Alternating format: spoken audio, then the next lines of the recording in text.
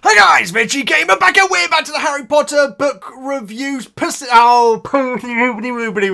Okay, start again. I forgot to do the thing again. Uftipoo, Beskipoo, and Pesoroso, guys. Veggie Gamer back and we're back to doing the Harry Potter book reviews, guys. Okay, now this is starting to feel redundant when I say these are great chapters, guys. I think, controversially, okay, I should say this now. I'm not going to say they're awful. I'm not going to say they're bad chapters, guys. Let's cut to the chase. I think, and I would have to go back and listen to the rest of this book, I think this episode might actually contain my favourite chapter. It is so good, and it gave me all the freaking feels when I was doing my notes on it, guys. So good. And so we're doing chapters 30 and 31 today. What a project this has been, guys. But seriously, I will decide at the end of this book review, guys. But I have really enjoyed Goblet of Fire. It's been so good, and these chapters are certainly no exception. My goodness, there are some differences in both chapters, huge differences, which we will definitely discuss. But yes, guys, really good episode. They are long chapters, but you know what? Weirdly enough, I think my notes are average length. I feel like chapter, the third task is a lot of Harry turned left, Harry turned right, which is, yeah, I didn't write all that down. Maybe you could actually do like a little map of where he actually ran and everything.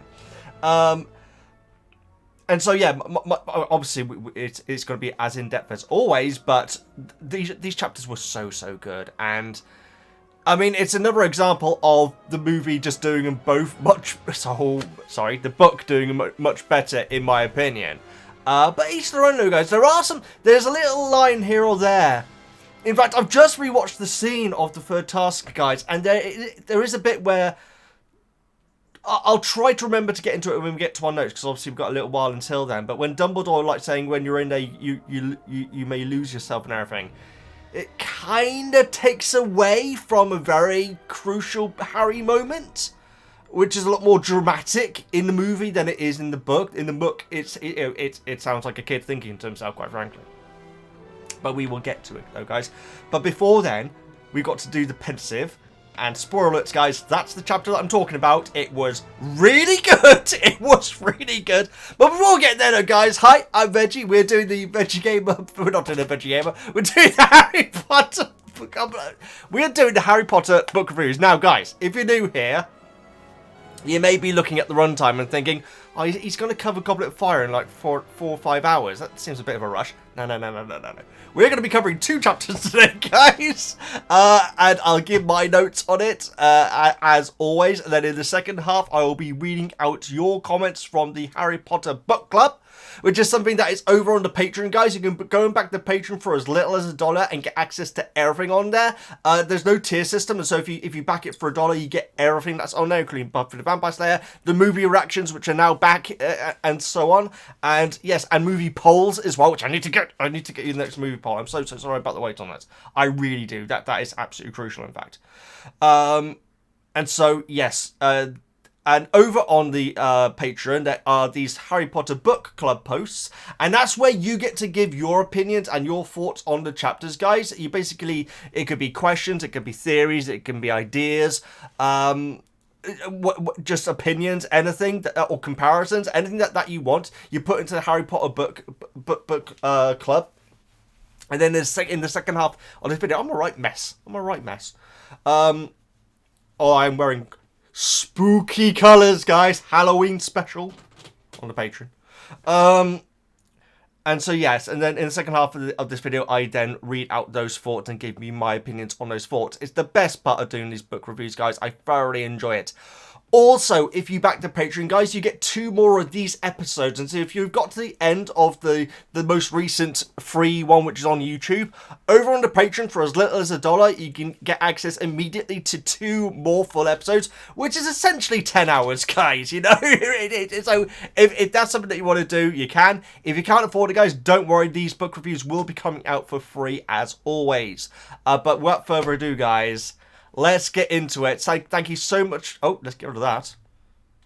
Thank you so much for Jonas for doing the wonderful side panels. They're already looking into what could potentially be for the next one. It would be very, very exciting. The next book, I should say. And also to Max for the wonderful summaries. The Rams did beat the Raiders last week. I'm sorry. Max, I don't know why I brought that up, Max, because I feel like right now everyone hates the Rams because apparently they really didn't deserve to beat the Vikings this week, but it's in the middle of the night, so I didn't watch it. But yeah, of course the Rams deserve to win. They always deserve to win. Let's get into... Oh my goodness.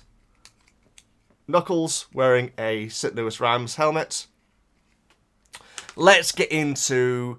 Chapter, I'm being so lighthearted, guys. We're about to get into an emotional chapter. Chapter 30, The Pensieve. I have not changed the sidebar. And because I can't be bothered to go and delete my recording, I'm going to keep this bit in. So I've already made 2 errors. We're 10 minutes in. Okay, guys. Chapter 30, The Pensieve. Harry walks into the headmaster's office only to be told to wait for a bit. Harry sees a basin with a strange silvery liquid inside. Of course, Harry is a good boy and doesn't touch anything. Yeah, right. Harry walks up to the basin and it seems to be sucked into a courtroom. From here, Harry realizes it's a memory and proceeds to watch 3 trials with Crouch as acting judge. Yeah, he works out very quickly actually, because obviously he's been into similar situations before, hasn't he? The first is of Karkaroff trying to clear his name by being a not so golden snitch into calling out Snape, but a younger Dumbledore defends him. The second is Ludo Bagman being accused of leaking information to Death Eaters. The final of 4 people, which include a terrifying and crying young man, Barty Crouch, Barty Crouch Jr., who are all sentenced to Azkaban for the torture of Frank and Alice Longbottom. Interesting though that her name was Alice, because I don't think that actually came up in the chapter. Also, this isn't a problem, Max, at all. It hasn't confirmed that it's Barty Crouch Jr. It's said that it's his son. Very important. So yes, but yeah, of course, I can only assume that it is him. My God, is it different from the movie, guys? We will get into that though. My God. At the end of the trial, Harry is pulled back to reality by Dumbledore. Back to life. Sorry. He explains to Harry what the pensieve is and shows him a memory of Bertha Jorkins. When Harry tells him about the dream, to which they start to talk about Harry's scar, Voldemort rising to power again, and without a body. Why did the skeleton go to the party? Why didn't the skeleton go to the party? Because he had no body to go with. Anyway, sorry, Max, and for Harry not to tell anyone what he knows about Neville's parents. Right, thank you so much for the wonderful summary there, Max. And thank you so much for these wonderful side panels, Jonas.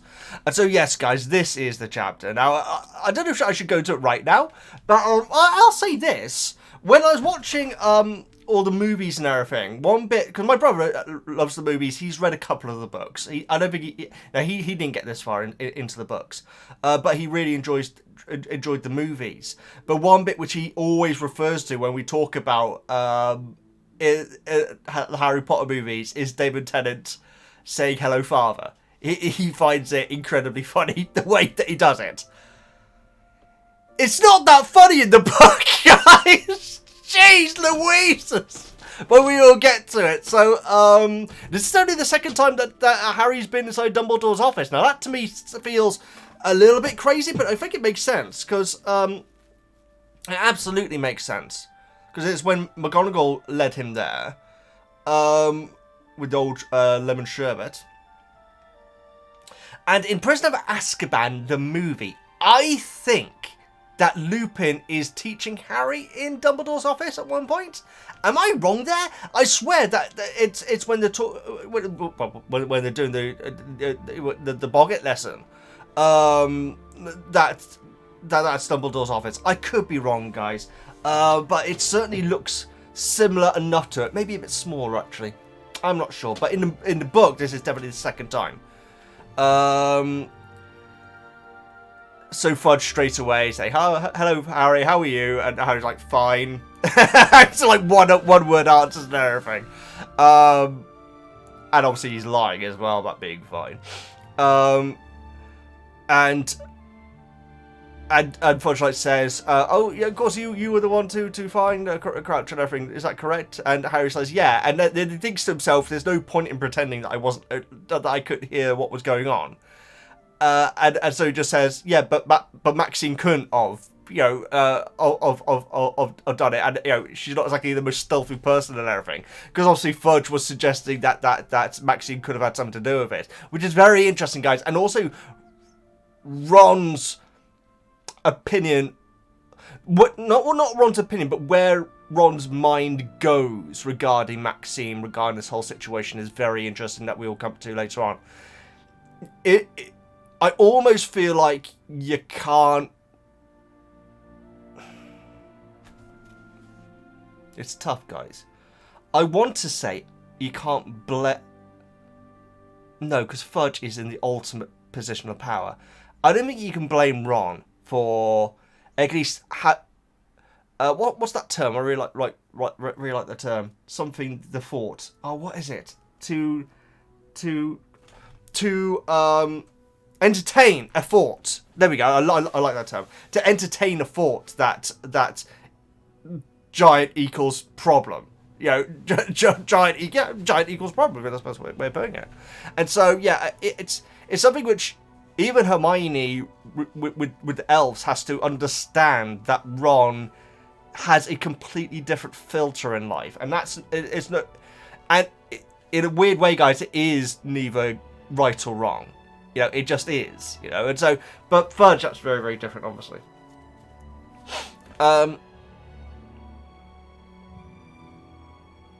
So yeah, I really like the fact that Harry is like thinks to himself, "There's no point in pretending that I overheard." To be fair, he wasn't like getting a glass and like listening up or anything like that. He was walking to the door and then he heard the conversation. Oh, I got down here, DMF, leave. Sounds like a metal band. Yeah, Dumbledore, Moody, and Fudge leave to go and have a look around the grounds. Although in the movie, obviously, Dumbledore's literally just leading Fudge out and everything. And obviously in the movie, Dumbledore's like saying about Fudge like saying about his reputation and all that sort of stuff. Obviously, that's very different here, which I appreciate it being different, because you can't just have whenever Fudge is around, it means friction. Fudge means friction. There you go. There's the T-shirt.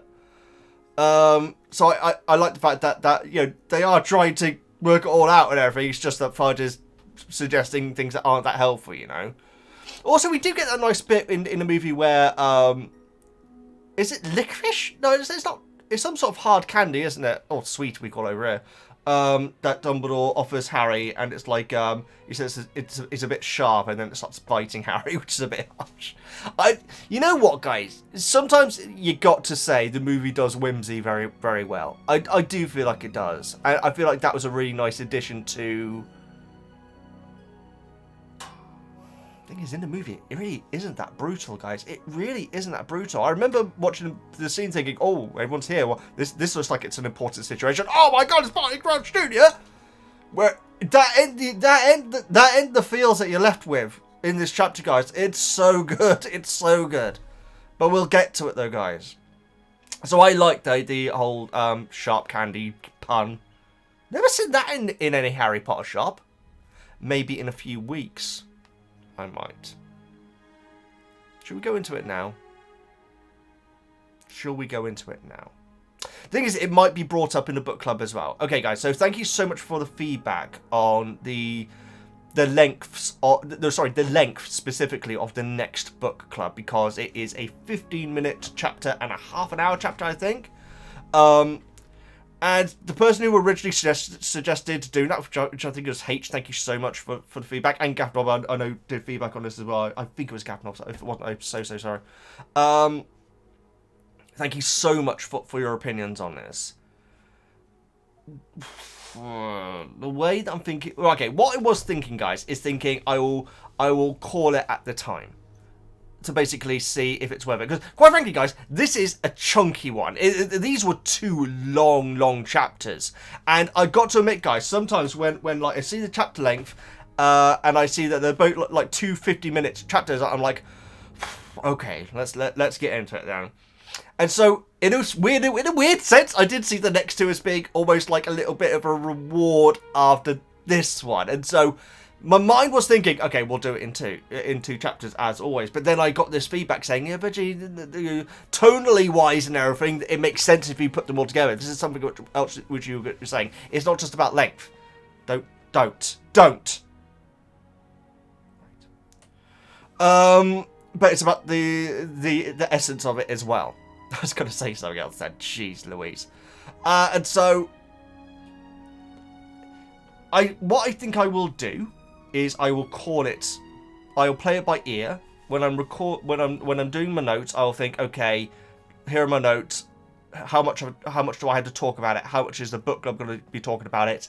And then make a call if I'm going to then include the next chapter, which I believe is longer than the previous 2. I think. That being said, this is not the only Harry Potter themed video you will be getting in the next month, guys, and it's something which a lot of people have suggested I do for a long time, and so that's what I mean by there's a chance I might see the sharp candy, and if I do, I'll report back. There's all okay. Tiny spoiler alert. I've already looked at the food menu because when it comes to these sort of things, I need to because I'm on the spectrum, guys. I need certain information to make sure that the day isn't a complete disaster. And so I did look at the food menu, and the fact that the children's menu is called Dudley's Dinner made me actually laugh out loud. Right, moving on. So there we go. Teaser for an extra video, guys. But when it comes to the length of the next book review, I will play it by ear if that is okay with you. And no one was like saying, Veggie, if you don't do 3 chapters, then you're dead to me. No one said that. Everyone was like, hey, Veggie, got an opinion here. You know, it was very, very useful. So thank you so much for that. Dudley's Dinner. I've got thoughts about that, guys, which I will go into in the video. Right. So, dear Beth Leaf. I love the fact I've written that. Harry sees Fawkes, who is the size of a swan, which is... bigger than I've ever imagined Fawkes being. Because swans are pretty big, guys. Then again, I feel like Fawkes was bigger in Chamber when he was flying the 4 out of there. God. Yeah, that's going back a bit. Then again, the next chapter we'll be covering today, guys, had loads of callbacks. In fact, a few about Chamber, in fact.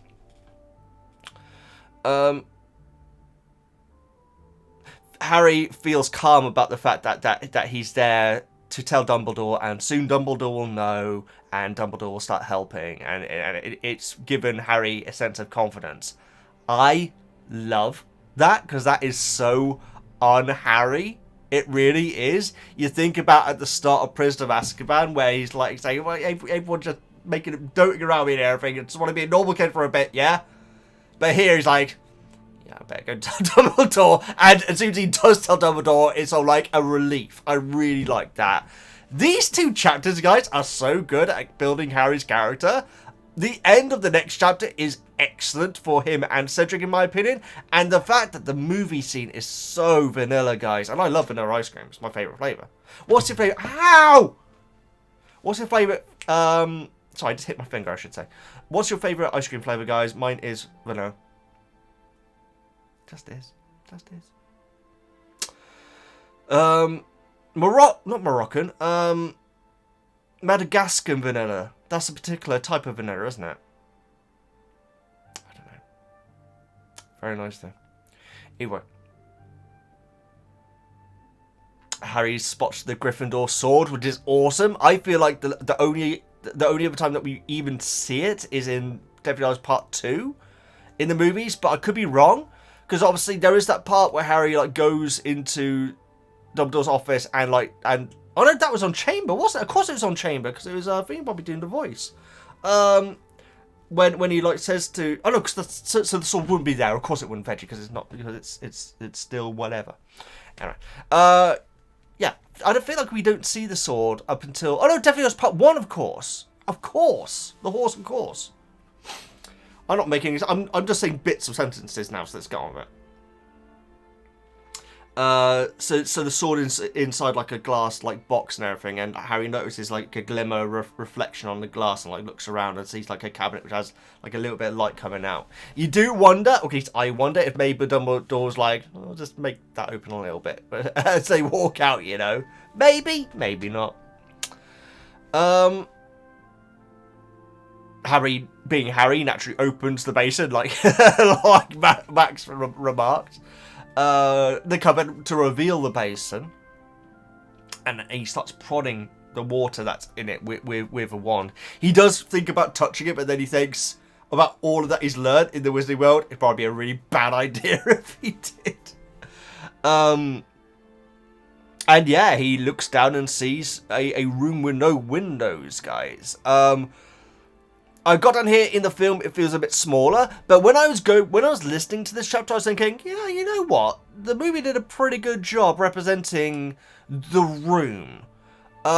It didn't. It actually didn't, guys. Now that I've gone back, I feel like sometimes, you know, you remember things like in a rose tinted way, and obviously when you start to compare it to something else, it's much smaller. I would say no one's really looking that serious during it, but he certainly isn't. But he almost looks like he's bored to be there. Dumbledore looks a little bit frustrated. Moody looks like he's having a hilarious time, which is kind of it contradicts what he's like in the book there, because he's like saying they're gonna let this schmuck go. But we're not there yet, so let's move back. But yes, it does say that the room is big and it is full of people. Whereas in the movie, I don't think you'd describe that room as big, personally. There's also a lot of art around. Sure, there's no windows, but it does feel like it's been designed to be welcoming to an extent. Oh, it's tough, guys. I love the cage thing that they have in the movie, though. That was cool. And I like the fact that it's not 100% sure what the cage is doing, because there's loads of people like tightening things and loosening things and everything. I really like the fact that we don't fully understand what that is. It feels like it feels more scary because we don't know what it is, you know.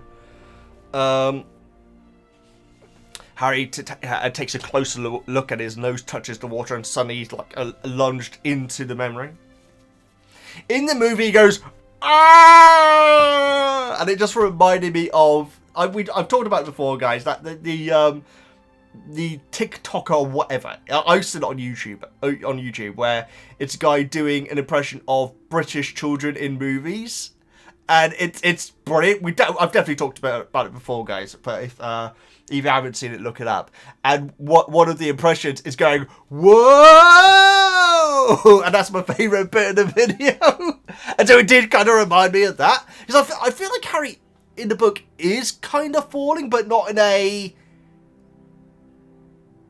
I don't think he is falling. So he touches it, he feels like he's lunged into it, and then he finds himself sat next to Dumbledore. It's not like he because in the movie he goes, "Ah!" and then goes boom onto the seat, and then sees Dumbledore there. I feel like he's literally being put into the memory, rather than falling into it literally, if you know what I mean. Anyway.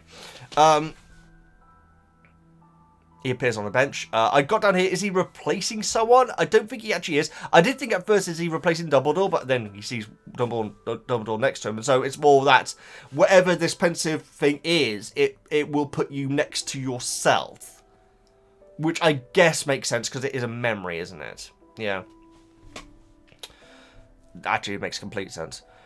Yeah, because you couldn't go inside a pensieve. Like, say, if someone was holding a card with a password on, you couldn't take that memory out, go into that memory, and then walk behind him. You would always have to be from the viewpoint of the memory that it's come from. So it makes sense that it's always next to Dumbledore. Yeah, cool. And whether ever gets contradicted? Probably not.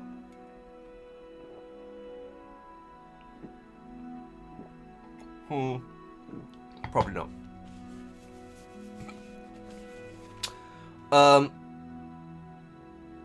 200 wizards in there, and so it's not the biggest room in the world. 200 wizards is not that big, actually.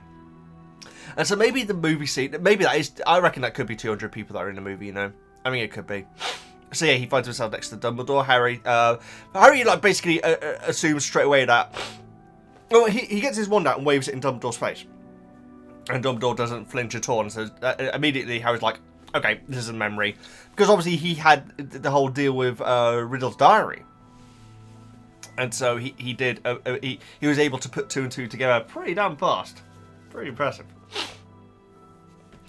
I got on here. I wonder if it's underground. The ceiling is stone, and like I say, there is no windows or anything. For half a second, I did feel like maybe it could be Azkaban, but it's not, though. That gets confirmed. I've got down here the different times that we see trials inside of the Harry Potter verse. We've got Umbridge trialing the Catfords? Catamol. There we go. Catamols. Or Catamol, singular. And that is quite a modern, rich jury room, isn't it? I'm pretty certain it's a different jury room. Or maybe it isn't when Harry's on trial in Order of the Phoenix. Maybe it is the same, actually. But it feels like it's very traditional, and it's almost like a church. Yeah, you know what? It's quite gothic, and it feels like a church. Whereas this feels purposefully cruel, like an interrogation. It is an interrogation, I guess, but with an audience. And it did make me wonder about the legality of it. But we do find out that Rita was there for at least one of the times, and so that would obviously, scrub that a bit. But obviously we know at this time that wizards were going beyond their usual morals in the fight, and because of the paranoia that the Death Eaters have caused. So it's very interesting seeing that aspect of it.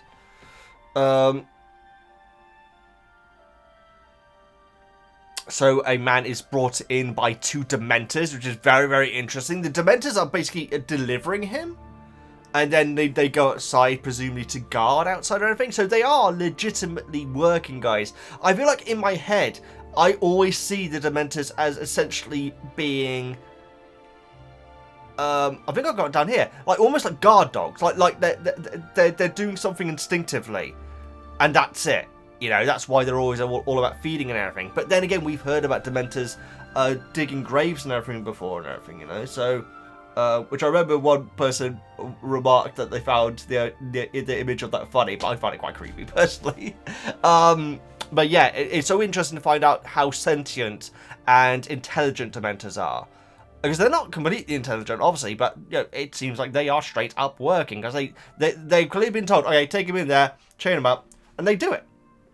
Which is something which I wouldn't have thought the Dementor would be able to do, intelligence-wise. No offense, any Dementors watching. So they actually work there, rather than act like guard dogs. Yeah, there's my note.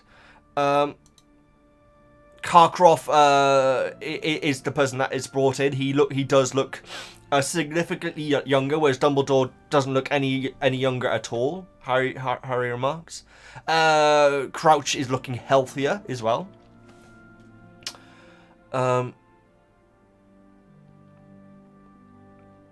I've got down here that Crouch looks the same in the film. I'm not sure if that's really true. I'm sure they probably did something to his hair colour and makeup and everything. Crouch is so interesting in the decisions for Crouch's character in the movie are so interesting to me, guys. I gotta say, I really like the scene where Crouch and Moody are like shouting, like Moody says, "Oh, trying to get him into the ministry" or something like that to Crouch when he's talking to Harry, and then Moody notices, so Crouch notices Moody go, which is his tell, which is obviously a complete movie exclusive, and Barty's face just drains.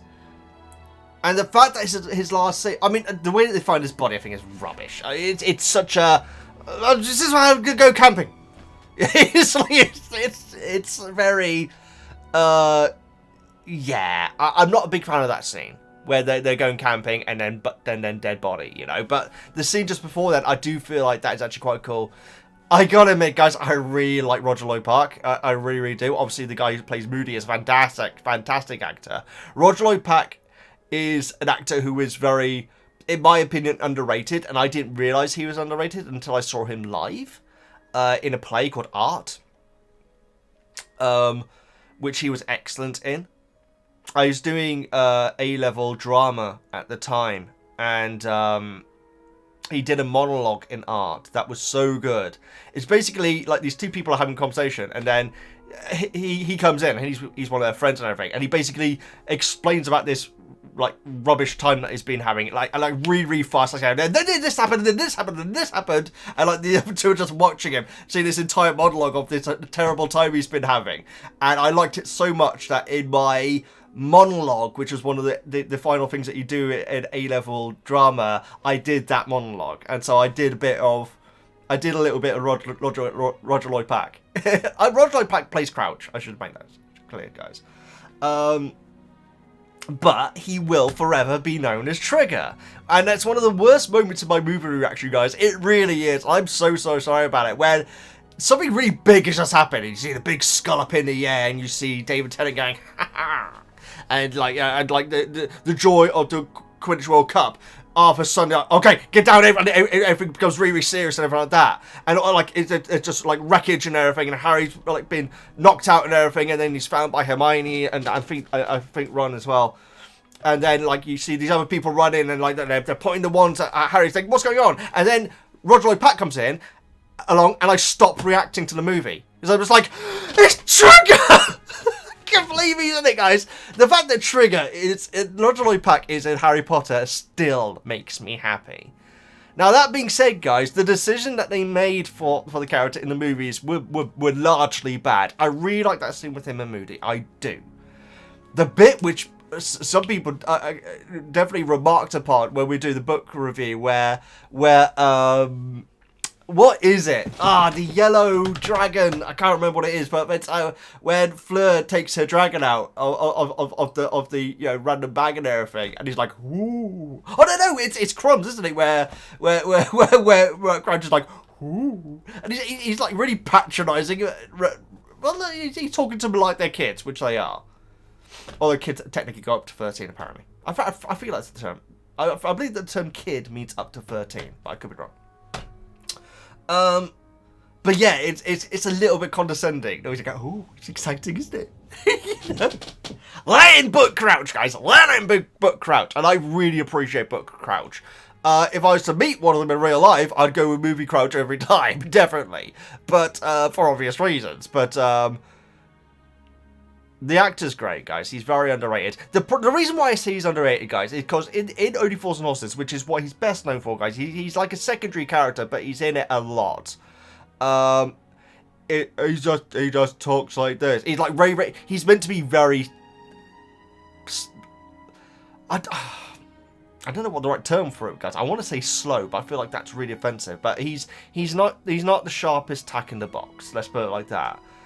I mean, there's a character in it called Rodney. One of the main characters is called Rodney, and he always calls him Dave because he just thinks that's his name. You know, so he's meant to be a very, very silly, unintelligent character. I feel like that's the best way of putting it. And his performance in it really doesn't require that much of a level of acting, if you know what I mean. But he can do it, though, guys. He can, and I feel like he did his job well in the Harry Potter movies. I really do think he did. Right.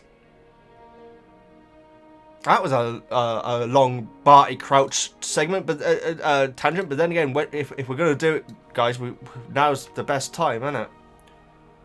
Oh yeah, Mad Eye Moody's got two normal eyes, which I'm not even sure is the case in the movie version. You know what? Yeah, I'm honestly not sure. You know what? I'm going to go and check it. I mean, that is something they could have got book accurate, guys. Yeah, in the movie, he's got his eye patch. Which obviously in the book is actually his eye, isn't it? But he has two normal eyes in the book in this flashback, which I feel like is would have been worth doing. I do. But, you know, was it the director? Whatever. The guy didn't read the book, so I guess that wasn't important to him. But that feels like such a small thing that they could have done, and it would have really put over the fact that this is a long time ago, you know? It really would have done. Because quite frankly, Karkaroff doesn't look that much younger, because he's doing a great job, that actor, in that scene. Crouch isn't looking that older, and also the whole thing is very orange, and so you really can't really tell when it's from, and so to really give an indication that this is from a while ago, have Moody not have his eye there. Yeah. But then again, he's in that scene for like half a second. To be fair, Rita does look quite a bit younger, actually. That's actually true.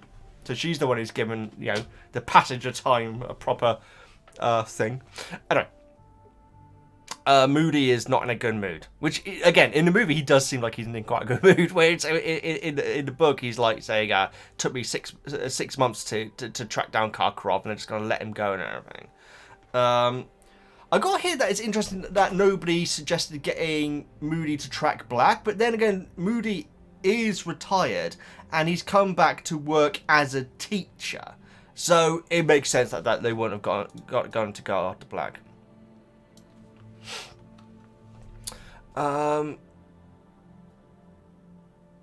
Moody says that they should get the names from Karkaroff. He's talking to Dumbledore at this time. Get the names from Karkaroff and then throw them back to the Dementors.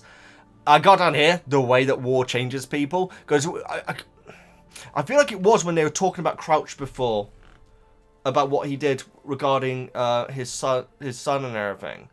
How you know, the paranoia really did change people at this time, and I mean, it's very possible that Moody was always like that. I get the impression he probably wasn't, because quite frankly, if he always was like that, he probably would have been joining the Death Eaters.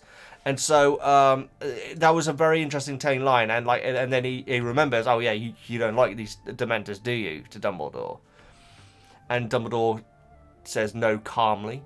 Gotta say, guys, there are a lot of Dumbledore said calmly in this chapter. There actually is. There's at least 3 or 4. And it would be great if each time they did it like the initial one. And so when Moody says, oh yeah, you don't like the Dementors, do you, Dumbledore? He went, no! That would be amazing. And when he's defending Snape again, he says, he's been cleared and everything like that. And he's like, no, go up, and starts strangling him. It'd be amazing. Only Voldemort knows everyone who is involved, and so that really sets up a trust no one and also don't step out of line sort of feel to it. Quite a what's the term? I want to say no, it's not. But it's quite it's a very big power play to be the only person that knows everyone who you can actually trust or not on either side. Is actually awesome. It also keeps his people in check, you know. It really does, because it's like saying, oh, maybe I'm having second thoughts about this. Maybe I'll mess up what this doing just so I don't get in too much trouble. But then the person who's with me, I don't know. It's cool. I quite like that. It's quite a scary idea. It also limits the amount of people that it limits the amount of names that people can give as well, because obviously Karkaroff only knew a certain amount of people who were definitely or definitely not involved in it, and so yeah, and that's limited because Voldemort is the only one who knows what the full story. And so we hear about Antonin Dolovo.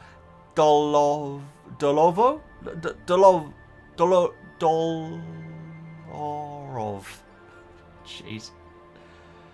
Who was caught already? Who's already been caught? Evan Rosier, who was killed. He decided to not go quietly, and then was killed. And when Crouch says that, Moody turns to Dumbledore and says, "He took a bit of me with him too, though." But that is Moody's line. That is in the movie. Karkaroff in the book is like pretending to be delighted each time he finds out that someone is caught or dead, but Harry can see that it's completely fake. And it's not fake because he's a Death Eater and he wants his people to win and everything. It's because he's thinking, these names are worthless now. Balls. And so that really throws... That's why... That's the argument against torture, guys, is that, people, if you're going to force someone to say something or to admit to something by using physical force, then it's irrelevant if it's true or not. Just as long as you get the person to say what you want to say, And so, which tells a lot about the Wizarding World. It really, really does. The fact that Karkaroff is being interrogated by the good guys in this situation, but Harry is seeing this very biased and kind of cruel way of going about it, which is just about getting the answer they want rather than the truth. There's a very good Cracker episode in which that happens, guys, where Robbie Coltrane, obviously playing Fitz in Cracker, the main character, Hagrid, your Hagrid, is like a criminal psychologist, and he realizes at the end of the episode that he'd actually got it wrong. It turned out that the guy was actually purposefully sending Fitz messages to think that he was actually innocent. No, that he was. They say that. Sorry. So the guy was actually purposely acting as if he was guilty, but he actually wasn't. And at the end, Fitz is like, "Oh God, okay, we need to release him, and we need to let the press know that this criminal is still out there because it is a bad crime that the person has done." But the chief of police, who Christopher Eccleston, of you Doctor Who fans, is like, well, he's admitted to being guilty, so it's out of my hands. And Fitz is like, but that means that the real criminal is still out there. It's a very good part in the series, guys, because it's really where their relationship breaks up completely. It's a very good show, guys. Obviously dark subjects, particularly that episode, but it's very good. I've talked about Cracker a lot, guys, but it is a very good show. Certainly not for kids, but I wouldn't say it's particularly violent or anything. It's just very, very real life crime sort of things, It's not a true story, obviously, but yeah. Talking about Doctor Who, guys, I have just completed. So my brother, whenever he's over, wants to show me classic Doctor Who's, and we have just completed the Colin Baker era. I think he's really good. I really like Colin Baker. I really liked Perry. This is the first time I've ever seen her. Mel is okay. Shit, no Perry, no, guys. I really liked Perry. Mel's okay. I know that going in, I knew that people really couldn't stand Mel back in the day, apparently. But I thought Perry was awesome. My God, the way, yeah. Let's not go into that. Perry has a hell of a time during the Colin Baker era. She really does. It kind of makes me think of how Hermione in the books always has a really bad time. Duplicate that by 50. And you get the idea how bad Mel has time in a Doctor Who with Colin Baker as the Doctor. But yeah, the Doctor, I feel like Colin Baker was an excellent Doctor. His storylines, yeah, sure, were probably a bit weaker, but I liked him. I don't think I've ever seen any Christopher Eccleston. I don't think I have. Weirdly enough, I don't think I've seen a single episode of Christopher Eccleston and Doctor Who. Oh, there you go. Either way. Come on, let's get moving. Travers as well, and also Mulciber. I really like that name. I want to know more about Mulciber, but I'm pretty sure that they are not sold that I should really take note of. But then we get a name, guys. Rookwood. Now that made me wake up. I was like, whoa, hang on, what? Now, I don't know how many of you guys have watched or even played or even watched Hogwarts Legacy. There's a Rookwood in that, guys, and that's cool. And definitely assume that they are related. Love his style, I must admit. But yeah, that made me wake up. That was awesome. I was like, I get that reference. Captain America meme. Who has apparently been leaking information from inside the Ministry. If that's true or not, we really don't know. Obviously, because Karkaroff is trying to save his neck, and so he'd be saying anything. That's the problem with these sort of these sort of trials, But yeah, that name made me wake up. That was cool, and that name is like the first name where people are like, oh whoa, okay, in the room, like even Crouch was like, oh really, and so yeah, that was like a big moment. Karkaroff is to be returned to Azkaban whilst the decision is being made, which is in the movie as well. Obviously, he is not happy with that at all.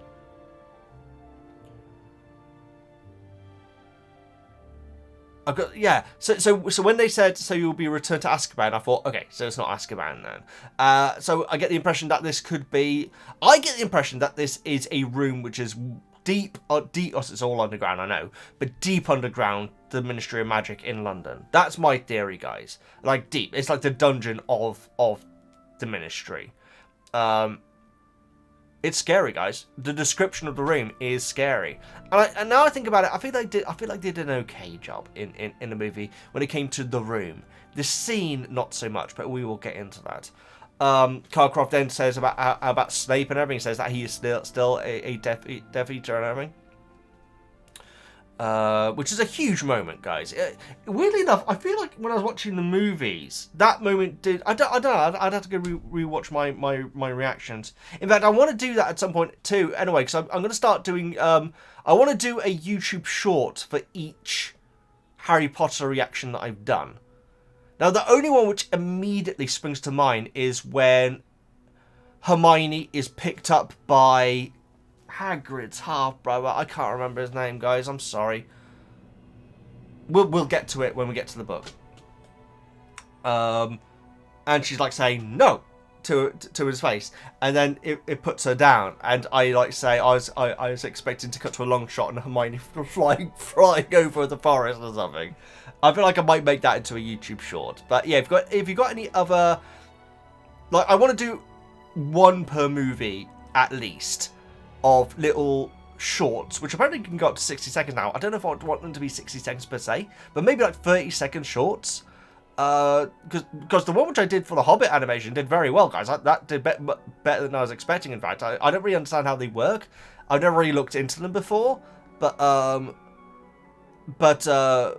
it seems like an interesting way of bringing new eyes to the channel. My annoyance is that I typed into YouTube how YouTube Shorts work, because I didn't even understand the concept on that. It seems it's very into me. It's meant to be like TikTok, isn't it? Which again, it's completely over my head. I don't understand it. And so I typed that in, watched one video, and then for the rest of the day, all of my recommended videos on YouTube were all people going. All of them, every single thumbnail that was being recommended were people pointing at a message saying, make £1 billion on YouTube.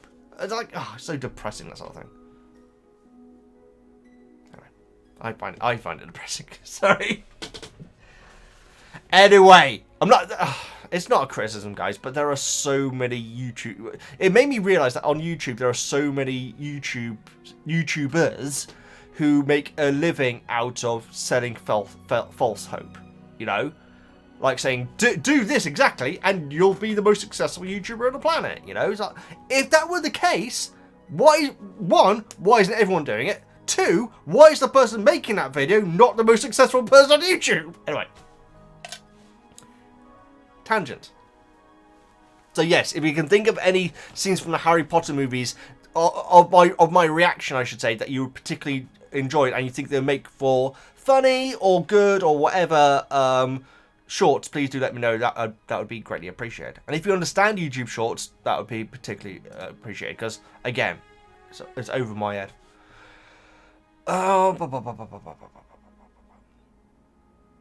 So yes, Snape became a spy for the Ministry. I've got down here, which I presume it was actually for the Ministry rather than for Dumbledore. Yeah.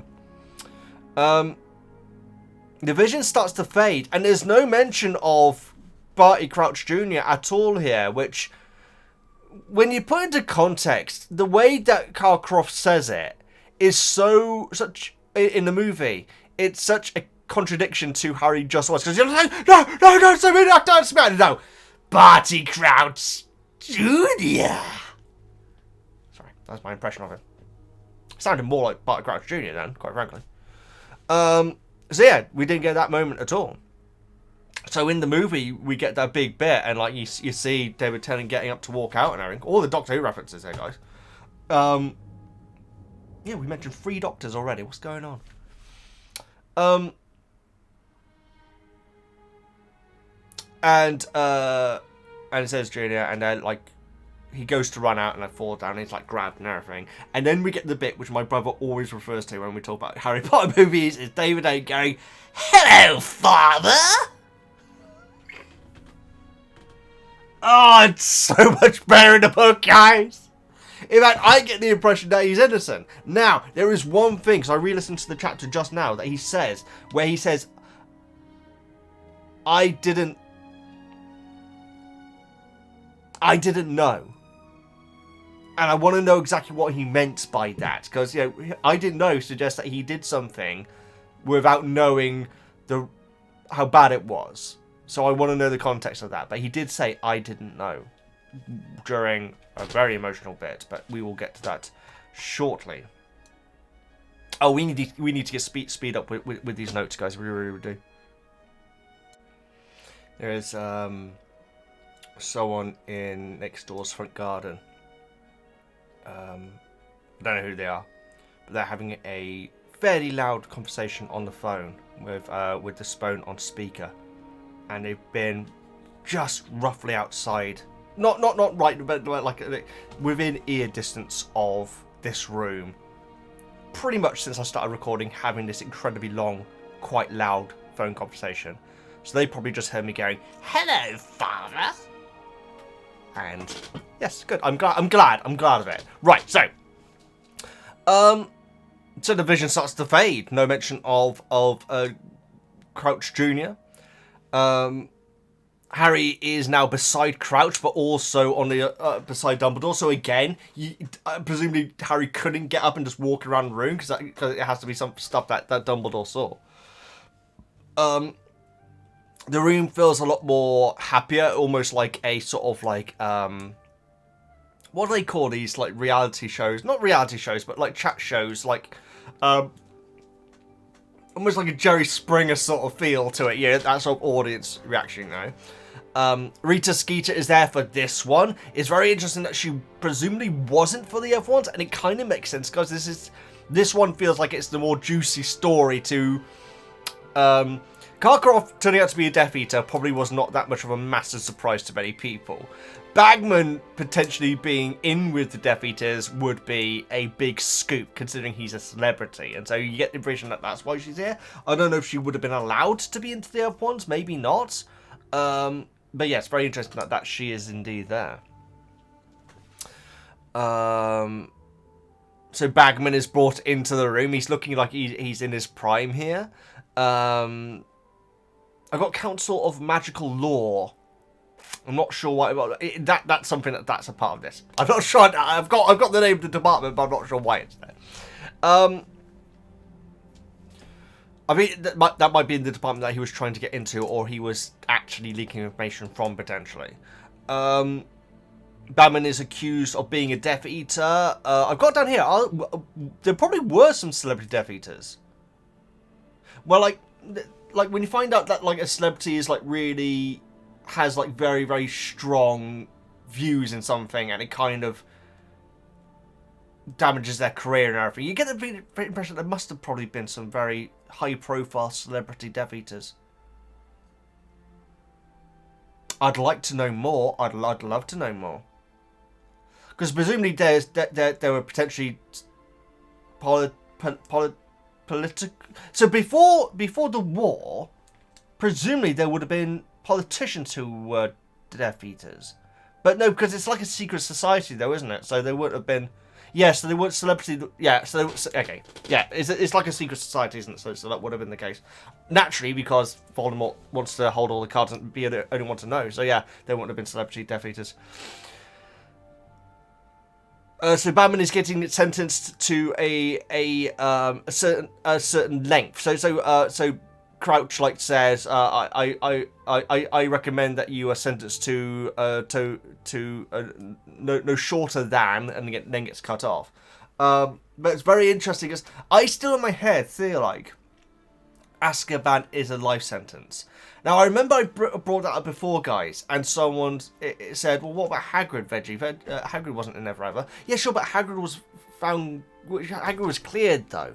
And so presumably there are people who go to Azkaban for like a couple of years and are broken for the rest of their lives, presumably. Then again, Black recovered fairly well. Lestrange not so much, although I don't know that much of her beforehand, before going in. Also, we get the first of her today in this chapter, which is very interesting. I believe that's it, guys. Maybe it isn't. Oh, the Lestranges, as it's been referred to before. But yeah, in my headcanon, Azkaban is always for life. It's essentially a death sentence. So yeah, to hear that there are limited length of sentences does blow my mind a little bit.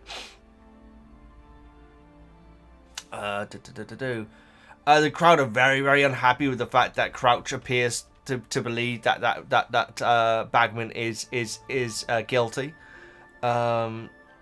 We find out that Bagman was actually after a job at the Ministry, and so he was passing information. It's got down here passing information to Rookwood. I'm not sure if that's true. Could it? Maybe. I'm not sure if it was actually, but he's placing it. He was basically passing information. I think it was actually Rookwood. Yes. Yeah, so he was passing information along in the hopes of getting a job. I mean, that's what he's saying. It may not be the case. Then again, he is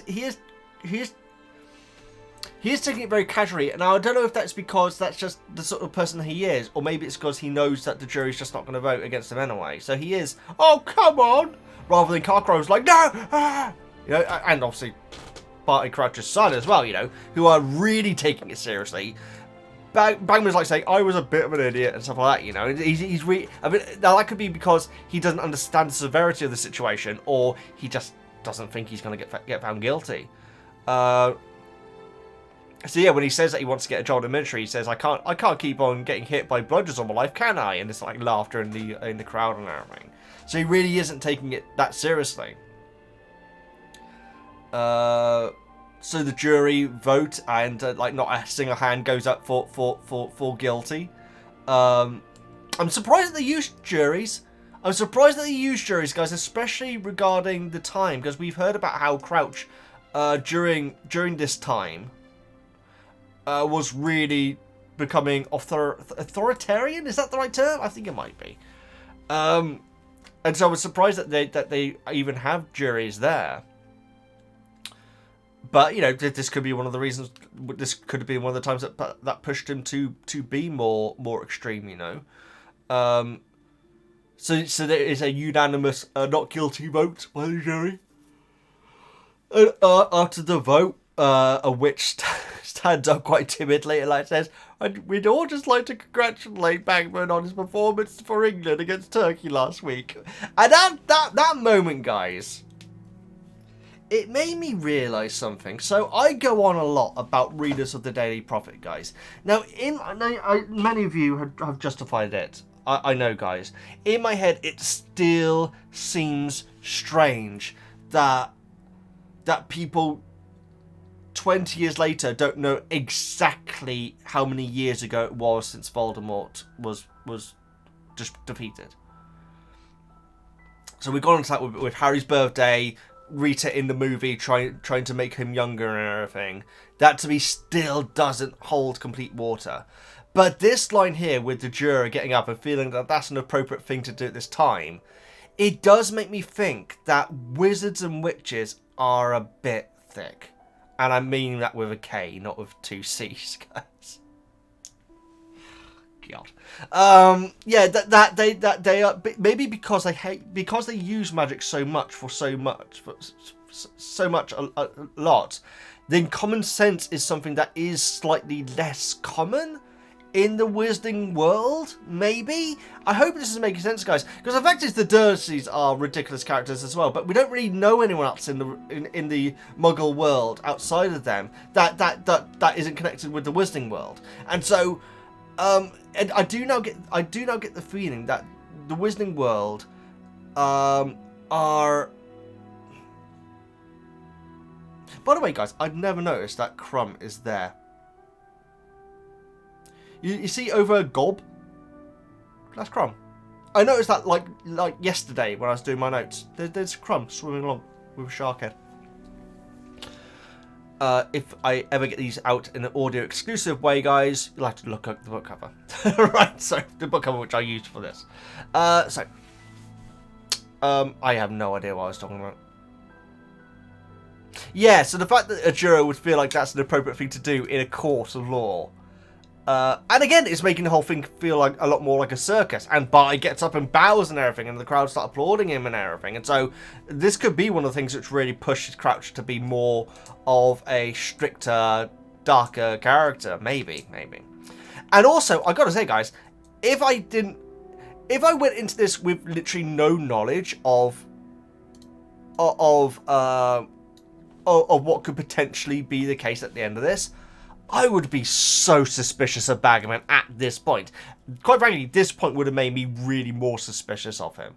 Because up until now, guys, I still think that he's betting on Harry. And you know what, guys? There is one very throwaway line in the next chapter where I think like he's probably betting on Cedric as well. I feel like he's betting on a Hogwarts victory. Yeah, it's just like a very, very short line, but we will get to that. So the vision changes again, and this time it is a much more somber affair. The room is completely silent, apart from one witch who's crying just to the side of Barty Crouch. We presume it is Mrs. Crouch. 6 Dementors bring in four people, which is technically less secure than Karkaroff. Yeah, doesn't matter, does it? So, straight away when it said like that there was a woman who sat down in her seat as if it was a throne, I thought, okay, that's gotta be Lestrange. It's got to be. So when Crumb and Stephen Fry does a very good job at this point where his voice is breaking as Mr. Crouch is like saying all the formal, you've been brought here and all this sort of stuff and everything, and then like, you know, the youngest of the 4 that have been brought in like says father. Oh God, guys, this is so good. This is so good, guys. It really is. Trying to interrupt and that, you know, catch his father's eye and everything. So we find out that Frank Longbottom had the Cruciatus curse put on him. Because it was believed that he knew of Voldemort's location, which is very interesting, guys. So presumably this is, I don't know how long after the war, but this is certainly after the war. I don't know how long after. I actually don't actually. That'd be, I actually have no idea. But you'd imagine it's like, you know, the trials of Nuremberg, sort of, it would have been pretty soon afterwards. Which, of course, the movie Pierpoint is about the Nuremberg trials, and that stars Peter Pettigrew, my best friend, Timothy Spall. I love him, guys. I'm such a good actor, but my God, he does not like me. If you don't know why, guys, go check out my Prince of Azkaban movie reaction. Bless him. Such a great actor. Yeah, I had a very awkward moment with him once. Damn it. Anyway. I go into it in the Prince of Azkaban movie reaction. So when that presumably didn't work, they then also used the Cruciatus curse on Frank Longbottom's wife. Now again, I don't think it does specifically state her name at this point. But I feel like Max said it was Alice, was it? Which is fine, it's not a spoiler or anything. Yeah, Alice, fantastic. Very good to know. So, and I got down here, so presumably she wasn't an aura. So we find out that Frank Longbottom was an aura who they used the Cruciatus on. He was a very popular aura, apparently. When presumably they couldn't get the information they wanted out of Frank, they then turned onto his wife as well. And, you know, the son of Barty Crouch and Mrs. Crouch is still crying out to them and everything, trying to call out to his mother as well. It is a unanimous vote for guilty this time. The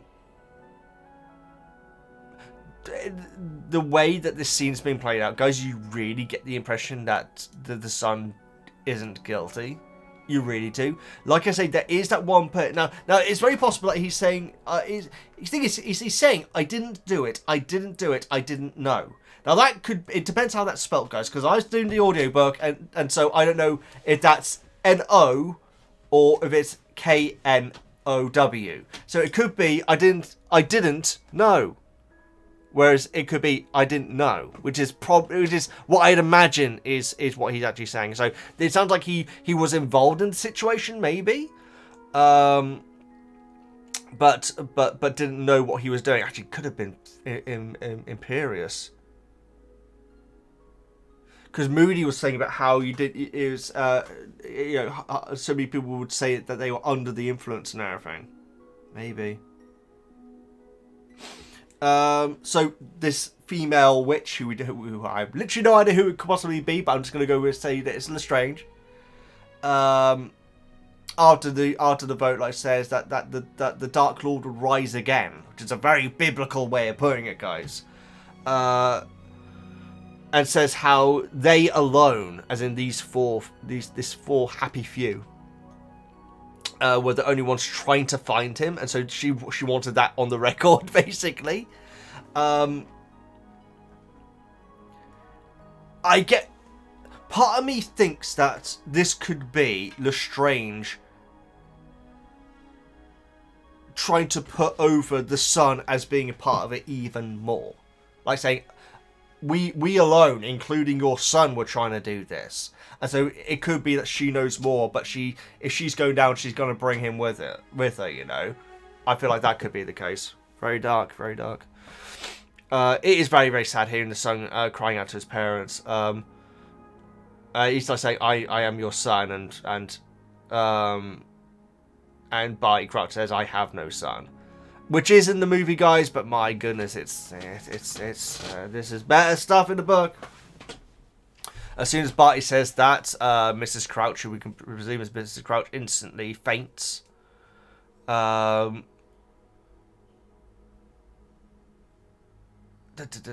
then Harry, gets interrupted by another Dumbledore that's on his other side, saying it's probably time to go back to the office now. And so there's the dual Dumbledores. So obviously Dumbledore has found him in the office and brought him back. So yeah, no mention of the son's name, and no Krakow giving up that name, which is two things which I was expecting to be there, guys, but no, those are movie exclusives. So good, so good. And so I like how so Dumbledore in this scene feels like your usual Dumbledore, but with a bit more stressed. The movie Dumbledore in this scene is quite odd. First of all, when he comes out of the pensieve, it's almost like Dumbledore's looking at something else while he's talking to Harry, and then suddenly he is actually engaging him and everything. But in the movie, Dumbledore, he's kind of having a moan. He's like saying, "Oh, I can't work it out."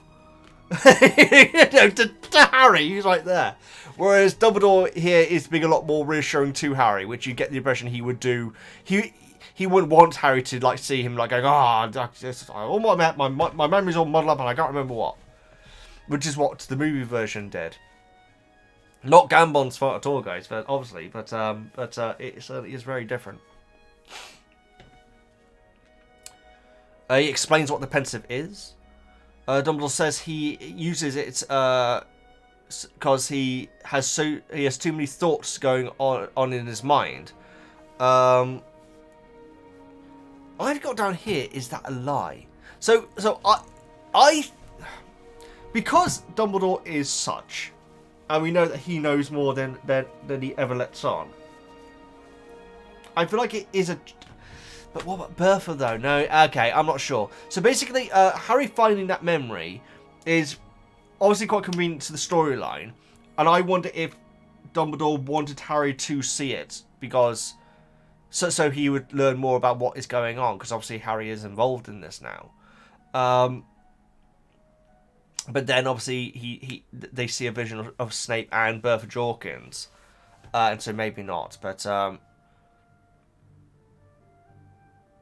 yeah, I feel like because I got down here that it could be presumably a lie that about Dumbledore putting the memories in there just so he could revisit them because if things get jumbled up. I think it probably is true, but I got down here it could be a lie just in case if he did put it there just so Harry could actually find it himself. He shows Harry how it works. The face in the water turns to Snape. It turns out that Snape has actually talked to Dumbledore since Karkaroff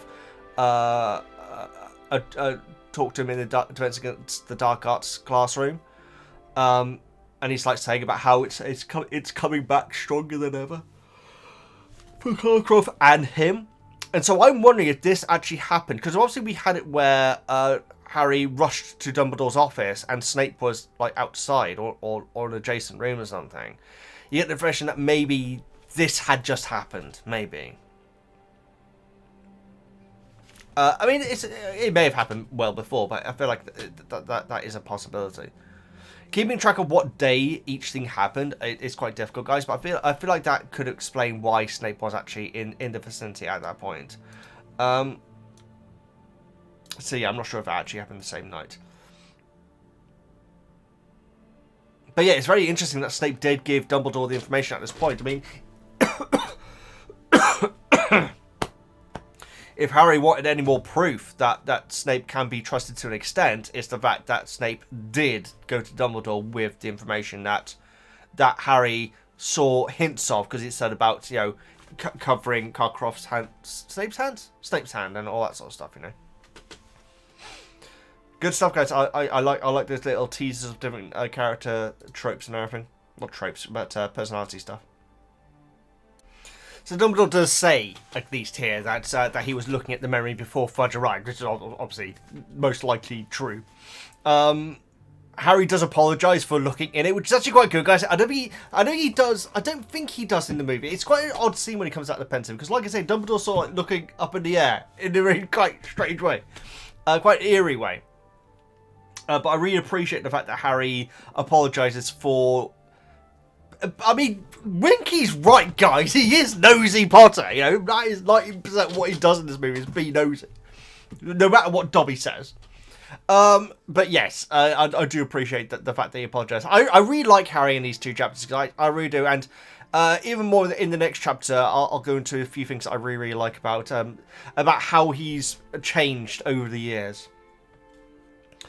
So the pensieve now shows like a 16-year-old girl who says he put a hex on me, sir. I was only teasing him about seeing him kissing Florence. I'm pretty sure that is a new name. It turns out to be Bloomin' Bertha, guys. I think I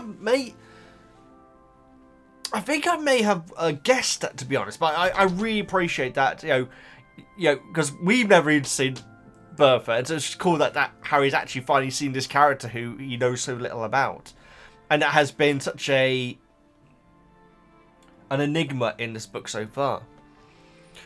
I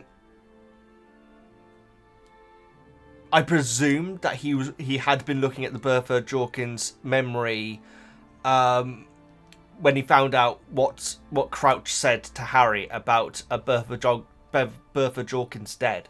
As he said.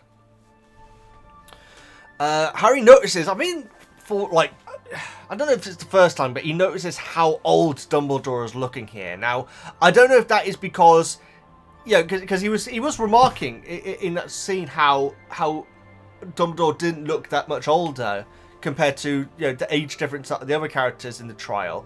But here, Dumbledore is looking older, so I don't know if that is him basically finally realising that he is older, or maybe it's because Dumbledore is sad about what's happened to Bertha and everything, and seeing the memory, he is just, that spark is got it as dimmed, let's say, rather than gone. So Harry, before you got lost in my thoughts, you wanted to tell me something. Yes, I love that line. when you got lost in my thoughts, I thought that was brilliant. So Harry admits that Harry says that he was in divination and fell asleep, and like he pauses after saying that to Dumbledore, and Dumbledore's like say, that's quite understandable. So I feel like Harry was kind of like thinking, oh, like Hagrid would say, I probably should have said that. But he's like, yeah, I thought that was cute. Harry says how Voldy was torturing Wormtail. And he goes to say, do you know who? And Dumbledore says, yes, I know who that is. It's quite cool that he would know that. So those are names, because you'd think that's interesting, actually, because you'd think that the Marauders would keep those names under their hats. You really would. Especially Moody. So yeah, that's very interesting, actually. But, overhearing and everything like that, it's very possible that Dumbledore would have found out. Because we don't even know if Dumbledore even knows of the Marauders map, do we? I presume he probably does, though, It's Dumbledore, guys. He's Dumbledore. Dumbledore asks if the scar hurts other times besides this summer. And Harry's like saying, hang on, how did you know about this summer? And he says, well, you're not the only one who's in communication with Mr. Black. I can't remember how he says it, but yeah. It turns out that Dumbledore has been in communication this entire time with Sirius, which is not something which I expected at all, guys. That was actually that was a very good twist. It was even Dumbledore it's not even a twist, it's just a detail I didn't expect. Dumbledore was actually the one who suggested that Black moved to the cave to be closer to Hogwarts and everything. So Dumbledore theorizes that Harry feels the scar hurts when Voldemort is nearby, or when Voldemort is feeling extreme hatred. And I got down here. I mean, Wormtail's probably causing a lot of that. So it's like Harry must be really resentful of Wormtail. Not only because of all the other things that he's done, but really resentful of Wormtail, because wherever Wormtail screws up, Harry's going to be feeling the pain of it as well. Unless it's any time that he uses Crucio. No, probably not. It's probably not. It's probably more than that.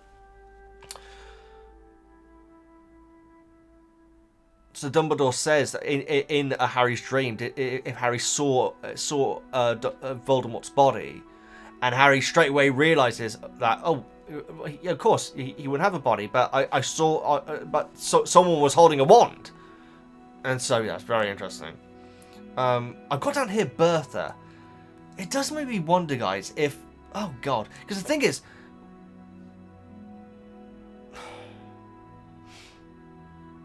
Voldemort was completely bodiless last time we heard from him. I think Woozle wants to. And so, is it possible that this Bertha Jorkins going missing shenanigans is something to do with that? Come on, in you go. Up you go. Good go. I mean, that makes me very worried, quite frankly. But yeah, that's one thing which this chapter a question raises, and it's something that I really hadn't thought about. God, part of me doesn't want to know, to be honest. Part of me really doesn't want to know, to be honest. But I feel like we're gonna find out. There's certain theories that I could say, but I kind of don't even want to say them, to be honest. So, we're getting through it, Woozy. We're getting through it, and then we can go out. Bertha. Yeah, I have a weird theory, guys, but I don't know if it would go that dark. It could do, though. We shall see. Talking about dark, guys, the clocks have gone back now. It's pitch black outside already. Hello, monkey, you okay? You had a good day today? She met a new doggo who was a bit too friendly. No, it was okay, but Woozle does get a bit spooked sometimes with larger, very friendly dogs. She gets a little bit intimidated sometimes. So Dumbledore remarks how Bertha, Crouch, and Frank Bryce have gone missing. And the Ministry's not interested in any of it. He remarks how Frank was a Muggle. I've got on here how would he know about Frank, but it turns out that Dumbledore reads Muggle newspapers. Poor Dumbledore, quite frankly. You're right, monkey. It's okay. We'll go out soon.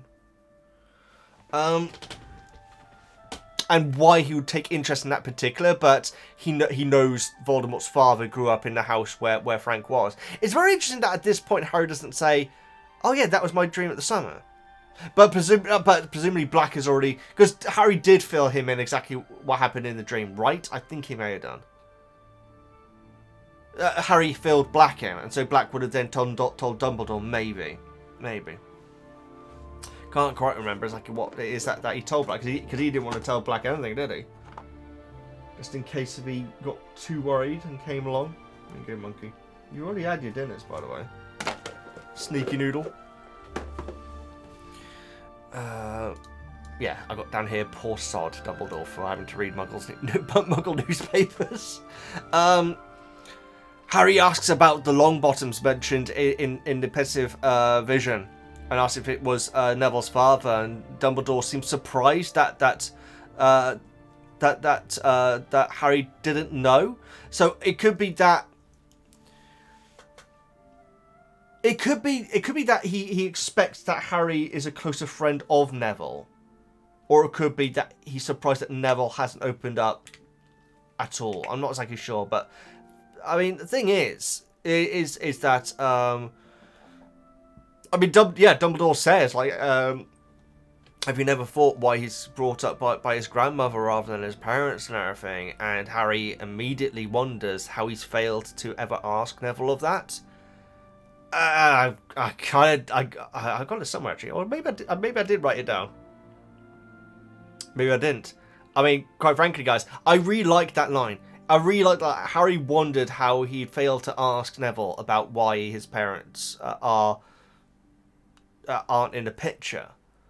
I really appreciate that, because that is Harry kind of beating up himself as like saying, how do you not know that it's Neville? Fact is, guys, they're not that good friends. They're just not that good friends, you know. They don't hang out very much, and whenever they're not hanging out, they're usually using Neville as a punchline. And so I really like the idea that Harry's like, how did I not know that? And it's such a brutal thing that Neville lives with. He still visits the parents, which is wonderful, guys. I know I say it's wonderful. I mean, they don't recognise him. It must be extremely distressing for Neville, but at the same time, I'm glad that he does, and he goes with his grandmother. He goes to St Mungo's Hospital, which is getting a lot of mentions, guys. It's really cool. I'd love a piece of media to actually go there one day. So I don't think it happens in Harry Potter at any point. As I know of. Not in the movies, anyway, Woos. What a pretty Tuesday. Come on, we need to get through this chapter. So, but yeah, I'd love like a spin-off or whatever to actually visit St Mungo's. Unless I'm pretty sure it's not in any of the movies. So yes, Neville visits them on his holidays. They don't recognise him at all. Harry feels horror-struck by this news. And is clearly feeling very bad for not knowing any of this. I really appreciate this, guys. I really do. I really hope that eventually we do get...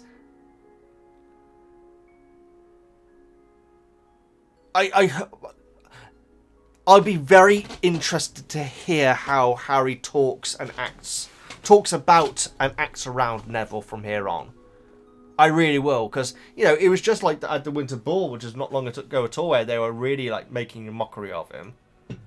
And so, yeah, it's sad stuff, guys, and, you know, it's not always the confident and cool and popular ones who go through absolute abject misery, you know?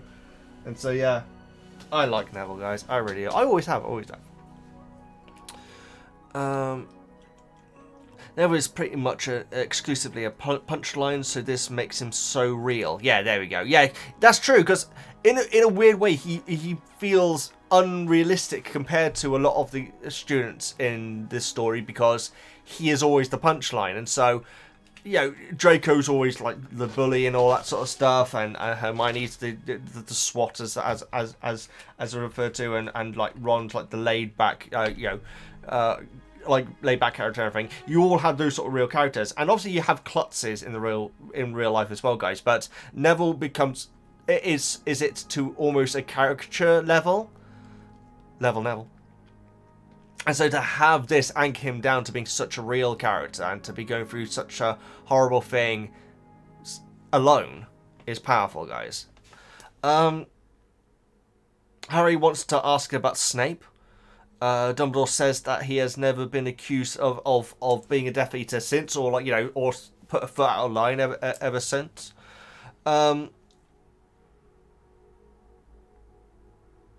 Harry asks, what made you think he had really stopped supporting Voldemort? And at that point, I went, oh, okay. Because if it's what I think it is, that's something which obviously Dumbledore cannot tell Harry. But yeah, that was powerful. Not even powerful, guys, because the book readers is a complete throwaway line, you know. But to anyone who potentially knows what's going to happen in the future, that is a massive line, as in one of the biggest lines from this book. Really is. So Dumbledore replies that Harry is a matter between Professor Snape and myself, and he looks at Harry in a very, I can't remember, the piercing look. Maybe it's not an angry look, but it's sort of like almost like a glare, or like saying, drop it, don't ask. And Harry basically thinks to himself, that look is a sign that it's time to go. And so he's just like, and so yeah, you think about what Dumbledore's going through emotionally in that moment. And again, guys, the movie version, he's just like, oh, Harry, it's so annoying, I can't work out and everything. And then Harry like said something and it's and that's, again, not a criticism of Gambon or Gambon's performance. I think he's great in it, but Dumbledore is confiding in Harry, and I don't think that will ever happen in the books. Maybe it will. I don't think it will ever happen. And in a way, I don't think it should, because I really appreciate the fact that Dumbledore, even when talking about Bertha and all this sort of stuff, is still being reassuring to Harry and like saying, well, but you need to be thinking about the task and everything, and that sort of stuff, you know. So as Harry's leaving, Dumbledore says, don't speak to anyone else about Neville's parents. He has the right to let people know when he's ready. So that's very possible. That's very possibly why Dumbledore looked surprised at Harry when it turned out that Harry didn't know about the parents. But so that could be the reason why. And so he's like saying, yeah, well, you know what? He has a right to keep a secret if he wants, for as long as he needs to. I got down here in my notes. Harry immediately tells Hermione and Ron. He doesn't. But imagine that. Next chapter starts with that. But yes, he doesn't. We're nearly done, Monkey. We're very nearly done with this chapter. And also, you've just had a boatload of snacks. We've just gone past an hour and a half for the first chapter, which seems to be average nowadays. Although the next chapter is a lot longer, but like I say, my notes are around the same length as this chapter's. So nice. She saw lots of hares yesterday, guys, as in the big rabbits. We went back to Watership Down. It was lovely. My brother planned out the route this time that we would take, and it ended up taking 9 hours. Yeah. And so we got back to the car when it was absolutely pitch black. She was great though. She did very well with it. But yeah, 9-hour walk yesterday, guys. Oh no, the day before, I should say. We went to Watership Down Inn afterwards as well, which is lovely. I love that place. It's a very nice pub. So yeah, we went to Watership Down. We also saw the field where Bigwig leads the fox to the Ephrafa guards. We also went to Ephrafa. So if you haven't seen Watership Down, guys, what I'm saying is probably not making much sense. But we went to a few places where the book Watership Down has scenes were based on, and we saw the tree that has replaced the original tree, because the original tree came down in a storm, and so another tree has been placed there, and it's like a little plaque saying what it's when it was put there and everything, and it's got a little wooden fence around it to keep it secure and everything. And I don't know if it's been officially done, but there are carvings of the different rabbit names into the fence, which is really nice. Into the fence, not the tree, of course. Oh yeah, that was cool.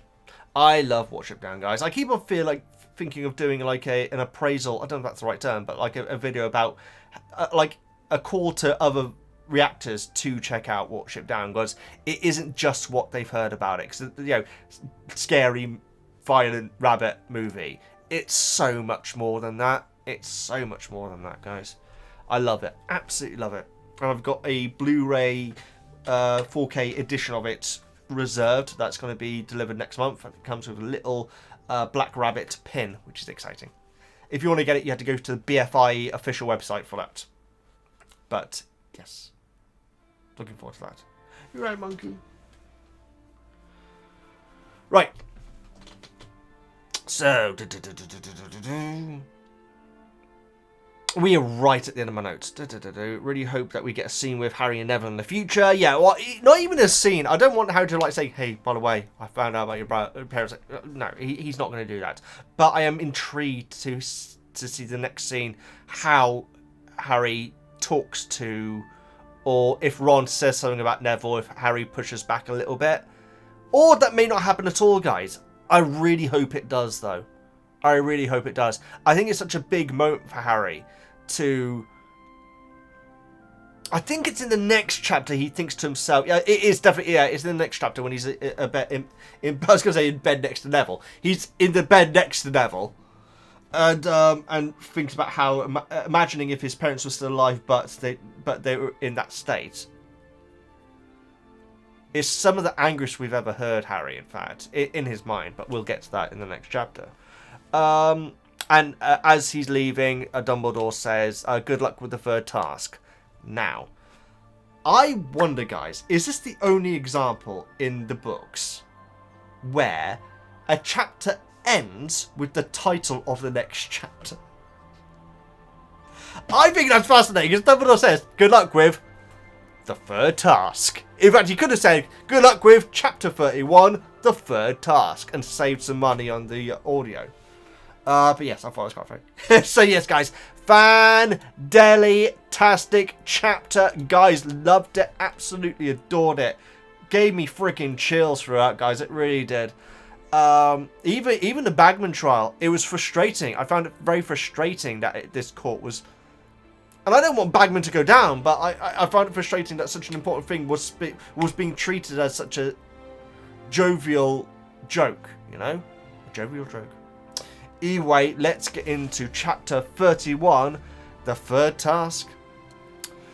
A lot happens the days leading up to the third task. Harry gives Ron and Hermione the rundown on what happened in Dumbledore's office. They practice all... They practice for the task, catch Malfoy talking to his hands, get a warning letter from Sirius, and the morning of the task they get yet another article from Rita Skeeter, which gives Hermione an idea on how she's getting information.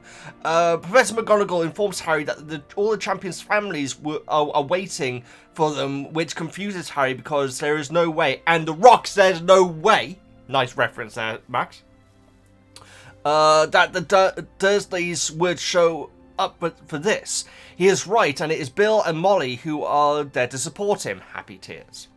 At long last, the last task starts. At long last, the task starts, and Harry and Cedric go first, followed by Crumb and Fleur. The task is filled with tricks and even small enemies that they must defeat. Harry hears a scream from Fleur, and then, not much later, he hears Cedric yelling at Crumb, who is trying to use the Cruciatus Curse on Cedric. Harry stuns him, then sends up Sparks. The two split up, but it doesn't last long, as they meet on the home stretch, where they team up to to take on a giant spider, and Harry hurts his leg very badly. The two argue about who should get the cup instead of the other taking it. They agree to grab the cup together, and when they do, they are transported, but not to the beginning, but to somewhere much worse. So there you go. Thank you so much, Max, for the wonderful summaries, and thank you so much, Jonas, for the wonderful side panels. So yes, guys, a lot. This is a chunky chapter. This chapter is over 50 minutes, because I do my chapters in minutes, obviously, because I'm on the audiobook, and that is long. But we get some very good stuff, though. So, yes, Harry has obviously informed Ron and Hermione of what happened in the meeting. But not the Neville shenanigans, of course. Hermione immediately, her mind goes straight to Rita. I was going to sneeze. Which reminds me of, like, early Harry. I feel like Harry is past the point now where... He really is, actually. Harry is, like, Harry would be basically always thinking of Draco in the first couple of books. He really was. I feel like Harry's really gone past that. But, like, it's so interesting that Hermione, she's talking to her niece at this point, I should say. She, like, says, she's like, I don't know, she says to her niece or something like that, which is amazing. But yeah, Rita is definitely the Hermione's Draco at this point. And yeah, Hermione brings up the fact that Rita suggested that he had that she had dirt on Bagman. But it can't just be the fact that Bagman was on trial, because that's not really dirt, because everyone would know about that, wouldn't they? Hence the crowd that was supporting him at the time, and so it would have been big news at the time. So I guess you could say, in a way, he's a bit disgraced, but to have... I don't know if there's extra dirt, which might be what Rita's talking about, potentially. Ron brings up Fudge's theory about Maxime, which is very interesting, because he like says, oh, we didn't think about Maxine, and like says, and she is half giant and everything. It's like, it's so interesting that it's Ron saying that, because he is our representative of the wizard world. You know, Harry and Hermione only found out about this gig a couple of years ago, whereas Ron was raised in it.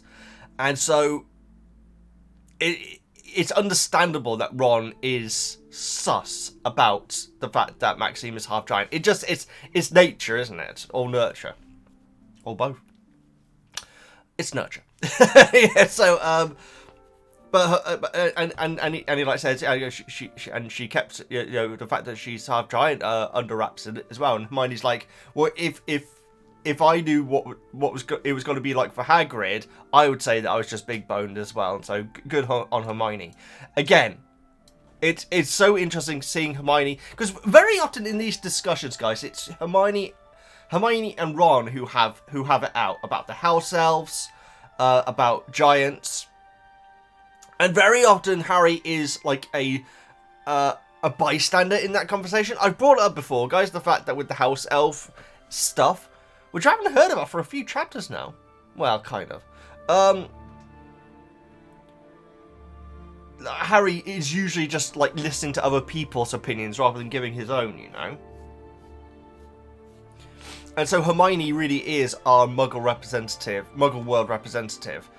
Seeing the world through a filter like that, and seeing the prejudice against Hagrid, not against giants in general, but against Hagrid.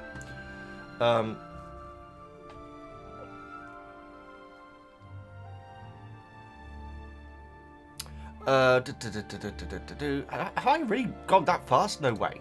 Hang on. I just want to make sure that I haven't just deleted. I haven't.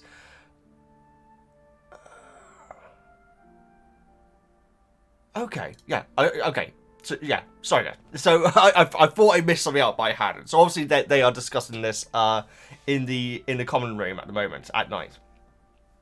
They've been practicing the Impendium Jinx, which I've got down slow down, but I think it's both. I think it can slow down people, but also literally freeze them to the spot. So, I don't know if it depends on the power level of the creature. how potent the spell is. I presume it definitely is. In fact, that was the case with the dragons, wasn't it? That, in fact, later on, we have 2 Impendium curses being coming together to be twice as powerful against the enemy. And so I guess with certain creatures it would be slowing down, but with others it is literally pausing. Or at least maybe when it says pause, it is always slowed down, but it's just been slowed down a heck of a lot. So much that the eye can't pick up on it, maybe. So Harry goes to bed to get some rest. And as he's getting into his PJs, he looks over at Neville. And he thinks to himself how what it must be like to be Neville, where your parents are still alive, but they don't remember you. And that's so brutal, guys. I love that. I love this about Harry. It's so cool that you know, because he says that he has had sympathy throughout his well, in the Wizarding world, I guess. But he has had sympathy about losing his parents, and Neville hasn't had any of that because it's his secret. I don't know if it's... Well, it was a big scandal because oh, what is his blooming name? Sorry, guys, I can't remember. But Daddy Longbottom, which is a term. He was a beloved aura, so it would have been a huge news article. So presumably some people at the school know who Neville is and know what happened to his parents. All the professors would.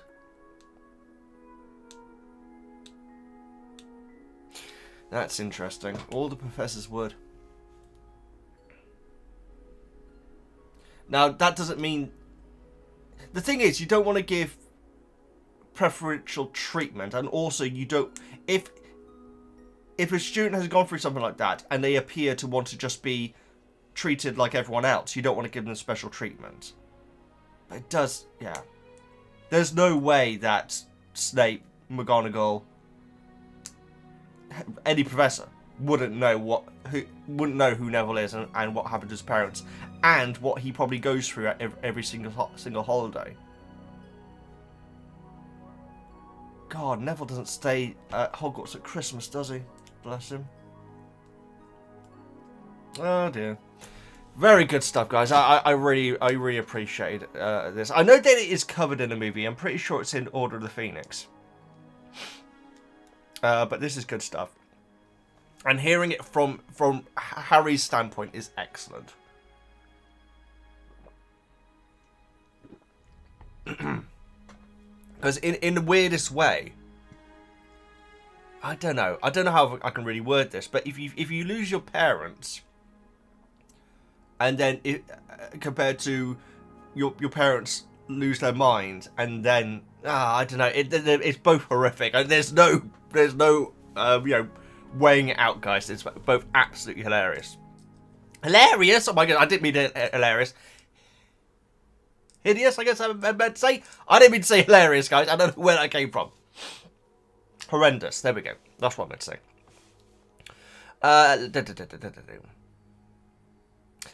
Whilst Harry's thinking about Neville and his parents and everything, he thinks to himself, it all comes back to Voldemort. And I got here, guys. If I'm trying to think of times where we have heard the hatred in what Harry thinks or says quite so poignant as here. Like, he really has a lot of hatred for the people that... he has a lot of hatred for Voldemort, but also the people who were involved in the cruciatus of Neville's parents.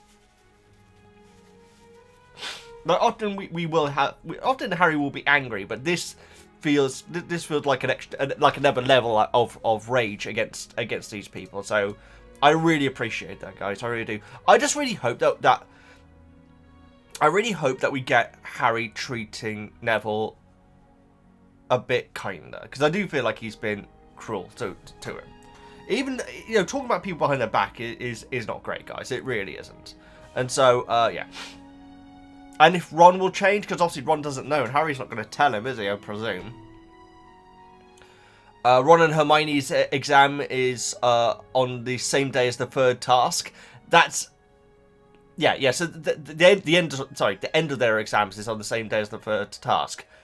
Who organised that? Who organised that? Either have it before the exams or have it after the exams. Don't have it on the same day as the final of the finals. That is crazy. Obviously, Ron and Harry, Ron and Hermione have been helping Harry out with training and between exams and lessons and everything. And Harry does actually suggest that like he can do it alone and they can go and study and get ready for the exam. And Hermione, of all people, says, "Don't worry about it. At least we will get top marks in Defense Against the Dark Arts." Now, which is a great line. I really like that. That is such an awesome line for Hermione, of all people, to actually say. I really, really appreciate that. That being said, it's not really how classes work, you know. It's like basically okay. So, Defense Against the Dark Arts lessons are like finding out about different creatures and everything. What they can do, how to protect yourself against them, and all that sort of thing. You can't then just go into the exam and just write down everything that you know. Yeah, it has to be relevant to the classes, right? Right? I don't know. So all the things that Hermione and Ron have been helping Harry out with, I can't really see it as being that helpful to the actual lesson. I don't know, guys. I'm not sure if I'm really making much sense. I guess like if you like doing an English exam, and oh, what do they call it? You know, literature, English literature. There we go. It should just be called literature, shouldn't it? English literature exam, and you're meant to be doing like oh my goodness, I can't think of any. Why can't? Okay, Hamlet. There we go. You're meant to be doing Hamlet in exam, but then you do. You write a dissertation on Macbeth.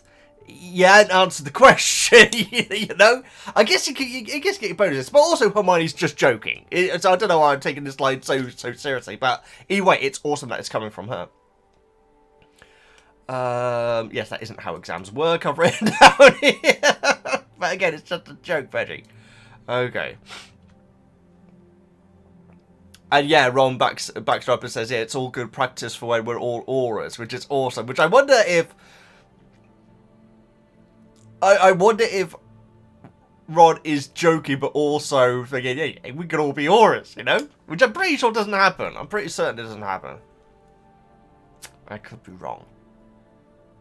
I guess we'll find out, guys. I guess we'll find out. But yes, Harry is definitely much more confident for this task than the others. Which makes sense, guys. Like, even if, there was no real prep for the first task, was there? Was there? Not that I can think of. It's just basically dropping them in with a dragon in front of them, which is insane. The second task was all about prep. And then the third task is a maze, but which will have some bad. The third task, okay, if you, in real life, not in like a video game, but in real life, if you said, "Hey Veggie, okay, you got to do one of these tasks. Which one do you want to do?" I probably would go with the maze. It feels like the least dangerous, right? But obviously, it turns out not to be. But yeah, we hear about the reductor course, which blasts objects away. Had to be physical objects. We learn that later on. We hear about 4 points, which is a compass spell. That's awesome. I wish that was in Hogwarts Legacy. But then, of course, we have the map on Hogwarts Legacy. But that is cool. I really like that. I guess it's like the whole thing. You know, I don't know, guys. Maybe it's just me. But when I was a kid, there was a thing of, if you have a stick, which is in a Y shape, if you hold it like this with one way pointing out, then it leads you to water. God knows where that came from, guys. Maybe there is some sort of logic behind it, but yeah, I'm pretty sure they don't teach that anymore. But yeah. We hear... well, okay, they call it shield charm, but let's face it, guys. It's called potato. If you watch my Hogwarts Legacy streams, you know it's called potato. So Harry's like using the shield charm against all these different jinxes and everything, but Hermione's not able to, but I guess no, not accidentally. Okay, no, she fires a jelly legs jinx at Harry, and Harry isn't able to rebound it, which is a very nice callback, guys. That's back to Chamber, isn't it? There's lots of really cool callbacks in this chapter, guys, particularly Chamber ones as well. In fact, Ron's staring out the window as is his wont, and notices Draco with Crabbe and Goyle, but Draco and they're by a tree, and Draco's like talking to his hand or hands. I think it is one hand, but it could be two. My mind instantly thought, okay, that's got to have something to do with Rita Skeeter, because Draco's role in this book, which has been limited, has been kind of like Rita's, because he's been interviewed several times, and other Slytherins have been as well, for the Daily Prophet. I'm pretty certain that's true. And so this is Draco's gig. But yeah, something to do with talking to the hand, guys. Not the face. There it is.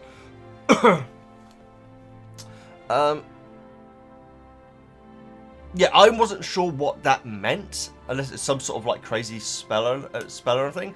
Later on, I do get a theory, but we will get to it, guys. But if it turns out that to be true, my goodness, Hogwarts security is awful. But we shall see, guys. We shall see. Considering Death Eaters are after Harry Potter and everything, although they haven't really risen, have they? Not yet, no. Yes, Draco's talking to his hands. Alright, my next note written down is Rita, ? They're getting Daily Owls from Sirius now, like making sure that he focuses on the task and not doing anything stupid and everything. And Harry, because I remember when Harry first received a letter from Sirius, basically saying, keep your head down, don't go after hours and everything.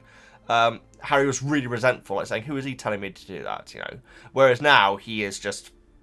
I really appreciate that Harry has mellowed on that attitude. He really has. He's taken it all seriously. You remember how incredibly unserious how unserious he took Prisoner of Azkaban, the vast majority of it, Prisoner of Azkaban. He really didn't take it seriously at all.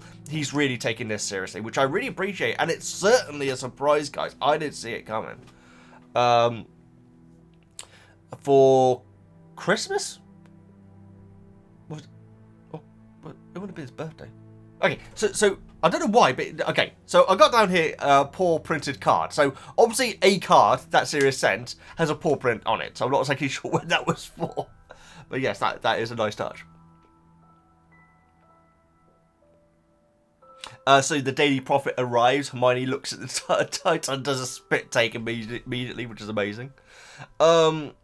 She tries to hide it, but Ron grabs it off her and then reads the title, and then also just immediately tries to change the subject and hide the paper as well, which is brilliant. They're basically doing what's best by Harry at this point.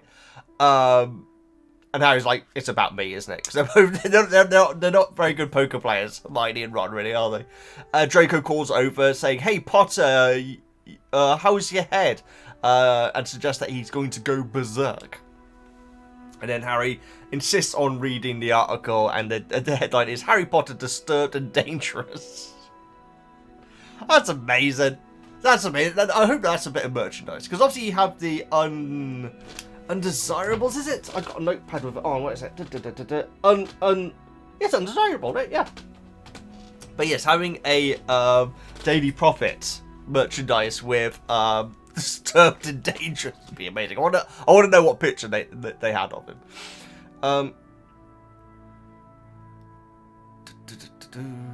So yeah, the article is all about the fact that Harry collapsed in pain with the scar and everything, which I'm pretty sure certain Draco wouldn't have been there. In fact, the article suggests that Rita was actually there. It says that she witnessed it, which is obviously very interesting. I'm pretty certain that Draco is not a part of those classes. But yes, the article is largely about Harry collapsing and the pain in his mind and everything. Apparently, doctors at St. Mungo's, I should say that his brain may have been affected by Voldemort and the scar and everything. It says one specialist, which is such a vague way of putting it, guys. That's how you keep yourself legally sound. said that he may just be doing it for attention, which is brilliant. I love the idea of a specialist saying that he might be just after attention. Draco has informed Rita about Harry's parcel tongue. I do feel like it's a bit... I mean, considering how long this Rita shenanigans has been going on, and if Draco has been a regular informant, you would have thought that the parcel tongue and indeed the events of Chamber of Secrets would have come out sooner. Draco does say that it was all covered up, but it's quite a big frickin' scandal that Draco is divulging here. Now, it's in my notes coming up, guys. I do feel like I was thinking whilst this article was being read out, I was thinking I'm kind of surprised that the article isn't more focused on Dumbledore, allowing this all to happen. Werewolves, giants, the events of Chamber of Secrets, Harry unleashing a snake on a fellow student. I like the fact it said fellow student rather than said on me. Draco, I really appreciate that Draco said another boy. There we go. But then I thought, well, Harry is the focus of most of Rita's articles, and also this is the day of the third task, and so it's absolutely time sensitive, which is the term which I use, which is probably correct. But yeah, the chamber thing is a big revelation for Draco to be saying, but again, the focus is the third task.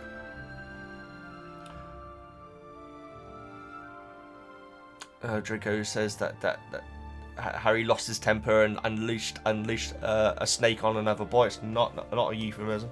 And says that he has befriended. There it is. Took a while. That he has befriended werewolves and giants. We hear about the Dark Force Defense League, which is a heck of a term. I'm pretty certain that's the first time we've heard of that. Say that parcel tongue is if someone speaks parcel tongue, then they are basically due for an investigation, you know, because it's very, very suspicious. Hasn't used parcel tongue for a while now, has he? Could use it on Nagini. That'll be interesting. Nagini, I should say. That'd be very interesting, actually. Anyway, serpents are used in the worst of dark magic, apparently, which I want to know more about that, quite frankly. I don't know if that's specifically potions and stuff, but that is a very interesting fact about serpents there. Blurman Slytherins, guys, seriously.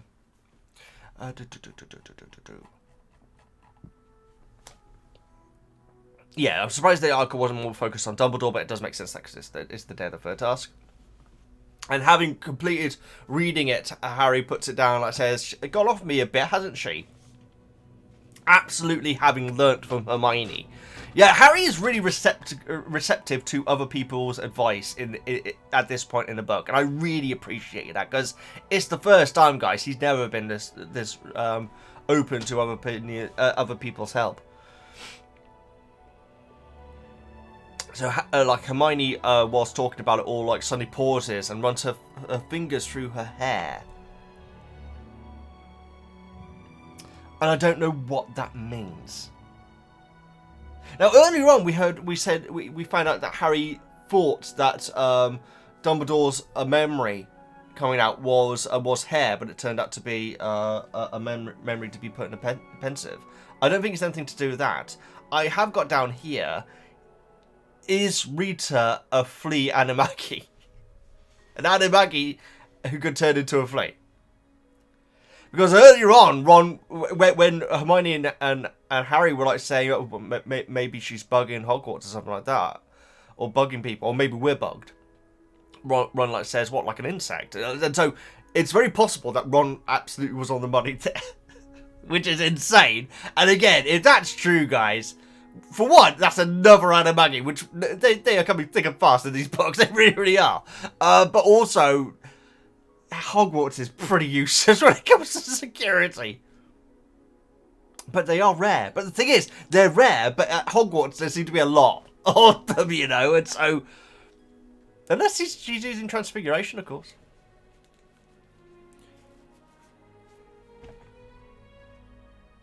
Unless she's making herself tiny. It's the hair thing threw me off, guys, and so I did think maybe Flea, but why the hair? I don't know. We'll find out. We'll find out soon, hopefully. Harry's just been reading about different spells and everything in Professor Bin's class, which Ron and Hermione are about to go off to their final exam for.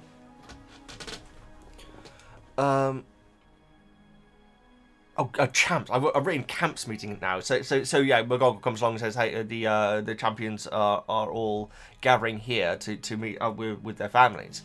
Harry is eating scrambled egg. He pours some of it down him when he hears this news. So it's good to know what he is having for breakfast, guys. Like I say, it's regularly different. Thank you so much to the person who covered all the previous ones. But yeah, they are often very different. Scrambled egg, guys. It feels like a waste of an egg, but then again, I can't have eggs, so it's irrelevant. But yeah, it does feel like a bit of a waste of an egg. If I was offered egg, I think scrambled may have actually been the least likely that I'd have.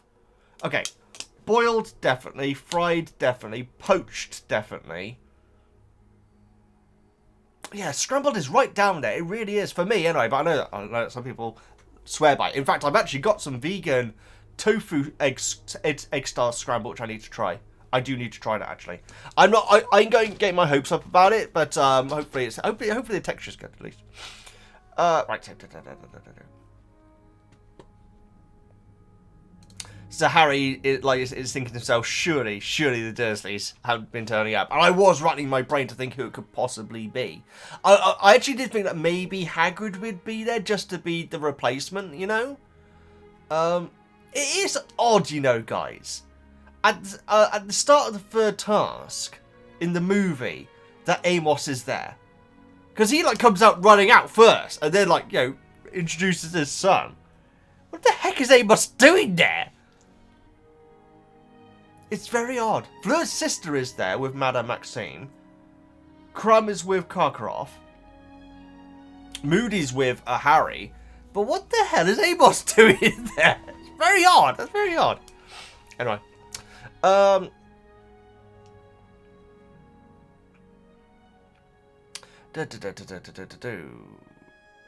is a little point for... Oh yeah, I got it. The little point for Harry to actually go, because it does seem to just be like saying, "Hey, I'm Harry, ta-da!" and then that's it, you know.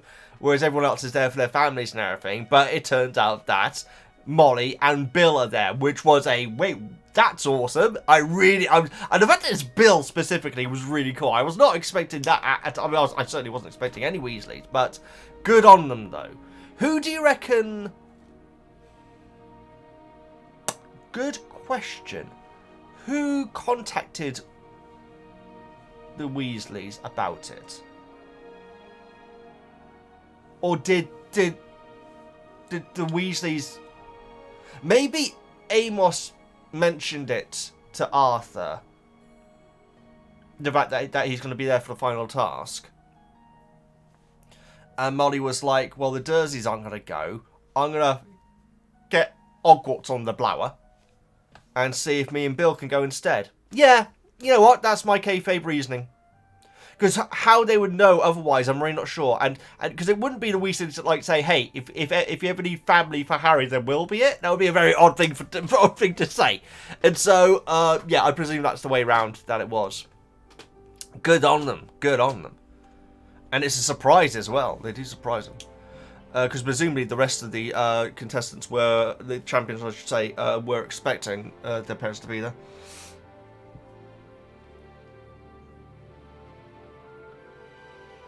I got down here, it's like Hermione wasn't there for this point. But we do get closure on that, though. We do get closure on that coming up.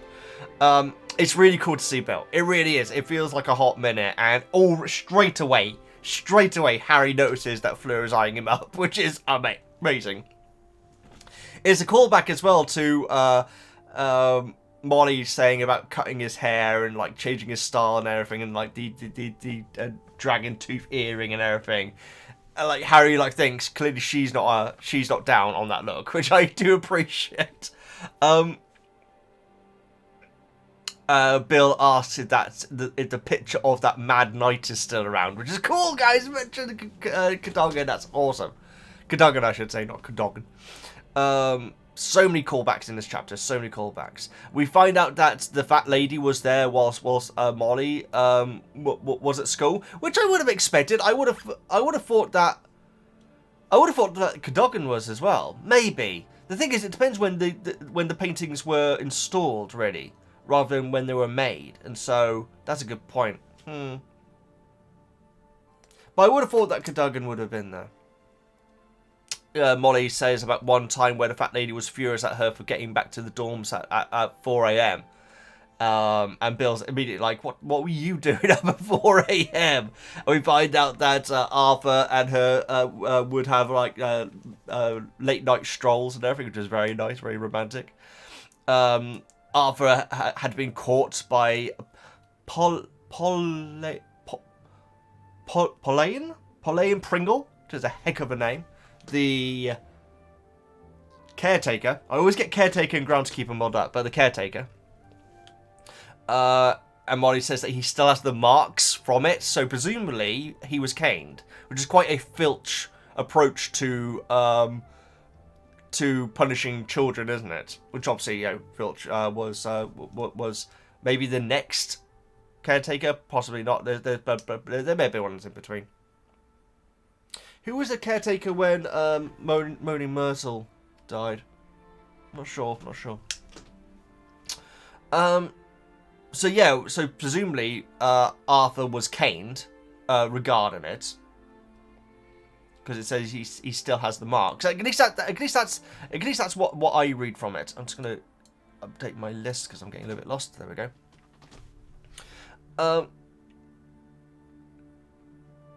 It's very interesting that she says he still has the marks, because I was very confused about this, guys, because my mother was threatened with caning. I'm pretty sure my dad was caned, but girls absolutely were caned at school back then.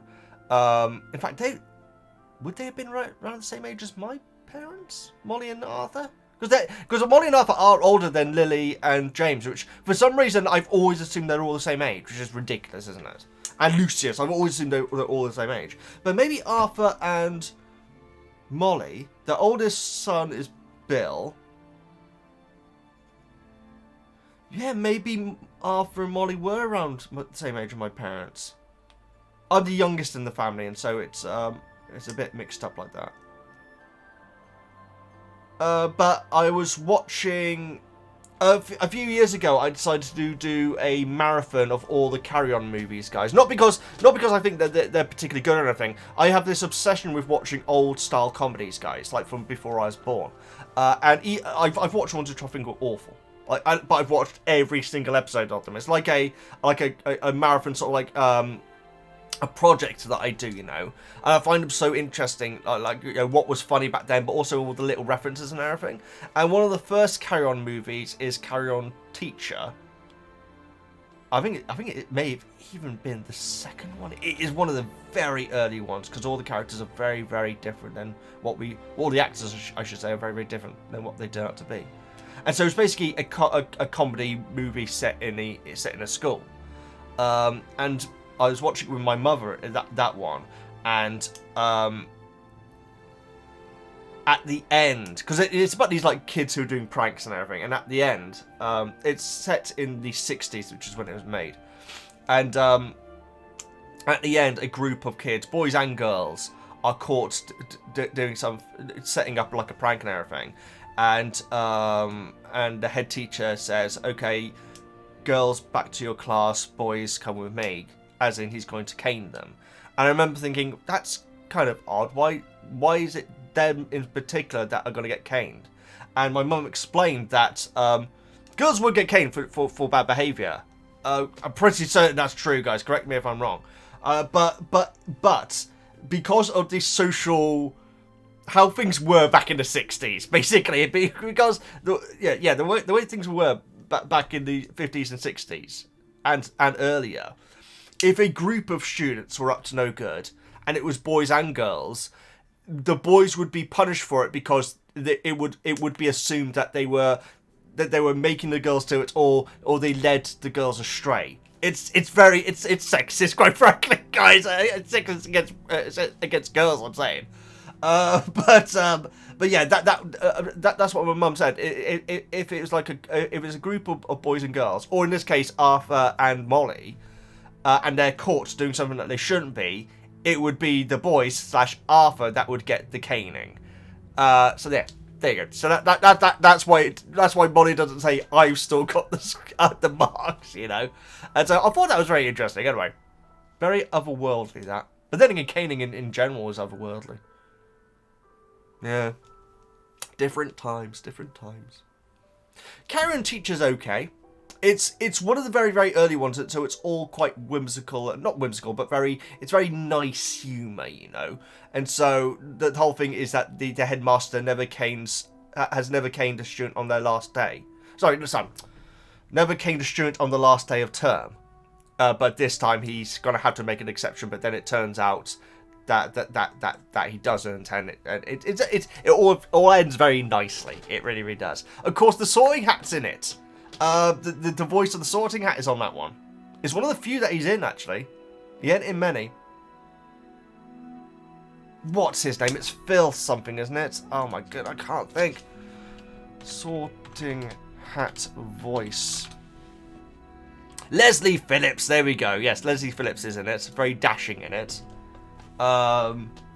Any other Harry Potter characters?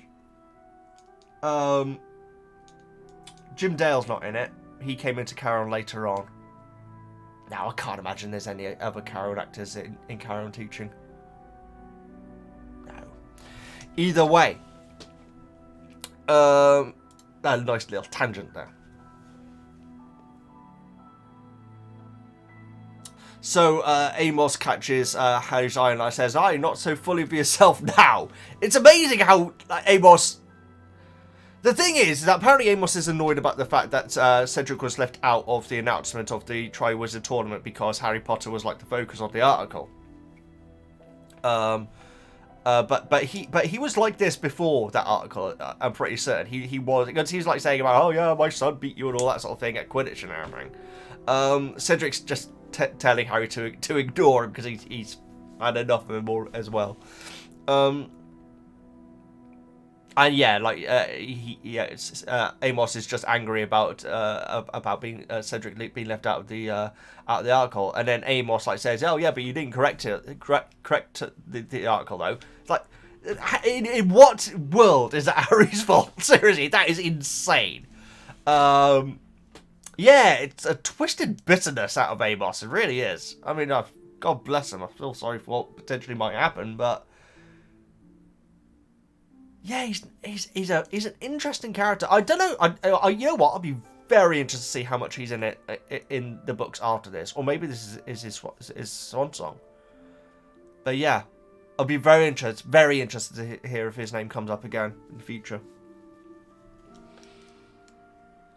And Molly reprimands Amos about Skeeter going out of her way to cause trouble. Molly reprimands Amos about that, which is outrageous, guys. But again, thank goodness we get closure on that in this chapter. I'm very glad that she did, though. I'm really glad she did. You know, and the thing is, if Molly and Bill weren't there, Harry probably would have just let it slide. Maybe he would have spoken up for himself. Maybe he would have spoken up for himself, because he speaks up for himself to Molly soon. And you'd think that he'd be more willing to speak up against Amos than he would Molly. In my opinion. Yeah, I think that holds water. So Bill, Harry, and Molly go for a walk around Hogwarts, which is lovely. Really appreciate this, guys. Molly is fascinated by the Whomping Willow, which is cool, guys. You wonder how much Harry told her about it. Probably not a lot at all, in fact. He probably just said, "Oh yeah, it's just a Whomping Willow." It's been here since blah, blah, blah. But won't actually say why it was installed there, though. Yeah, Molly and Arthur are a bit older than Lily. Again, guys, my headcanon was Lucius, Lily, James, Snape, Arthur, Molly, you know what? Part of my head even thinks Hagrid. Yeah, and I know that's not true, guys, but Hagrid, that would be Tom Riddle as well, though. Yeah, for some reason, my head defaults to they were all at school at the same time, you know, which would be chaos. They should do a series, which it should be called The Marauders, guys. I'm really looking forward to this HBO. I actually really am looking forward to this HBO book accurate series, if it is indeed book accurate, because I know there's already been some question marks about that. But it'd be so cool to get a Marauders series and represent the characters accurately, and you know, warts and all, you know, showing the meaner sides of them. I don't think they would, though. They'd frickin' Hollywood it. No offense to anyone who lives in California, of course. Go Rams. Anyway, come on, let's move on. Molly talks about the gamekeeper that was around when she was at school, which presumably would have been, I don't know, me, guys. Presumably, Og, the gamekeeper, would have been the gamekeeper before Hagrid. Right? That must be the case. Did Hagrid know Lily and James? As in, when they were at school? I think he would have done. Now, this is all information which is probably seems quite obvious, guys, but because there's so many callbacks in these chapters, it's really making me think. It's like the age groups and everything. It's a little bit baffling. By the way, Og is a brand of vegan cakes in the UK. Very nice, very, very nice. Percy's being questioned, hopefully not too seriously. I don't think that anyone thinks that he's in on it and everything, but the chances of Crouch's messages not being real now is actually, has finally, the pennies dropped. Again, guys, I was saying earlier on how the Wizarding World, there is a level of ignorance in the Wizarding World, and I don't mean prejudice, I mean legit ignorance, as in I feel like because they rely on magic so much, they don't do rational thinking that well, and so that was alarm bells for Harry, Ron, and Hermione many, many, many chapters ago, like saying, well, they're not necessarily really Crouch's messages. That's only just being looked into now, but obviously we know in future books, Fudge is like the entire is it Order of the Phoenix? It is, isn't it? Order of the Phoenix, where Fudge is literally saying Voldemort is not back until Voldemort is right in his face saying, I am back, B. I'm not going to say that word. And then Fudge is like, Voldemort's back! What an idiot. Gotta love him, though. The actor did such a great job as Fudge. He really did. He's excellent. He was on a show called All Creatures Great and Small with Peter Davison. That's the fourth Doctor like now mentioned in this video. What the heck's going on? Okay, to mention the fifth one, the first ever Carry On movie, which was made in the 50s, which was a bit before the rest, was Carry On Sergeant, starring William Hartnell. So there you go, guys. 5 Doctors. I mentioned 5 Doctors, not just classic ones. Have I mentioned the thick of it yet? Because that's obviously Peter Capaldi. I don't think I have. No. Anyway, yeah, but I never really understood it. It was like a veterinary comedy, light comedy, I guess you'd call it, rather than a drama. But he's a great actor. He really is, and I feel like he is so good as Fudge. I don't know who they're going to get to play Fudge next. I know it's not exactly a starring role, but I feel like the guy who played him did it perfectly. You know what, guys? When it comes to Dumbledore, McGonagall, Snape, not so much Hagrid. Yeah.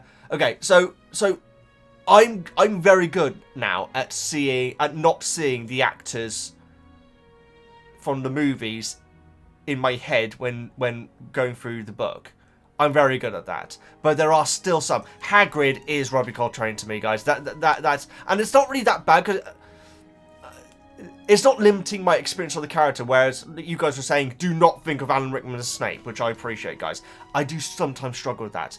But quite frankly, Fudge is exactly Fudge. The actor who played Fudge in the movie, that is exactly what he is playing Fudge in the book. Dumbledore doesn't look nothing like either of them now. He actually doesn't. That's very interesting. He doesn't look Gambon or... Oh, no, sorry, guys. I always forget his blooming name. I'm so sorry. So disrespectful. Molly, I see as being Thingamobby. I'm terrible with names, guys. I really am. But she's a very famous actor over here, guys. It's really cool to see her in it. Yeah, certain characters I sometimes struggle to change up their appearances, but Fudge, I always just think of the guy who played him in the movies. He's really good. He's really good. Talking about Fudge, Fudge is going to be doing the judging on the final task. Not really much to really judge, is there? That's a good point. There's literally nothing to judge. I guess if everyone failed to get to the trophy, in the same sense that everyone failed to do the second task. I think.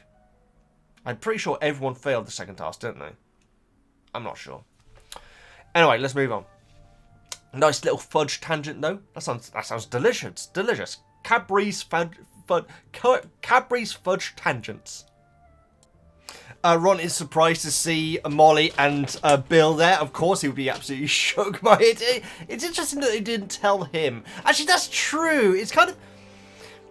What would have been nice is for Molly to say, hey, Ron, we're going to be coming to Hogwarts. See you then, but don't tell Harry. It's going to be a surprise. I don't know, because that feels even worse.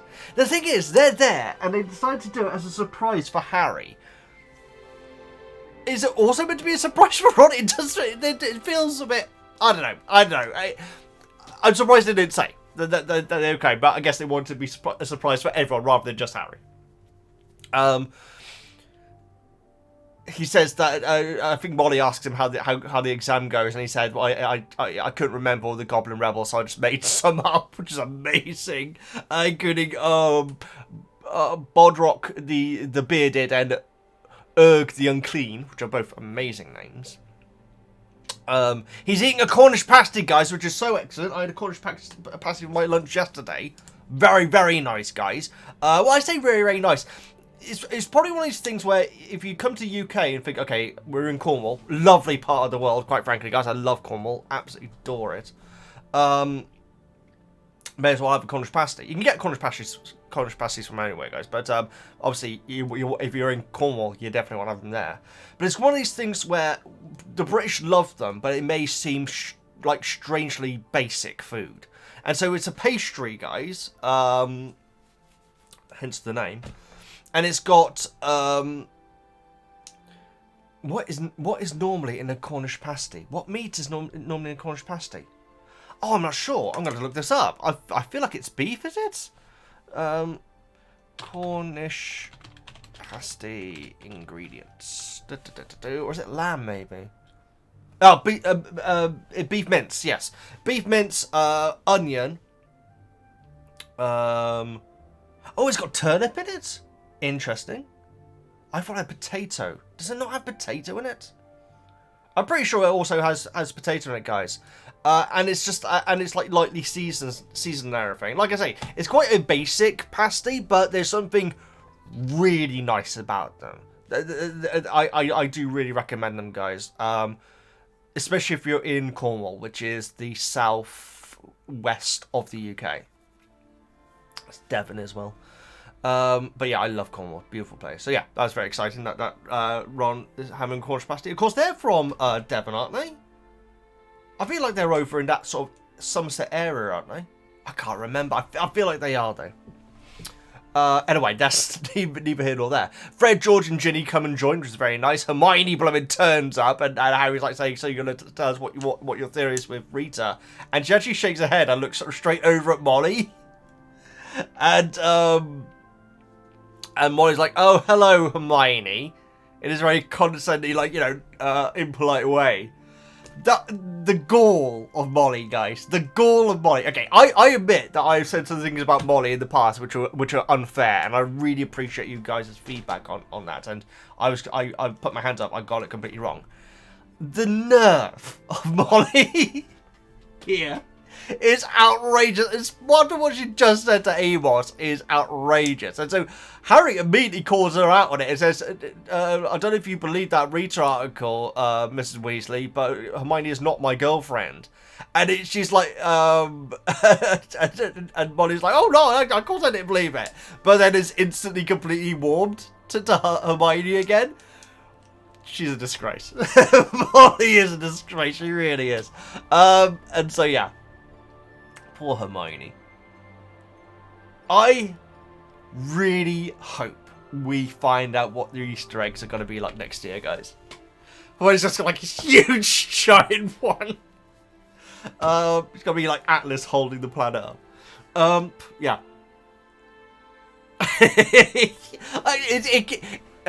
I guess in a weird way, I sensed that it would be more for this revelation, or for this revelation to not happen for Molly, I should say. And so, but this is more realistic though.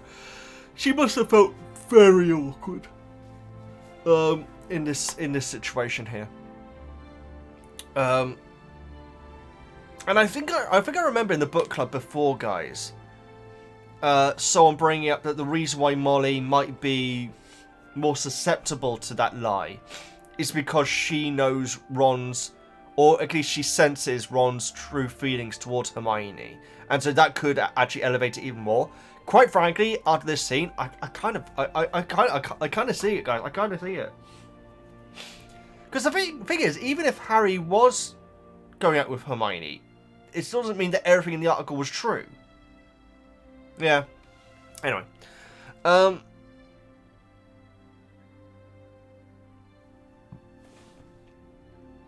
there is a feast before the third task, guys. That seems insane. Why is it not after? I mean, we know why it's not after it this time, but having a feast before the task. And Harry, naturally, barely eats anything, you know? He's about to do the blooming task. God, it's insane. Fudge is awkwardly sitting next to Maxime after all the things that he's been saying about her. Maxime's eyes appear to be red, so I presume that means from crying. Unless it means rage and Fudge, maybe. But yeah, I mean, I guess she could have been crying because maybe Fudge had approached her about the night and she took exception to it. But Hagrid is looking over at her, so I'm not exactly sure why Maxime's eyes are red. I kind of hope we find out, though. It could be a couple of things. It could be that she'd had a word with Fudge, or it could be the ongoing thing with Hagrid, maybe, which I presume is what it is. It's time for the task, guys. The hedges are 20 foot tall. Hagrid, Moody, McGonagall, and Flitwick are going to be patrolling the outside of the maze. As soon as they see red sparks, and they'll come flying in there and help out. I feel like when I was watching the movie, I didn't quite pick up on why Harry fired the sparks up, but it does say in the movie what they are, why they're there.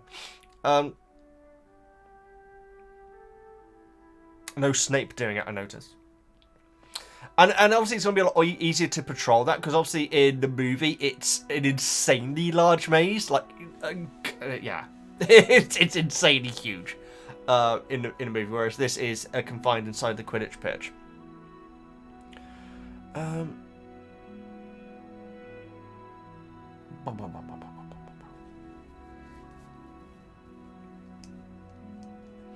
So Harry and Cedric start. I do say here, when do you separate? If you're starting a maze of all things with someone else, do you want to immediately separate away from her?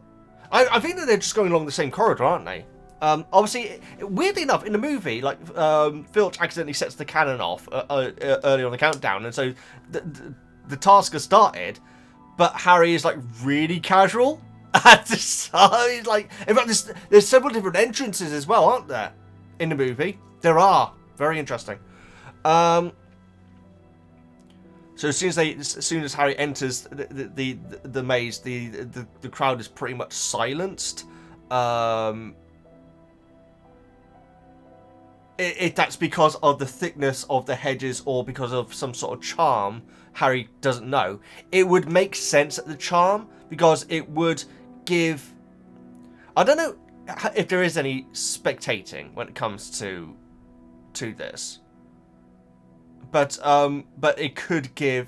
The crowd could give hints to which way to go, potentially. I don't know, guys. Maybe not, maybe not. Because presumably a lot of them are up high, if they're on the stands. It's only 23rd.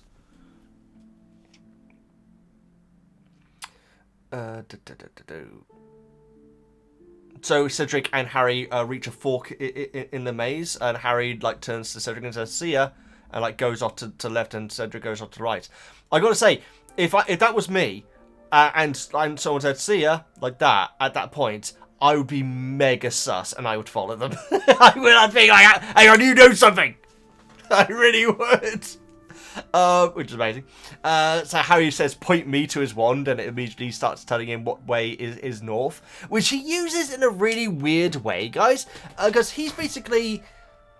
I don't know, surely this is not a good way of doing a maze. Basically, knowing which way is north, and so heading northeast your entire time. Surely... It's important to remember which way north, south, east, and west is, just to keep a bearing on where you started and where you're going. But the point of using a compass in this situation wouldn't be to just try and get directly to it. But then again, we find out he could have done, though, because he uses a reductor curse, which causes a hole in the hedge. So he could have just gone reductor, and got straight in there. Yeah, that... The fact that he was able to burn through the hedge... Is that a plot hole? No, I don't think it is, because you could say it may have just been that one hedge which it was able to be done on, and the other hedges were a different type, or there's going to be, or maybe there's traps for anyone who overuses that and everything. So yeah, you can write around that easy.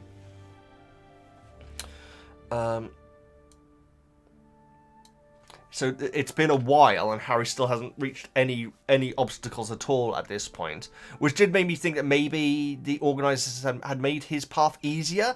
He actually rendezvous with Ced, who's whose robes are burnt, and he says the blast ended Scrooge, which is... I freaking knew it, guys. I think that last time someone asked me what creatures do you think are going to be in the maze, and I think I actually did say the boss end of Scrooge. Now, granted, I definitely didn't get any of the other ones. We will get into that, guys, because this is awesome. What we get in this chapter is actually really cool. Sorry, guys, I'm after my moustache comb, but I've misplaced it somewhere. But yes, I did predict that the blast end of Scrooge would be there, and apparently they're 10 foot tall. No, sorry, 10 foot long now. And certainly very, very dangerous. So Harry continues on a little bit more, and then comes face to face with a Dementor, guys. And I did instantly think, okay, that's got to be a Boggart, because if not, then Harry's actually at a disadvantage here, because obviously Dementors are more interested at him than other students.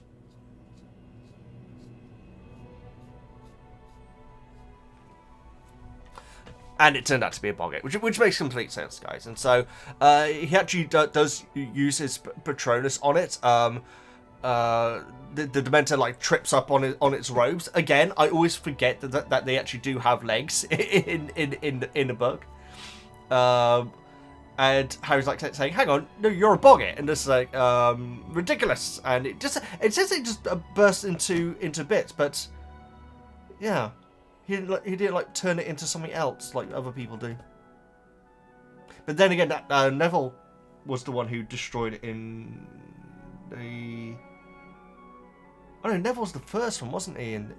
I can't remember who destroyed the Boggart in the movie. I feel like it was Neville, or at least it was in the book. I'm not sure. Anyway, move on. Harry then comes across a golden mist, which is absolutely fascinating. He hears Fleur scream at this point. After trying a few different hexes and curses on this thing, he just decides to I think because he hears Fleur scream, he just thinks, okay, I need to go. and just go straight through it, and immediately the world feels like it turned upside down. Now, guys, this was, as a child, an absolute recurring nightmare for me. Now, it wasn't so much that the world was turning upside down, but it was gravity inverted itself. And I think that's probably where my batophobia comes from. You know, I've talked about my fear of being near or inside tall buildings. Well, when I was a kid, if I was in like a shopping centre in Oxford, like the Westgate Centre example, looks very different now, like completely different now. But the Westgate Centre, how it used to be, I would often look up and imagine what it would be like if I was falling towards the ceiling, and it would freak me out, and I'd have to look down at the floor and everything. You know, it's probably where my batophobia came from. It's also probably to do with my autism, because it's all about being a lot going on, being exposed to a lot of things all at once, you know. But yeah, that was absolutely a recurring nightmare of mine. It really was. And so yeah, this bit did get my feet itching a little bit, I must admit. And so yeah, he's like clinging onto the ground. And what I really hope is in the TV series, if this bit happens, which I hope it does, it'll like have this like really tense bit where he's thinking, oh no, I'm gonna fall into space and everything, and then it cuts back to what's actually going on. He's just on the ground, like that. Because the fact is, he is fine. It's just his vision, I guess, that is being affected.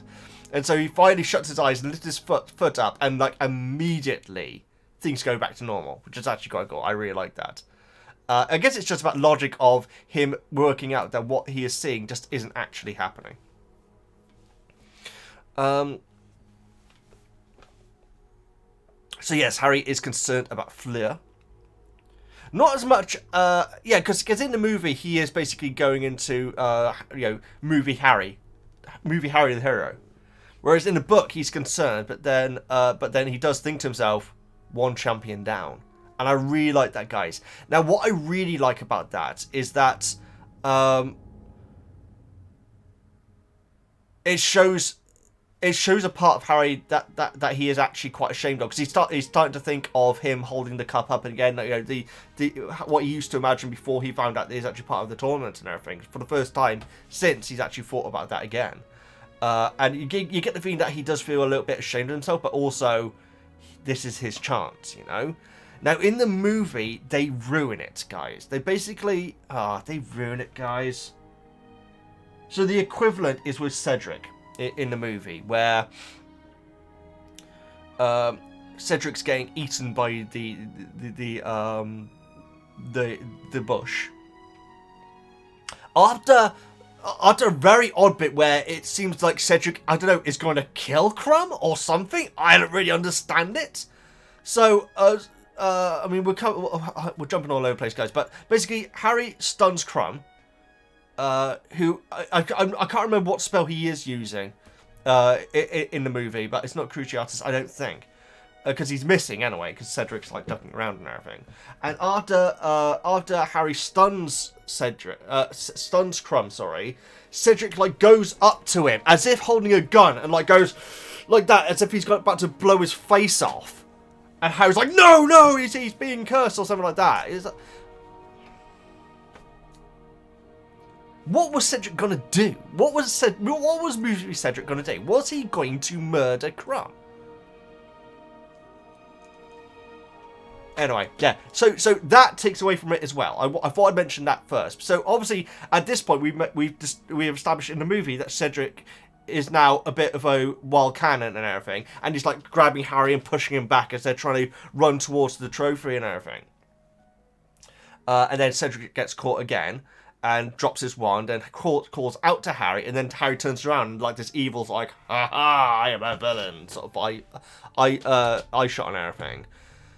This is all reference to something that Dumbledore said before the maze. And because of that, it takes away from the moment completely. Dumbledore basically says in the movie that in the maze, you have to be aware of yourself, because the maze can change you. So it's basically saying, Cedric about to shoot Crumb's face off, apparently. Literally the way he like goes like this, if he's going like that.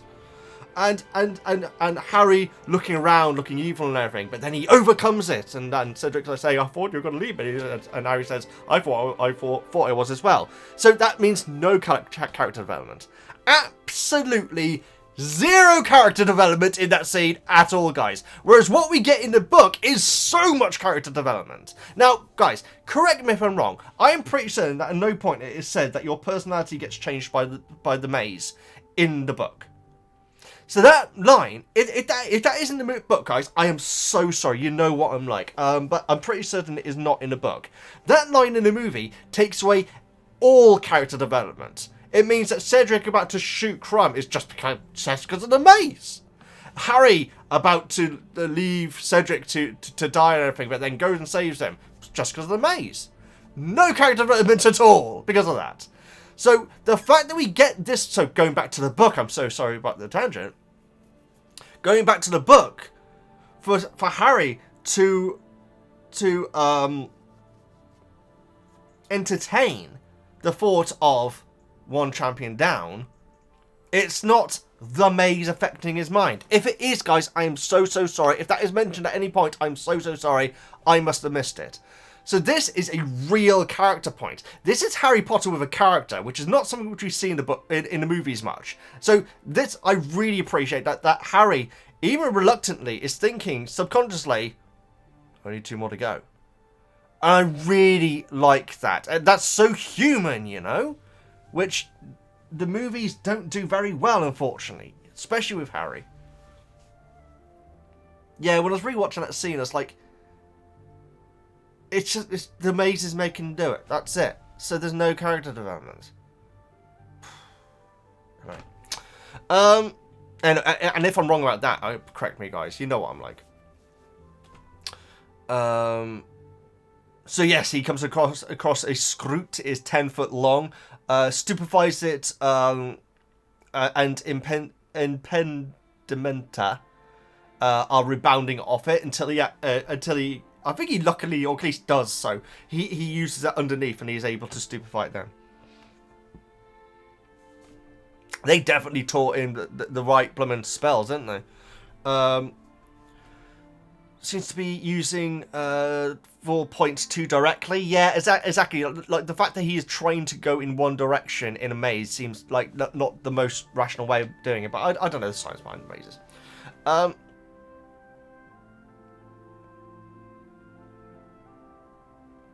It's more for him to remember what direction is which, because obviously after a while in the maze, your mind's going to go a bit doolally. Also, I don't like the bit with Fleur in the movie where she's basically... obviously, they're all kind of panicking. Like Cedric, he's like breathing deeply and everything when he first enters the maze, and like then it's a bit where the bushes are trying to surround him and everything. But Fleur's like going like immediately. God bless her. Because I really like Book Fleur now, guys. I actually really do. I think she's a fascinating character. And Harry sends the sparks up for her in the movie, not in the book. In fact, he actually doesn't find her in the book, does he? Well, she has had a bad time during these tournaments. She really has. Moving on. After a while, he hears Cedric on the adjacent path shouting, "What the hell do you think you're doing?" Amazing. And then he hears Crunch's voice shouting Crucio over and over, which is intense, guys. Harry's able to use a Reductor spell to damage the hedge so he can get through it. Again, once you establish that you can do that, why not just keep doing that? He stupefies Crumb. There's no bit where Cedric's about to shoot him in the face or anything.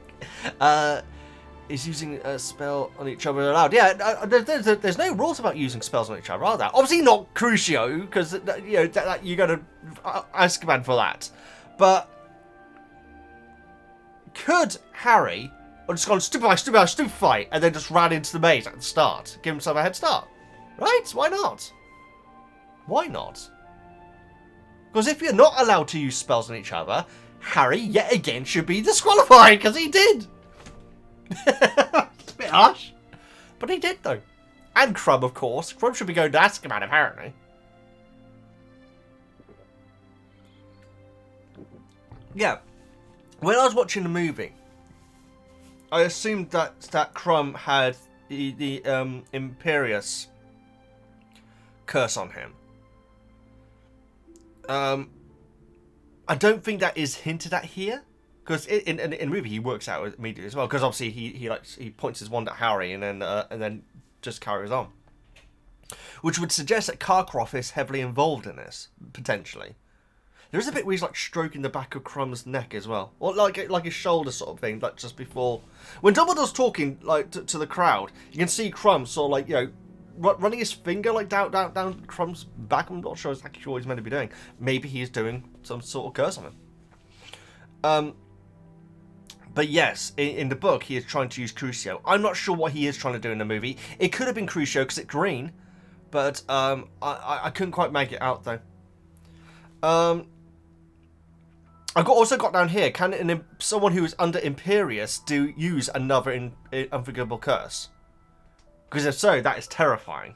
You just basically Imperious on one person and then just get them to Avada Kedavra everyone. Yeah, that's bad stuff, guys. Bad stuff.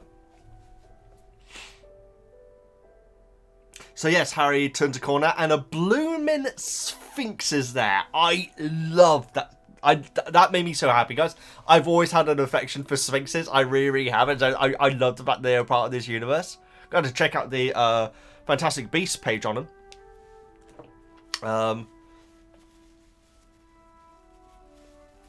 The Sphinx talks. It says the quickest way is past me. And Harry just very politely says, "So will you move, please?" Which I thought was hilarious, very casual. And the Sphinx says that if you if you answer the riddle correctly, not the Tom riddle, then you will be allowed to go through. If you answer wrongly, which I'm not sure if it's the right term, but if you answer wrongly, then the Sphinx will attack, and he can just walk away without answering. So I really like the levels of that because it is like a proper gamble. It really is. And so the riddle is something about a person who hides their identity, or is all about secrets. The thing that is at the end and in the middle, the end of end, and yeah, I can't remember the other part. And the other one, and the final one is a bit weak. The final one is there we go. The noise that you make when you're thinking, and then put them all together. I gotta admit, guys, I worked this out fairly fast, and I was so pleased with myself. I really was. Because even like Harry it's okay. It says, amazed by his own brilliance, he dashes forward. Which I love that. And that was the same thing that I had. That gave me energy that moment. I'd imagine it's one of these things which seems more difficult than it actually is. So let me know if you got it as well. But I was very pleased with it though. And I'll say this, guys. He blooming thanks the Sphinx. Hermione's got like one thanks in this book. She's been helping him out tirelessly throughout. And the Sphinx gets a thanks for the fact the Sphinx was just doing his job. Or her job, sorry. Outrageous. Harry actually thanks the Sphinx. I was furious on that point. So Harry spies the cup, guys, and he sees that Cedric is way ahead of him, and that says how he's got longer legs and everything, so he's got to get there first. Talking about legs though, guys, then something, I think, like moves from above Harry, and it's going at freaking pace, guys, and it turns out to be a blooming giant spider. It seems to be going at a pace that is faster than Aragog, it seems, and so it's probably a different type of spider. It doesn't specific. There's no connection. Like Harry doesn't think, oh, maybe it's one of Azog's gang or anything like that. I feel like it's probably a different type of spider, and it goes straight for Cedric, who is about to get to the cup. Harry is able to distract it, I think, with stupefying attempts and everything like that, and it just turns on Harry and comes straight at him, and actually grabs him and like rips his leg pretty badly. You can hear when this is happening, Cedric is trying to stupefy him as well. It's very awesome that he's doing that. They're able to both stupefy at the same time, and that is, like I say, the more potent, there we go, version of the spell because of it, and like they're able to stun the spider, and Harry's leg is ripped up badly, guys. Seriously, which I don't, it definitely isn't the case in the book at all. In the movie, every time in the movie at all, and Harry's on the ground, and Cedric is basically like right next to the cup, and Harry's like said, "Well, go on, take it," and I love the fact that it gave the scene time, guys. I love that they gave this scene time, because in the movie, sure, it's a nice moment of, oh, Cedric's being a decent guy. No, there's so much more. It's not just that Cedric's being a decent guy. There's so much more to it. It shows what both of them, because throughout this entire book, we've had Harry's subconscious of, oh, blooming got Cho and everything, and who's Hufflepuff, and he beat me at Quidditch and all this sort of stuff. All that's going on. Cedric has been having exactly the same thoughts, but about Harry this entire time. Not Cho thoughts. I mean, with the tournament. And so I really like it. Basically seems like they're both the same. They're both kind of petty, but they're also both good eggs. And they're both being Mrs. Doyle from Father Ted. There's an episode where Mrs. Doyle and a friend go for tea. In a little cafe, and they both want to pay to the point where they say, no, I'll pay, no, I'll pay, no, I'll pay, to the point where they actually get into a pitch fight and actually get arrested. So it does kind of feels like that. It did remind me of that when I say, no, you take it. At one point, Harry does say, stop being noble, which is amazing. I loved this scene, guys. It taught us so much about both the characters, so much. I really did. I loved this so much. Let's go through my notes on this. Cedric says about how Harry should win because he saved Cedric twice in this task. I really like the fact that Harry is the first one to say, go on, take it. Because obviously in the movie, it's just Cedric who says it. Again, it takes away from Harry's character. Anyway, we're reviewing the book, which is fantastic, guys. I shouldn't be getting annoyed about the movie. Harry, so Cedric says, you saved me twice and everything. Harry says, that isn't how it works. And at this point, because he's in so much pain and he's trying to get to his feet and everything, he almost sounds a bit like Moody in the Stephen Fry version. He's like, it's not how it works, Potter. It's like, because Harry's in so much pain, his voice is changing because of it, which is actually quite funny. But it's not funny, but you know what I mean. And then he thinks to himself, he's beaten me in this tournament. He beat me into asking Cho. And so even at this point, it's not them being noble. It's them. It's in a weird way. It's both. In a weird way, it's them being petty, and that's why I love it. They're so realistic, guys. I love the fact that Harry's like saying, "You won it. You're there. The better man won. Take the trophy." Whilst thinking, this guy has beaten me in this. He's beaten me in that one Quidditch match, which I'll never let go. He beat me to Cho. And it's so good. It's so good. And Cedric is just like, no. And Harry's like, stop being noble, which made me laugh out loud. Oh, God, it's so good, guys. Harry's like, you told me about... No, Cedric said, you told me about the dragons. And Harry's like, well, you helped me with the egg, so we're all square. Which isn't what Harry thinks. I love this, guys. This is what I'm talking about. I love the fact that Harry is saying, well, we're all square because you told me about the egg. We know for a fact that is not what Harry thinks about when it comes to the egg... sorry, guys, I'm shouting, but I loved this. I loved this. But what I'm saying is, Harry is trying to convince Cedric that the egg thing made them all square, despite the fact that Harry absolutely didn't think it made them all square. I love that. I really, really do, because he's been like saying, "Why didn't you just tell me what the thing is, so I didn't have to go to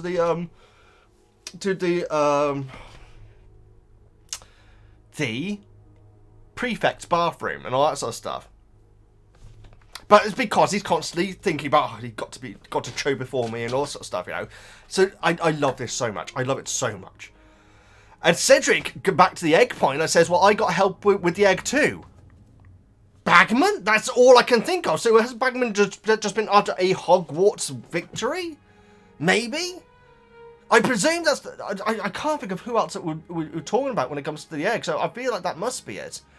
And he like says, you should have got more points during the second task. Because you actually looked after other people. I should have done that, but I didn't. And so he was clearly really impressed, but also bitter about the fact that Harry worked out and he didn't. Oh, it's so good, guys! It's so good. We're learning so much about these characters below the surface of what they're actually saying, because they don't fully believe in what they're saying as well. I love it. I love it. I do feel like Cedric believes what he's saying a little bit more than Harry. That could be Hufflepuff bias. But the thing is, we don't, because we get Harry thinking to himself, God, this guy got to show before me and everything. If we're inside Cedric's head, we're thinking, this blooming, the boy who lived and everything. I'm just trying to do something for my house and everything. But then he's like saying, no, you should win. I love it. I loved this so much. It was so, so good.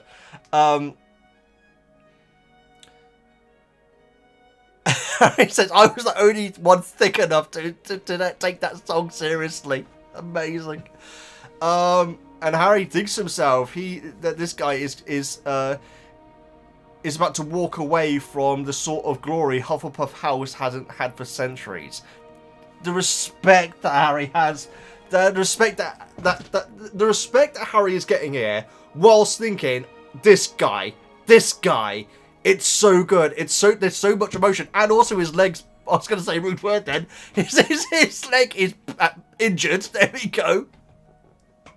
Oh god, I love it. I loved this so much. It's my favourite part of this chapter, guys. I thought this was brilliant. And finally, Harry says, "Okay, we'll take it together then." And Cedric yeah, and they do. And they grab hold of it, and they are teleported somewhere.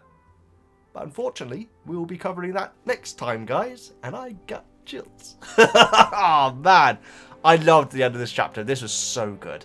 Looking forward to your notes, guys. So let's move over to the Harry Potter book club, which, like I say, is available to be a part of on the Patreon if you so wish. So here it is, guys, the Harry Potter book club. I need to change the side panel real quick.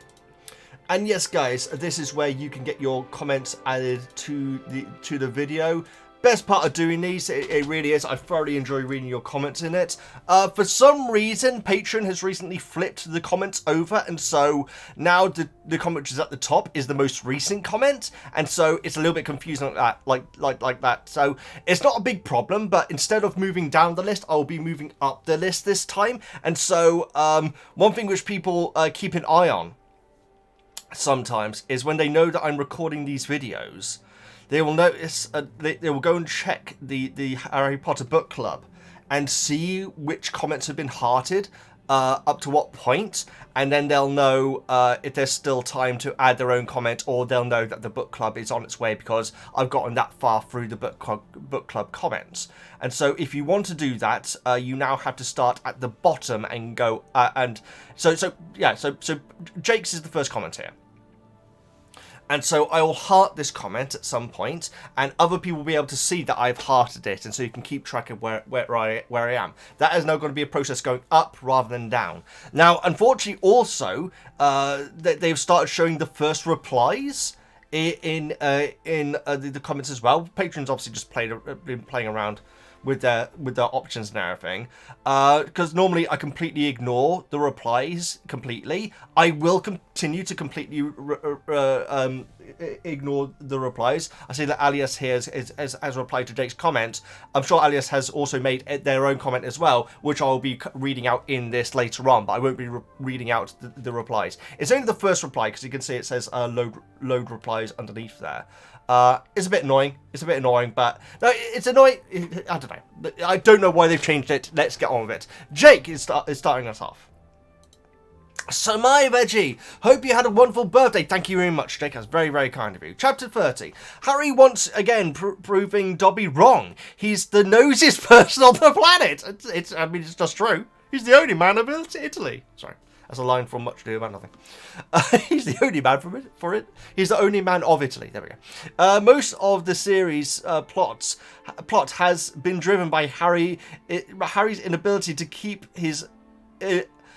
abnormally large nose out of people's business and Ron's feet. Can you imagine how much shorter the books would be if he just stayed in Gryffindor Tower and did his homework? Or Hermione edition. That'd be amazing. Chapter 31.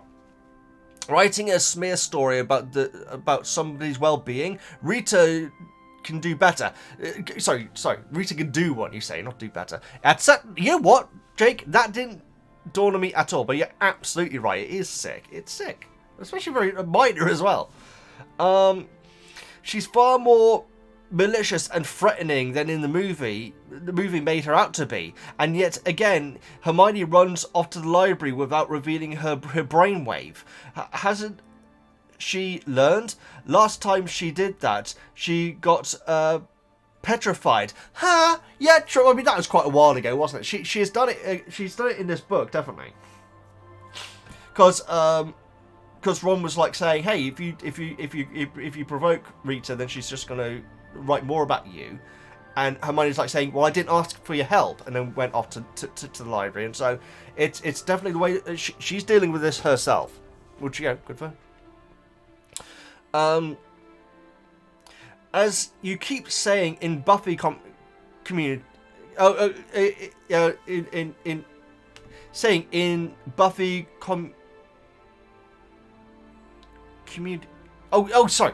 As you keep saying in Buffy, communicate, guys. Yeah, communication is something which I often say in Buffy. It's like, talk to each other, and actually, because so many episodes would be a lot less dangerous if people just weren't communicating properly to each other, you know. On an emotional and a literal level. What do you think her idea is this time? I don't know. Again, I mean, why would she need to go to the library if it was Anna Maggie? Yeah, the reason why she had to go to the library, I have no idea. Something to do with hair, is it? I don't know. I'm looking forward to finding out, though. The third task is so much better in the book. Oh my goodness, yes. It actually feels like a challenge, whereas in the movie, the only threat was some overgrown weeds at the very end. It's also refreshing that, unlike with the potion riddle. The potion riddle in Philosopher's Stone, we can play along with the Sphinx. Oh, absolutely! That's actually a very good comparison. I like that a lot. The thing is, Dumbledore in the movie says that the maze is going to affect... It's going to make you lose yourself, essentially. So that was a cheap way of getting of it. It was a big wind, weeds. Cedric nearly gets clappered by lots of branches, doesn't he? Each other, obviously, with Crumb. And then that's it. Yeah. It's not good, is it? It's not good. Anyway. I mean, it looks scary. It looks quite scary, I think. I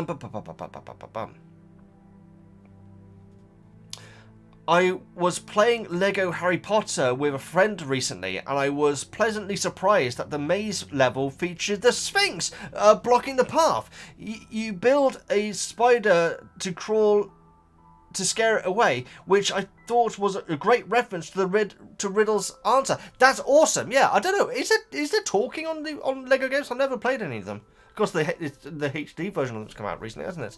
The fact that Lego games show more love to the book than the movies did is a damning indictment. I like that word. Pardon me, guys. I'm only on the first comment. If only the devs had been in charge of the screenplay. I do still enjoy the movie, but yeah, it's when you compare things, it's pretty brutal. It really is. Jake, thank you so much for your comment. And yes, there we go. Yep, I knew it. The fact of Neville's parents was briefly mentioned in the movie, but here we get so much more horrifying details on what happened to him. Maybe Harry never asked Neville about them because he didn't want to talk much about what happened to his own parents. There is that, actually. It's actually a great point. I do feel like it's because they're just not that great friends as well. That's how I interpret it, anyway. But the fact that we hear Harry's, because it's basically, as I remember, the scene is Neville exposition, explains to Harry looks a bit sad, end of scene. Whereas here we're actually hearing what Harry would Harry felt about finding out that news. And that's what makes it so much better. Oh, it's so good.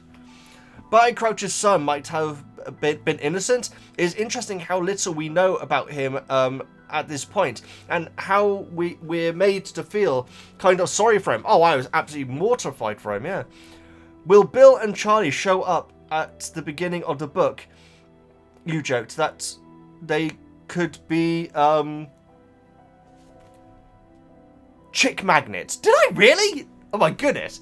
And it turns out you were right. So as soon as Fleur sees Bill, she starts taking interest in him. Yeah, and even to the point where Harry sees it, it's obvious as well. The third task was my favourite of the three in the book, but I hate how they did it in the movie. No boggarts, no blasted scoops. Weird frog. Weird frog, Sphinx, and the giant spiders in the movie. Just scary wind and moving hedges. There we go. I also like that it was Cedric who had the choice of winning the tournament himself, or giving it to Harry because he helped him, and that they had time to talk about it for a while before deciding to take it together. In the book, Harry is tempted to accept Cedric's offer after they're both out of danger, but the movie they decide to have him consider letting Cedric be taken by the hedges so he could win, which was out of character in my opinion. I completely agree, Alias, but it's what Dumbledore was saying. It's like when you're in there, you're going to lose yourself and do things like that you wouldn't normally. Hence why Cedric looks like he's about to shoot Crumb as well. That's why, and because of that, it takes away any moral struggle going on in Harry's mind at all. Because it was the way he's what done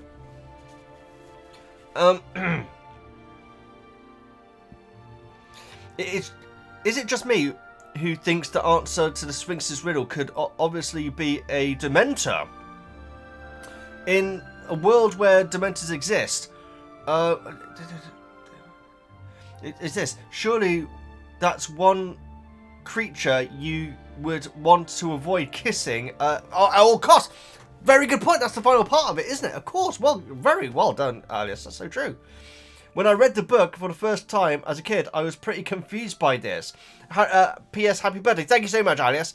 That is a great point. That is actually a really good point, to the point where it really throws off the scent. Wow.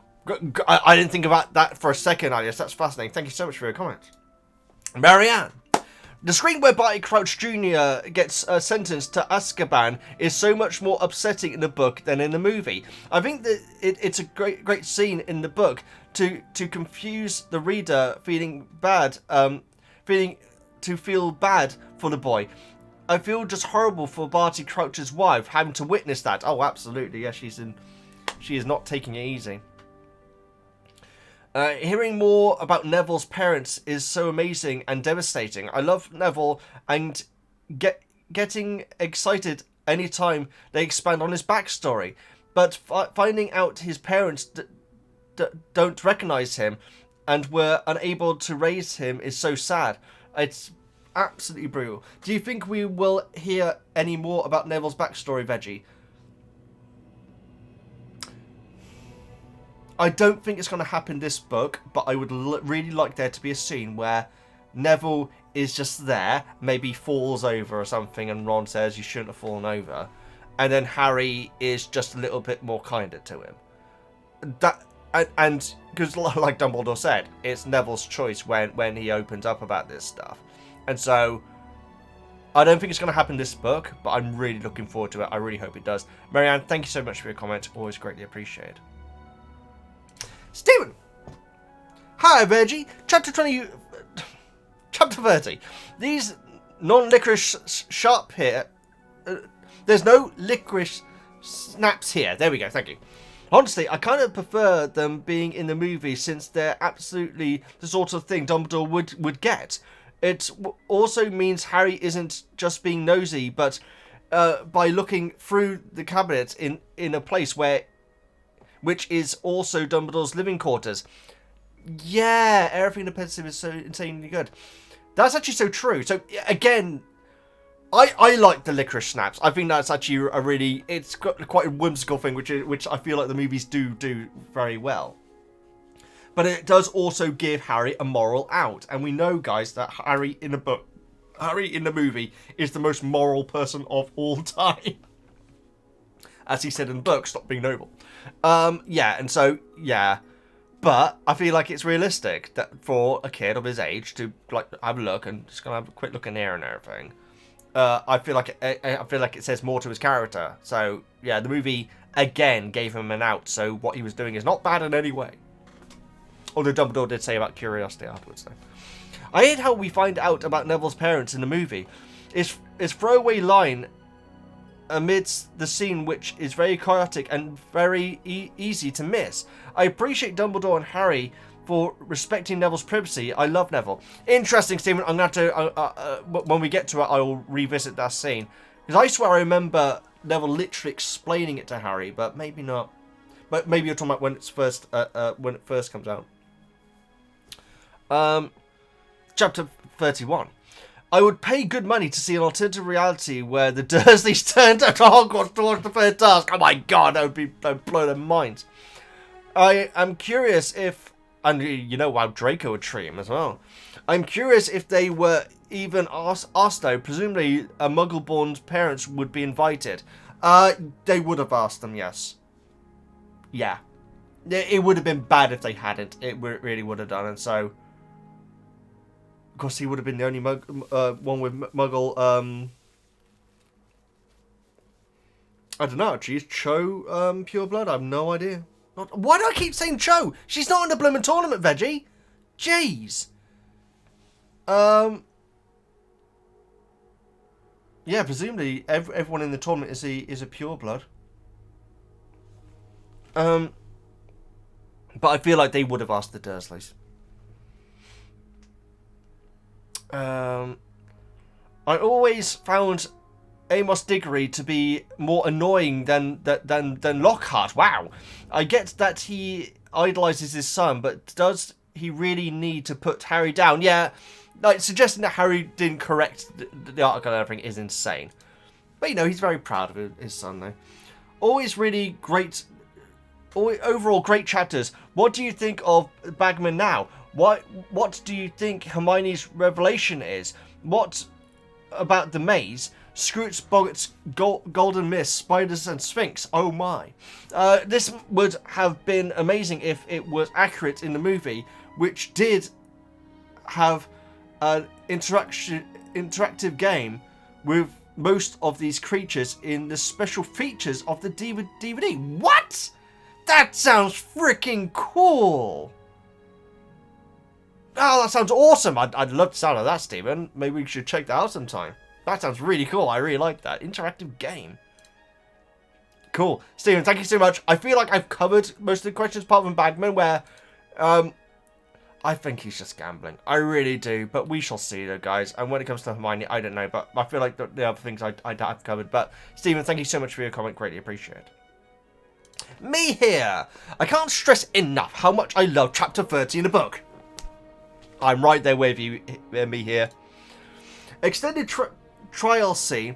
We get context for Crouch and Bagman's relationship and what Winky and Rita were saying about Ludo. Crouch doesn't like Death Eaters and dislikes Bagman for the way he was favoured in the trial. Yeah, exactly. And also, what I keep thinking back to is the fact that it's a serious trial and we're finding out very dark things and very bad things about very bad people. And then a trial which is so ridiculous and so not being taken seriously, even by the accused, that to me, it's frustrating. The fact that it's being taken so lightly. It actually is. And so, God knows what Crouch was feeling.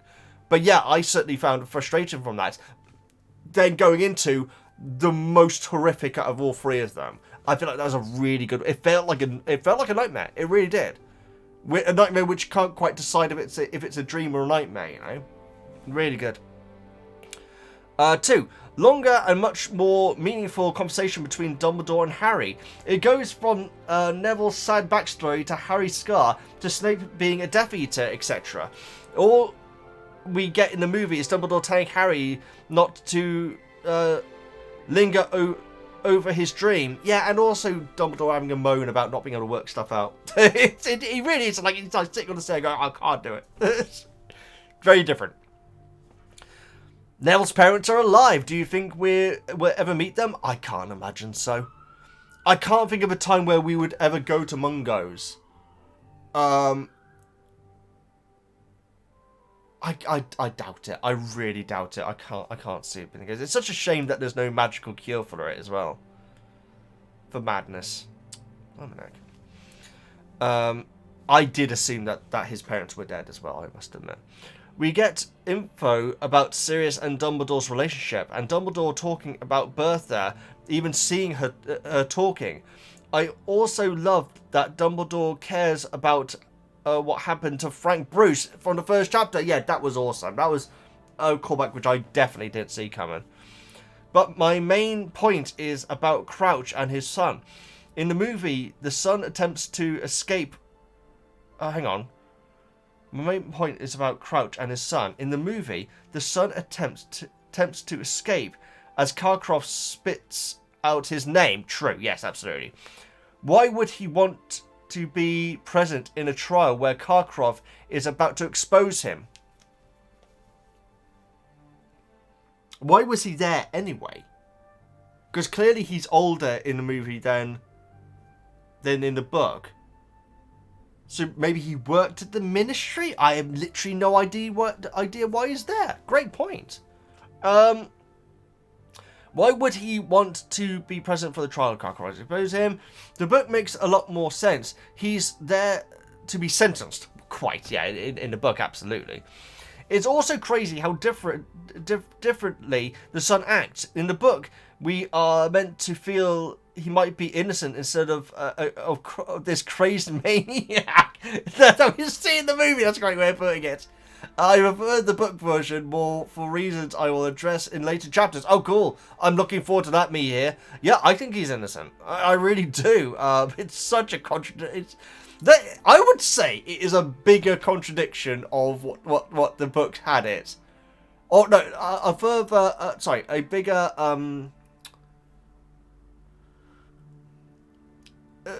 yeah, okay. I think that what they did to Barty Crouch's son in the book is a bigger leap than Dumbledore said quietly. Calmly, I should say. I really do think it is. It's so night and day, and it's purely just so they don't have to... The reason why they did it is to keep the scene extremely short. That's the reason why they did it. And it changed the character so much. Me here, great comment, greatly appreciated. Slimmer, I should say this, guys, and sorry to bring it up at this point, Slimmer, but when it comes to your comments, guys, if you can keep them relatively short, or at least as short as you can, I mean, Slim says might edit, so this might even be an edited down version, but the shorter they are, the more time I can give you my thoughts to them, you know, so if someone else has already brought up a point or something like that, like maybe edit down. If you got like a paragraph about a subject, maybe try and make that into a sentence and everything like that, just to cut it down a bit. So just so these videos can keep flowing, because I want to be able to give enough time to comment on the comments. So if you could keep that in mind in thoughts, that goes to everyone, not specifically Slim, but to everyone. You'd be really doing me a favour, so thank you. Slim, I like how Mr. Crouch and Moody's appearance is used to show the passage of time. Moody loses bits of himself, whilst Crouch becomes more fierce and gaunt. Yes, quite frankly, yes, very true. Wizarding justice is not about evidence, but influence. Karkaroff panics on finding out that Snape is going to walk free. Judging by the company in which Snape's name is mentioned, Snape is guilty of unspecified, possibly violent crimes. Bagman didn't know he was aiding Voldemort, and Crouch still wanted him to be thrown into Azkaban. If Dumbledore hadn't vouched for Snape, would he walk free, even if the betrayal of Voldemort was more widely known? I doubt it. Very interesting. A woman with a thick-skinned, with thick, shining, dark hair, with heavy, hooded eyes, sat in the chair as though it were a throne. Is such a marvelous characterization. I'm guessing. Any guesses who she is? Yeah, absolutely. The fact that she's sitting down as if it's a throne really was awesome, and that made me think, yeah, know exactly who that is. I really appreciate that description. This chapter is where I start to dislike Dumbledore. Harry says that Voldemort's plan is to feed Harry to Nagini, and Dumbledore's response is basically the Jeremy Clarkson meme, oh no, oh, anyway. Oh yeah, I know what you mean. On the other hand, Dumbledore tells Harry that falling asleep in divination is quite understandable. It's hilarious. Yeah, absolutely. I guess what Dumbledore's trying to do is to... Because that is a terrifying thing to tell a kid that you're going to get eaten by a snake. Dumbledore is trying to, like, brush it off as, it's not going to happen. Yeah, maybe that's me giving him too much credit. But yeah, very interesting though. Harry never asked Neville why he was brought up by his grandmother. Is such a teenage boy thing to not do. Oh, absolutely. Oh, absolutely. Yeah. Yeah, I completely agree with that. Sphinxes are extremely interesting. In Greek mythology, they're female, treacherous, and pose riddles. Oh, in Egyptian, they are male, guard pharaonic tombs, and lack wings. Oh, very true, yes. Kind of cool when you consider that this Sphinx was guarding a portkey to a graveyard. Sphinx and Spectre have the same root from the Greek word for squeeze. The more you know. Wow, that's so. Yeah, in a way, the Sphinx is actually doing what it's meant to do. I really like that. Yeah, I love Sphinxes. I really do. Only because like the first video game that we had as a family when I was a kid is Zack McCracken and the Alien Mindbenders, which is a heck of a title, guys. The reason I'm looking up there is because I have a canvas print of the cover art for it. It's huge as well. It's a big old canvas print. Yes, Zack McCracken and the Alien Mindbenders. And in the game, you go all around the world trying to like build a machine, essentially. But yeah, like to solve whatever. And at one point you do go to the Sphinx. You actually go inside the Sphinx as well. Do you have to? I feel like that is a part of the main game. But yeah, I've always had an affection for Sphinxes. Or Sphinx-fi. Was Barty Crouch Jr. innocent? I think so. Or Barty Crouch's son, yeah. Why did the Death Eaters think that the Longbottoms knew about Voldemort's where Voldemort was? That's a great point. That is a very good point. Is Dumbledore the wealthy man who owns the Riddle House? Is Dumbledore the wealthy man who owns the Riddle House and kept Frank on to mind the gardens? Wow. I mean, I haven't thought about that, but that is a very interesting theory. How is Rita doing it? What aspect of the third task do you like the best, besides Cedric, of course? Well, I mean, the thing is, my favourite part of the task is the end where they're having it out. If I got to choose a part of the task, it's got to be the Sphinx. I loved it. I'm with you. I really like Sphinxes. And so, yes, great comments, Slim. Thank you so much. And again, I wasn't picking on some when it comes to like the length of the comic, guys. It just reminded me that, because normally I say that at the start of the book club, and I forgot. So the length for this one reminded me to mention it. So thank you so much, Slim. Josh, who has a bit of a shorter comment, little fly flying around. I'll get it in the garden. It's not in my drink. It's not in my drink. Good. I'm gonna put that on there just so it won't go in there. I'll get rid of it in a bit. Just to clarify, it is not in here. The fly is not here. I would never do that, guys. In a bit, I'll have a break and I'll try and find the fly and get him out into the garden. Josh, the third task is so much more interesting in the book. Any obstacles and interests all the obstacles and interesting tests along the way. It's so good. It's so good, and it really because the first one's danger, the second one is a riddle and danger, and then yeah, I mean they all kind of were. No, the first one wasn't a riddle, was it? No, of course not. But yeah, it was good. It was so good. It was so good. Joe Winters. Hello, Veggie. Hope you're doing well. Chapter 30. What did you think of the introduction of the pensieve here? I think it's way more magical than in the movie. Yeah, I'll be honest, guys. I've never been able to remember the name pensieve at all. In fact, I think it's come up in Hogwarts Legacy, and I'm like, wait, what's the pensieve? As if because it suggested it as in I should really know it. I will always remember the name now after that chapter because it was so good. I think I agree with Dumbledore about Dementors and the Ministry. Dementors are inherently evil and inherently aligned with Voldemort. So giving them charge of dangerous prisoners is insane. That's interesting, the connection between Voldemort. I mean, I guess it makes sense. What did you think of the extreme difference between Barty Crouch Jr. in the book and the movie? I mean, I've got into it, but I loved the movie one. I don't think Mr. Crouch should be trying to sentence his relative. That's crazy. Yeah, actually, that's a good point. He would not be the judge chosen for it if it's his son, in the Muggle world. But obviously, he is the head of whatever it is, and so maybe it's insisted that he does everyone, even if it's when it's his own family, and it shows loyalty, I guess, or one type of loyalty. But I do agree with the sentence for what they did. Yeah,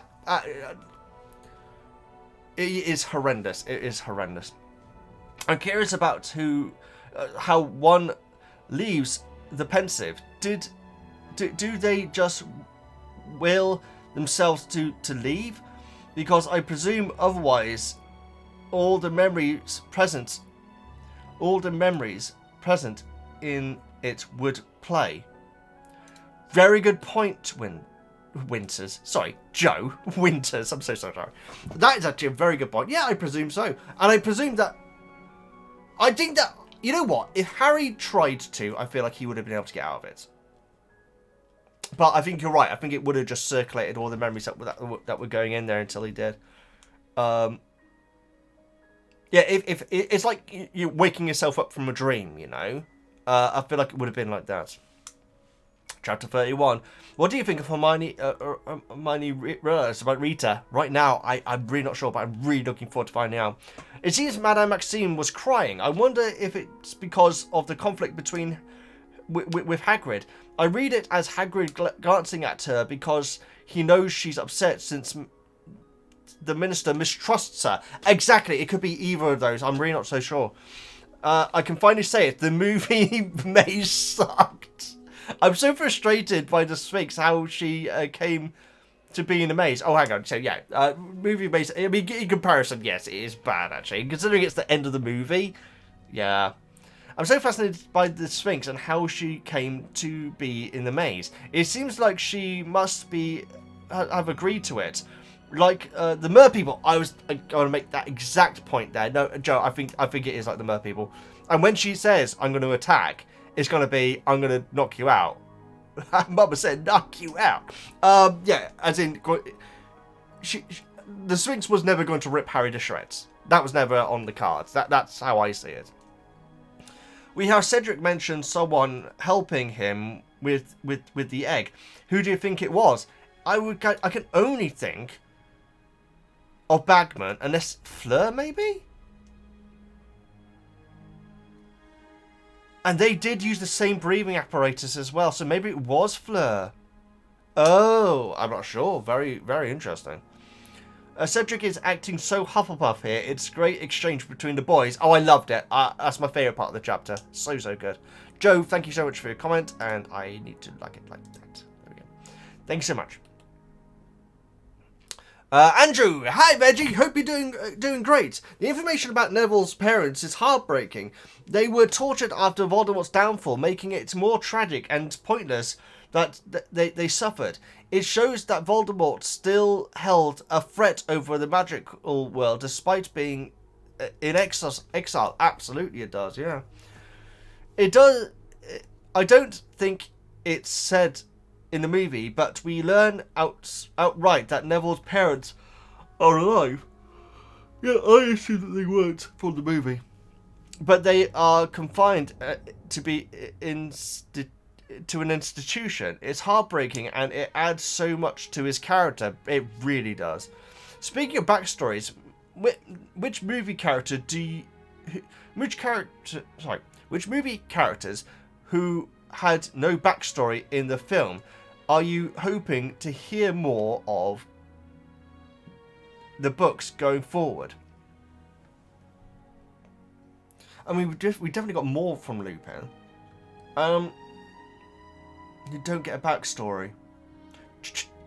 I mean, I'm looking forward to finding out more about Cho, because we really don't know much about her at all at this point. Oh,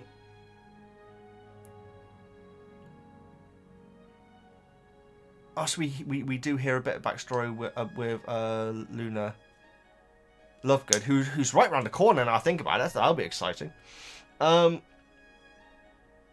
Yeah, I'm not sure. But I'm going to look forward to hearing more, though. Umbridge, maybe? Yeah. Basically all the characters that going. I know it's a bit of a cop-out, but I am looking forward to all of them.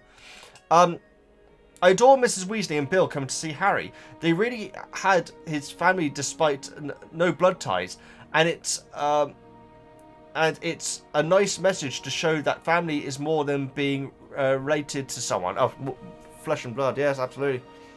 I'm glad Harry had this support before the third task. Also, it seems Fleur is quite interested in Bill. I love this tease, but hate how random it is in the movie. Yeah, it's just like, it feels so convenient. It's all like, oh yeah, Fleur's back. It really did. It felt like, oh, okay, fair enough, why not? But yeah, I appreciate that. She shows up out of nowhere in Deathly Hallows. I feel sorry for the movie watchers who have zero context. It must be quite confusing. Well, Andrew, if you are sorry for them, go and tell them to read the books, quite frankly, because I am thoroughly enjoying this experience. Doing it this way round is great. It really is. For me, Amos Diggory has X-Pac heat. That is a great line. I'm not going to explain it, because I feel like I explained it several times in these book reviews before, but that is a great term for Amos Diggory. You're going to stop reading the books when he shows up. Thanks so much for your comment. Kinsit! Can I just say, I love Molly and Bill. It really just goes to show how much the Weasley family treats Harry like he is part of the family. Even if Harry he doesn't realise he is... realised his family by choice. Let's be honest, if they could get Harry to live with them full time, they would. Oh, absolutely. He knows Sirius can't come, but how could he not expect Molly but how could he not expect Molly to not show? He was just reading. He was... Sorry, guys. He was just ready to leave and go spend time elsewhere. Anyway, although, still hate Molly treating Hermione until Harry makes it clear he is not dating Hermione. That was amazing. That was actually hilarious. And that's such a Molly moment. It really is. Speaking of Hermione, what did she figure out about Rita? We shall see. The maze is so much better in the book. As a movie watcher first, I always found it underwhelming. It's true. It did feel like the weakest out of the three tasks, definitely. Seems lame to me, but the book is amazing. Yeah, in fact, I think even in my reaction, I was like, oh, it's a maze? Okay. It's like, compared to the last two tasks, you know. But the last two tasks, particularly the first task, is so much bigger. You know, it started off hot, quite frankly. Also, backtracking a bit, the trial. I love that Crouch already knew his son is on trial. Then, the way... sorry, guys.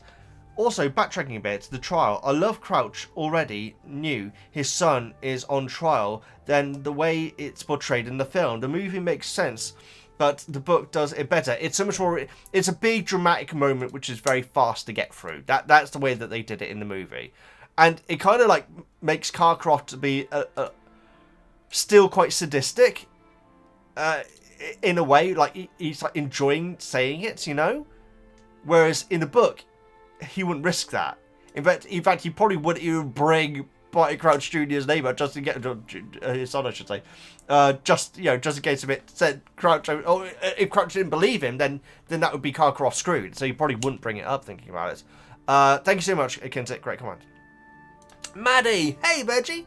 Crouch's son's trial is one of the more intense scenes in the book, in this book for me, especially when it was described how Crouch was shouting furiously while his wife was just sobbing wildly beside him, and his son was pleading his innocence. It really captured a lot of emotion. Yeah, it really did. It got me. It gave me freaking chills, guys. It really did. It was powerful stuff. It was really sweet and heartwarming how Mrs. Weasley and Bill showed up as Harry's family. It's one of my favourite moments. Lastly, the third task in the movie is the most disappointing part for me, because instead of riddles, the creatures, it was just some crazy grass. I love the way you word that. It's just some crazy grass. That's brilliant. That is a good summarization of the movie version. Yeah, Molly and Bill, that was awesome. That was so unexpected for me, at least. Anyway, Maddie, thank you so much for your comments. Florin, hey Veggie. 2 things about chapter 31 this time. Did you, just like Hermione, figure out how Rita does her information gathering? I've thrown out a couple of speculations in the video, but I'm not sure. I'm really not. When I was reading, I didn't, but I probably could have, even with the German translation, which is awkward sometimes. You guys have told me that her name is a translation or something, isn't it? So maybe she is Nana Maggie then. You guys have told me what it is a few times. Very interesting, Florin. I do like the Sphinx. I was surprised that a word riddle that like that was translated. Sorry, I do like the Sphinx. I was surprised that the word riddle like that was translated and kind of worked in German. The part of the riddle was similar too, at least the way Harry thought of it. Yeah. That's cool that it's translated, because obviously you guys have been telling me all the different translation issues that they've had in the past and everything. Thank you so much, Florin and Mortimer. By the way, guys, I know that when it comes to certain comments, like quite often, there'll be like a someone saying is this okay to say regarding spoilers and everything like that. Both were very, very courteous in this. I got someone else to have a look at it and to make sure it was okay and everything. And so I thought I'd mention that just because there are replies being shown and everything. But it all worked out. I really appreciate how we were all able to come to a decision regarding that. So Don, thanks so much for your comment. Howdy doing? Hi Veggie. We have come to the final trial. So imagine reading this book and then watching the film version of the third task. I'm definitely doing the right way around, Howdy. I really, really am. Wow, what a letdown that was. They literally took out everything. They literally did, actually, apart from Crumb going crazy. There is some really cool encounters in the book, and in a book. All we get in the movie are moving hedges. I love these. I love the descriptions. I love the descriptions of you guys saying the movie version. As a Ravenclaw, I really love the Sphinx. I don't really like to compare the book to the movies that much, but it's very hard when, for me, it comes to this one. That's understandable. It really is, and I don't think there's anything wrong with comparing. Obviously, I do it quite a lot. I try to limit to an extent, but yeah, I get it, and it has gotten difficult in Goblet of Fire to not compare. P.S. I was wondering if maybe at the end of the series books, you might do some kind of live round table like discussion for patrons. That sounds cool. I mean, jeez. Oh man, I can't remember what the blooming channel. Okay, this is gonna sound so bloody disrespectful, guys. I'm so sorry, but there is a Harry Potter YouTube channel which you guys have said that me and them should do a collab. I'm so sorry. In the moment, I can't remember the name. I'm so sorry. This is so freaking disrespectful. But around, it would have been around a year ago. The owner of the channel did come forward and say, "Hey, Veggie, wondering if you wanted to do a collab and everything." And at the time, as you know, what's been going on in my real life, guys, it was a very bad time for me. So I really should get going and doing that. But yeah, they did reach out, and but yeah, doing a roundtable with we should do this sort of thing anyway, guys. The problem is that I do genuinely suffer from anxiety, and it's not one of these things of, oh, you just need to get used to it and everything. No, I catastrophize massively when it comes to just talking to anyone. It's bad, guys. It really is. It's life limiting to an extent. And so I would love to, and I'd love to have a word with you guys, but I would find it terrifying. I really would. But maybe we should try and get something going. How are we doing? Thank you so much for your wonderful comment. Just before we continue, guys, I just wanted to give a shout out to Harry Potter and the first time readers. I'm so sorry I couldn't remember the name. I just checked, and it was essentially when my mother was very close to passing away, and so obviously I couldn't do it then and everything. And I do want to, and I feel really bad about delaying it and everything like that, and not getting, not pushing for it in the future or anything.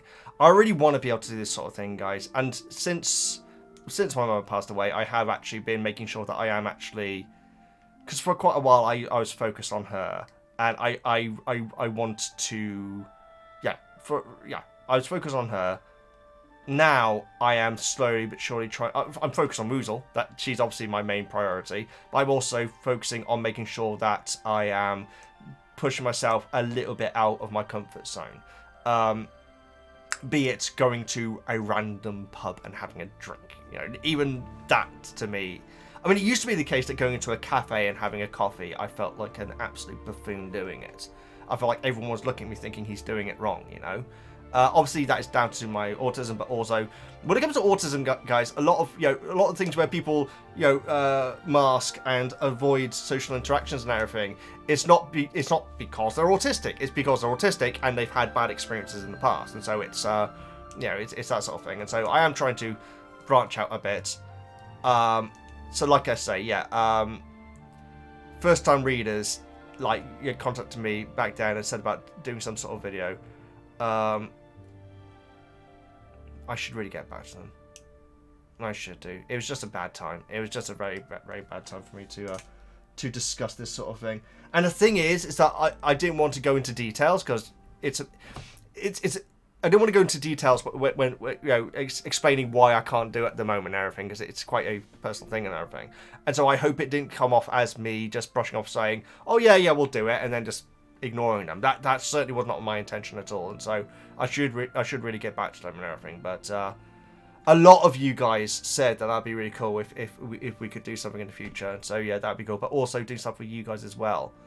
It's been suggested a few times, guys, about doing stuff with you patrons and everything, and I love the idea. I just find it absolutely terrifying, and that's something which I need to get over. And so shout out Harry Potter and the first time readers. But yes, how are we doing? I thought I'd mention that because it's something which I hadn't just completely forgotten about. It's something where where I feel guilty about having to say I can't do it at that point. Anyway, thanks so much. How we're doing? Great idea, and maybe we can brainstorm some sort of idea for doing something. And it doesn't have to be at the end of the series. We don't have to wait all that time. I mean, what we could do is every now and then. So I'll go and re-listen to the Philosopher's Stone, and then do some sort of thing randomly about that with you guys. That might be quite cool. Or maybe we could live stream it. Maybe. Any ideas, guys? Let me know any ideas in the comments. That'd be greatly appreciated. But sorry about the little tangent there about my RL and everything. But I really don't want it to feel like I was just like ignoring them, because I really wasn't, guys. I'm scared. I am scared of doing that sort of thing. I genuinely am. I feel like me admitting that I'm scared of doing certain things is a big part of something which I've been working on with myself. Like, when I was young, I was absolutely scared of going into pubs. I just was. And it's something which I think I just was telling my brain that I wasn't. And so, to try and overcome it, but that just never worked. And so now I'm actually able to admit that I was actually scared of doing it.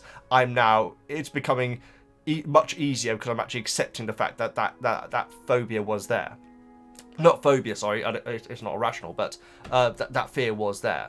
And so, yeah. Anyway, this is now Psychology with Veggie. Let's get back to the book club. So thank you so much for your comment. How are we doing? Margarita pizza. I think I might have pizza.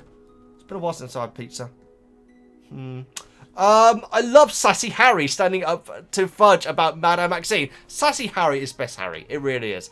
But what a dark chapter. Barty Crouch Jr. is so much younger and more frightened than in the movie. Oh, it's night and day. If you hadn't seen the movie, do you think you would have believed he was guilty? No, I think he's innocent, even with the line where he says, "I didn't know." I still think that there is some level of innocence. What would you have thought of Crumb using the unforgivable curse? And also, it's so interesting that we don't know where Crouch is at this point. We still don't. Yeah. Oh god, it's crazy. What are your thoughts of Crumb using an unforgivable curse? Well, because it's in the movie, I do feel like maybe he might be being controlled. But if that is just Crumb being Crumb, that's obviously completely unacceptable. It's also pointless. So Avada Kedavra would have killed Cedric straight away, would have eliminated him from it. But like Stupefy, why did he stupefy? It's not like Crumb has good experience with Stupefy, so he should. Why is he using the unforgivable curse? That's so odd. Why is he using Crucio? What's the point? What's it leading to? Is he gonna make Cedric go mad? Or is he just gonna use Crucio until he doesn't, and then Cedric's gonna get up again? I don't understand why he's doing it. It's such an odd choice of a spell. Considering how many spells there are that can stun or push people back or knock people out and all this sort of stuff, why use Crucio of all things? No idea. Absolutely no idea. My name is actually Margarita. I'm sorry. I did not know it was I didn't know that it was a name. That's cool. Margarita. By the way, hence the nickname. That is a great nickname. I had a good laugh during the last book club. Much love to you and Wizards. Yes, thank you, Margarita. No, maybe you say that you knew. Yeah, greatly appreciated. And I hope when I say Margarita, it's not. I hope it's coming from a good place, because I genuinely didn't know that it was a name. But now I look at it, of course it's a name. It really is. So I've always associated purely with the pizza, but now I look at it, that absolutely is a name which goes beyond pizza, quite frankly. Margarita, thank you so much for your comments. And thank you so much for that info as well. That's great to know. Liking it like that. If I ever forget to like a comment, guys, it's not a reflection on the comment. It's just that I forgot to do it. Right. Right. Digo! Oh, it's time to... I need to take Rouge Light for a walk in a second. These chapters really show what a good egg Harry is. Like the phrasing. He definitely goes to defend Madame Maxine in front of Fudge, and he also clears up the misunderstanding with Hermione to Mrs. Weasley as soon as it comes up. That is so true. Now with Fudge, he's had such experience with Fudge where there's no authority with Fudge with him. Yeah, because he's had many times interacting with him, and so that was really cool. The fact that he calls Molly out was awesome, and I agree both the cases are signs of Harry being a good egg. It's not very vegan though. I know some people think Mrs. Weasley. I also like the fact that I'm the only one who ever calls him Molly. You guys always call him Mr. and Mrs. Weasley, and I love that. I know some people think Mrs. Weasley's behaviour is out of character, but personally I think it is really nice detail that shows that even she is not even she's perfect and could be fooled even though she should know better, as we again see what she's telling Amos earlier in the chapter. Yeah, it's so true, so true. One thing I always say, guys, is that everyone is biased. Everyone in the world has some sort of bias. If you don't think you do, you do. There you go, just put it like that. And so I think it's absolutely on brand for Molly. I do. Yeah, I'm looking forward to seeing any comments say that it's out of character, because I actually don't think it is. Very interesting. The Weasleys being considered Harry's family and being invited to watch the third task is just the sweetest thing. It really is. Lastly, you know that Hermione is seriously worried about Harry's safety if she's willing to sacrifice studying time to help him prepare for the third task. It's so true. But also, I do feel like she's almost... She doesn't joke. Ron's our joker, definitely. He jokes all the time, but I do feel like Hermione was joking there. I think that, and I think it's actually a really good joke as well. There you go. Thank you so much for the comments. By the way, guys, with this new layout of the replies and everything, if I ever do miss out a top comment, I'm so sorry, but it is a little bit distracting. But I feel like we're doing it okay so far. So Woozle has decided to join us. Very nice. Hello, monkey. She and I went on... Okay, so we went back to Watership Down. We went to Watership Down for the first time this summer, which was wonderful. Absolutely gorgeous. And my brother and I decided that we would go for the autumn walk as well. He's a big autumn person. I admit I'm a summer person. I really am. And he decided that he would set out the route this time. Well, not set it out, but he would choose the route, because it's a route that has been placed by locals to go around all the different areas. Like Efrafa, the place where Bigwig leads the fox, and so on and so forth.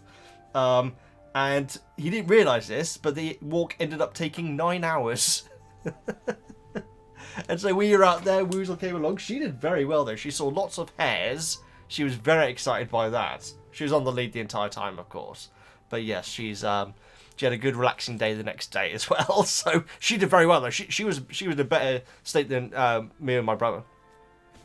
Anyway, let's continue. Gaffnor, greetings. Oh, by the way, Josh is another one who also gave feedback on the 2-chapter, 3-chapter shenanigans as well. So thank you so much, Josh. And anyone else who has done as well. Chapter 30, silly Dumbledore not securing the magical exposition dumping properly. That's a pretty way of putting it. It's an exposition dump, Harry. That is brilliant. That is absolutely amazing. But I get the feeling that he wanted Harry to see it, maybe. Maybe. How fast can Dumbledore read? A caretaker... I guess what it is that Harry has been brought into this... to this crouch thing more than Dumbledore would have wanted him to, and so maybe he wanted him to have more context to what's going on. Maybe. Dumbledore doesn't make mistakes. That's what I'm saying, generally. How fast can Dumbledore read? A caretaker gone missing can not be more than a passing note in a local paper. There has to be hundreds of them. That is actually a really good point. Yeah, Gaffnor, that, like you say, local, I mean really local paper, because it's essentially a guy who died. Wow. That's actually, well, there you go. Maybe he has house elves to skim through all the other bits that don't matter. But yeah, very interesting. Although the commentator earlier on said that maybe Dumbledore was the one who owns the house, and in which case he would get the local paper there. So that would actually solve that. But great point though. We finally find out what happened to Neville's parents. The movie just said they suffered a fate worse than death. Really, I think I'm muddling up Cho and Neville here, guys, which I think is probably the first time anyone's ever done. There is a scene where I thought that Neville was explaining what happened to Harry, but maybe I'm thinking of the Cedric scene with Cho. I don't know. I'm looking forward to finding that, though, guys. It's gonna be fun rewatching the Order of the Phoenix again, I must admit. Do you have any idea as to what Hermione thinks she's figured out? We shall see. Because I'm a nerd, I need the maths. So I'm going to put an S on the end of that, Catherine, because we say maths over here. Halfway by chapter count is chapter 6 of Order of the Phoenix. Oh wow, really? If we keep this pace, we'll be done in 4.7 years. Well, it's very possible that we could change the pace. Maybe I could get these videos out faster, but it's been very difficult. I need to get movie reactions back up and going. I need to get going with the Buffy the Vampire Slayer edits. But there's no reason why we can't change the pace of Veggie. That's so fascinating, though, Gaffnob. And that's chapter-wise as well. And obviously, those are going to be long chapters in some of them. Great comment. Thanks so much, Gaffnob. Karen. Hi, Veggie. Long time since I've been able to comment. Life been hectic, but in a good, fantastic. I'm delighted to hear it, Karen. Good hectic is hectic good. Put that on a t-shirt. I got a bunch to catch up on. These chapters really add so much more depth to the story and character development. Oh, they really do. And the problem is, it's impossible to not compare to the movie. It just is, guys. I feel like with previous books, it has been. In fact, I feel like in Azkaban, people were saying that I was doing a bit too much. In Goblet of Fire, it is nigh on impossible to not compare it to the movie. And so yeah, Karen, thank you so much. I'm glad that things are up. Thank you so much. Lizette. Hi, Veggie. Just a short loop back to the beginning of the book. I theorised that Dumbledore might have been the one to buy the Riddle Mansion and keep Frank on. You said, pardon me, you said you didn't think Dumbledore would care enough about a Muggle to do that. Did I really? Okay, I'd like to hear the way I worded that, but yeah, I mean, I can't stand by that point. Let's read on. After hearing about how Dumbledore seems to be the only wizard to care that Frank has disappeared, do you feel that? Do you feel that way?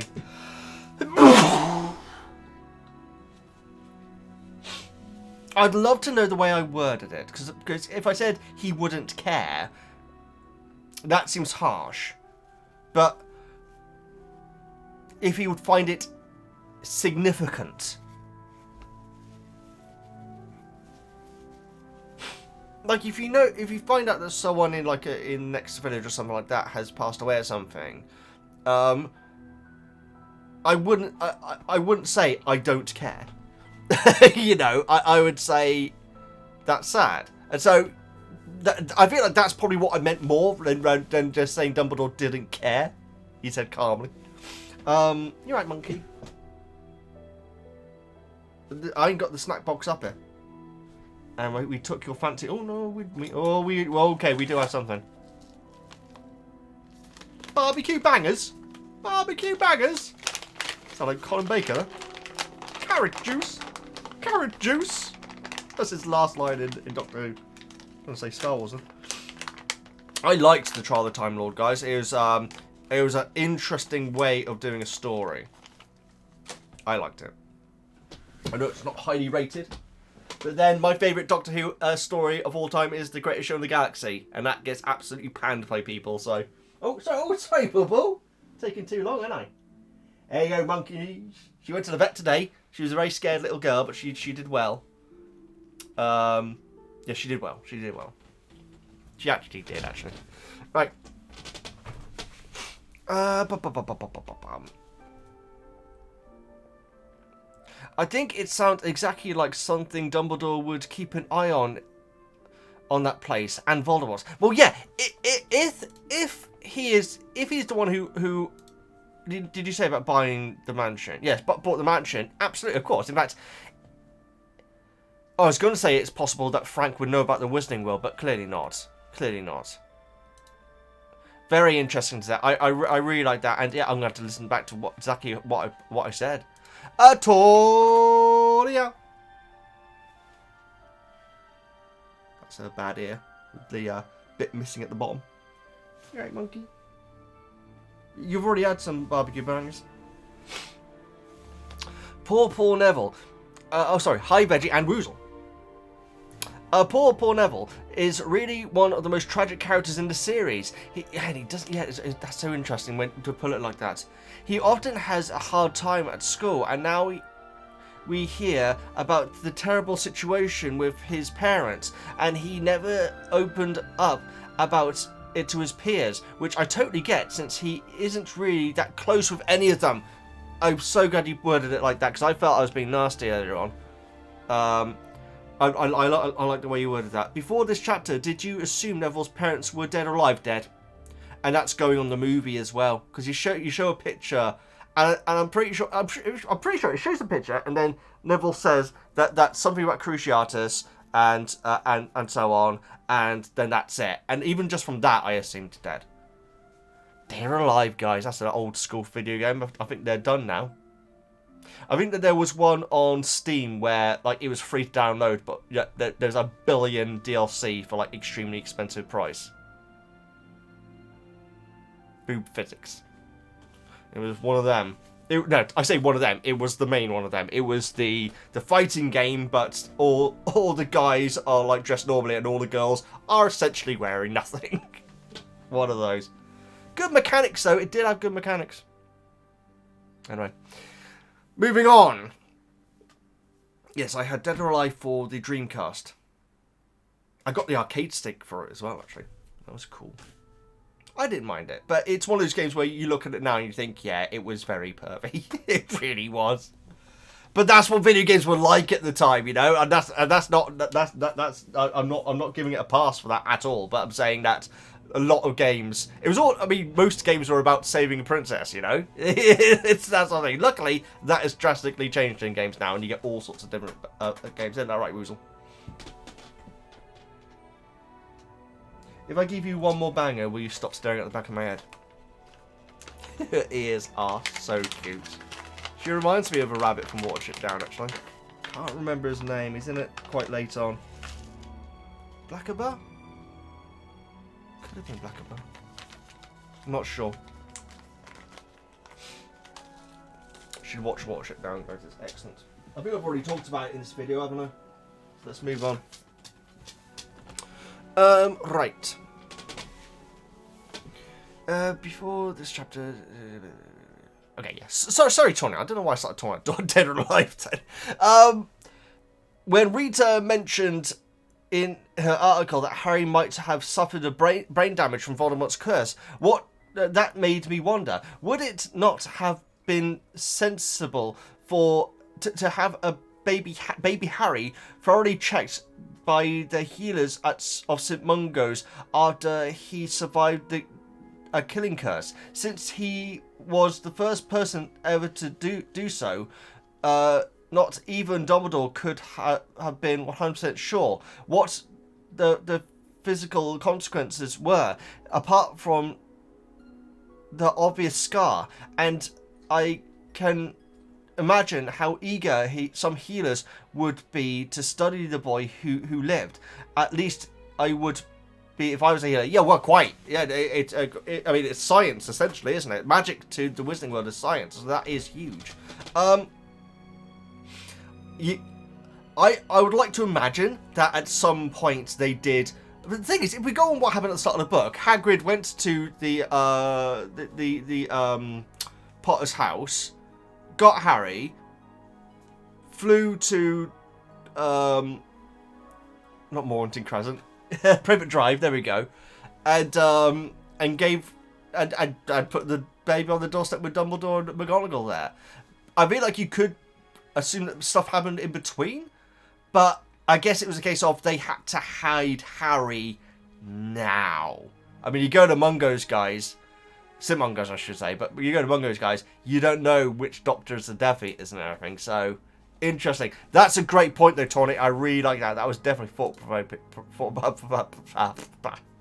was thought-provoking. It's thought-provoking. There we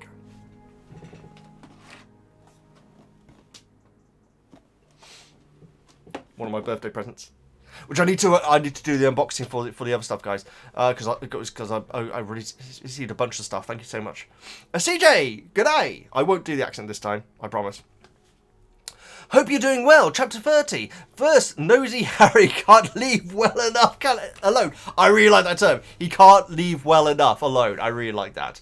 He literally stuck his nose in. That's what the chapter should have been called. Harry sticks his nose in it. That's amazing. I really like that. My mouse is running out of battery. There we go. He really did stick his nose in. That's amazing. I wonder if Karkaroff has ever heard the term snitches get stitches. Amazing. But I guess he's going to get stitches from the Dementors, isn't he? In a sense. He was probably really banking on the fact that Voldemort was gone for good when he sold out the other Death Eaters well quite, and hence why he's very worried now. It made me laugh when Harry told Dumbledore he fell asleep in divination. Pardon me, ironically.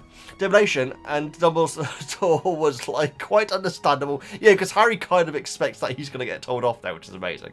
Chapter 31. Ron's prejudice coming through again about Madame Maxine. So true. And I feel like it's... oh god, it's so hard to say. I feel like it is a prejudice that you can understand why he has it, not what. Yeah, why he has that prejudice. There we go.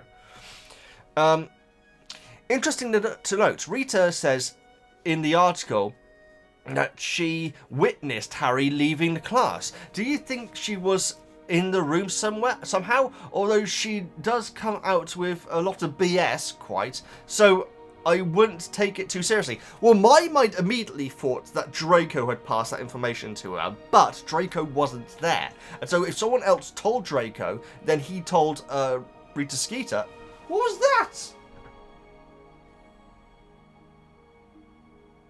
I hope that was your stomach, Woozle, not your bum. I just said that. Like that. I've got to be in here for at least another hour recording this. You're such a pretty noodle. She liked those hairs. Good girl, monkey. What a good flimsy noodle. What a good monkey. Good. I do have to be careful that ear, actually. Sometimes she does get a little bit of a pain from it. Right. I'm sorry, CJ. I think you just made a really good point. Oh yes, yeah. So I think that my initial thoughts went to. I mean, as soon as I saw Draco talking, I thought Rita, but it seems like there may be something more to it though. Were you able to figure out the Sphinx riddle? I was, and surprisingly quickly as well. I was actually very pleased. I didn't, but I was also 9 when the book came out. So I'll give myself a pass. Absolutely, CJ, definitely. I love hearing about how other languages handle the riddle in translations. Love from Japan. What is wrong with... Why did I say Japan? Love from Australia. CJ, I'm so sorry. Not too far away from each other. Because there was... I don't know if... CJ, I don't want to stereotype, but I don't know if you ever watched Neighbours. I think the Neighbours became more popular over here than it was in Australia at one point. But there was a theory that when Harold Bishop went missing at sea, he swam to Japan. That was a theory when I was a kid. I don't know why he didn't just swim to Australia, but there was a theory that he swam to Japan. I don't know why I said Japan though. That is so odd. Australasia, of course. Okay, sorry, CJ. I have to apologise to CJ each time now. Thank you, CJ. Great comment. Really appreciate it. Seriously. Annette! Others have said most of what I needed to be mentioned for Chapter 30, so I'll skip to Chapter 31. But greatly appreciate it. Chapter 31. I love how perplexed Harry is when McGonagall calls him to the room where the champions' families are waiting. When he sees Mrs. Weasley and Bill, they're there to act as their family. It's so heartwarming. It really was. It was such a it's like a yes moment. Like, yes, that's really, that is such a great moment. The Weasleys are so good in the book. They really are. Also, we see where Bill first meets Fleur.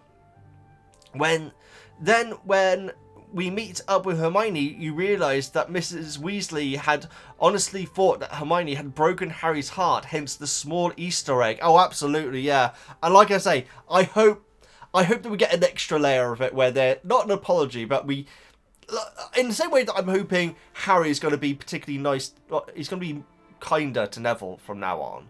I really hope that Molly is more doting to Hermione. But then again, Hermione does her parents, so it's not going to be at a Harry level. But yeah, that is excellent. Thank you, Anna. Thanks so much. Good comment. Janny, hi, Veggie, poor Neville. I swear that the last few started with poor Neville. No, not the last few, but poor Neville. Yeah, we got a few guys starting with poor Neville, which is not a problem, guys. It's not a problem at all. Please continue as you are. That's amazing. Poor Neville, having parents who don't recognise their children must be terrible. Yeah, and terrifying as well. I don't blame him for not telling anyone. He really isn't that close with anyone at school. Exactly, that adds such an extra layer to it. On the other hand, wouldn't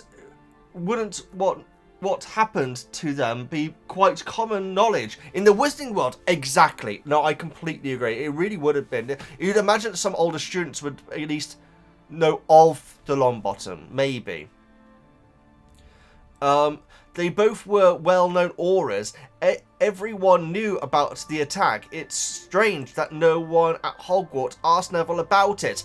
Well, Janny, I expect that at least Malfoy to make fun of him about it all the time. Okay, that is a great point. Janny, that is actually a great point. I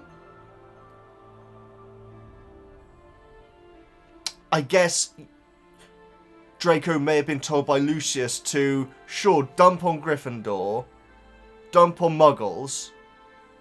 If you start bigging up what the Death Eaters did, that's gonna lead back to me. So maybe that's what's going on there. When it comes to the other students, I don't. How can you bring it up with Neville? So you say, oh yeah, sorry about your parents. It's brutal.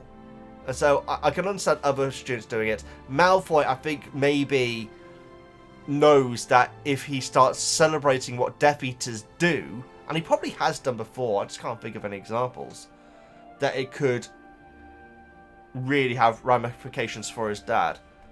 I love that Mrs. Weasley and Bill came to see Harry before the third task. It was so nice of them. Also, I like how Harry calls Mrs. Weasley out for the way that she treats Hermione. I so respect him just doing it on the nose. Seriously. Again, nosy. I love the fact that Harry stuck his nose in. That is amazing. What do you think would happen if Cedric wasn't so noble and took the cup first? I presume it would work exactly the same as it. I don't think Harry's touch would have changed it. So I think that he would have gone, and not much Cedric-wise would have changed. Let's put it like that. Oh, God, it's gonna suck, guys. I really like Cedric, but you know, we're completing his story. That's one way of putting it, right, Monkey? I don't get the I've only really noticed it fairly recently, guys, that some people really dunk on Hufflepuffs, and I really don't get it. And like I say, it's only been recently that I've noticed it. Like a podcast I listened to, there's a big Harry Potter fan on it, and he was like you know, mocking. He actually went to the studio tour, and he was like saying, who would buy Hufflepuff merchandise? Like, people that are Hufflepuff. I don't know. Who cares? Who cares? Who cares? Great comment, Janny. Yes, it's gonna be. I think it would have ended the same, just minus Harry, and of course that would be bad for Voldemort. A lot of planning up the Swanee, presumably. I don't know if that's. I'll have to look up that term. Yeah, I'll look up what that term actually means. There is a Swanee River, isn't there? Yeah, of course there is. Amberon, hello, Veggie. What a description of the pensieve. It looked like a light turned liquid. or water turns solid, and when bending over it, the silver substance turns transparent. It looked like glass. That is excellent.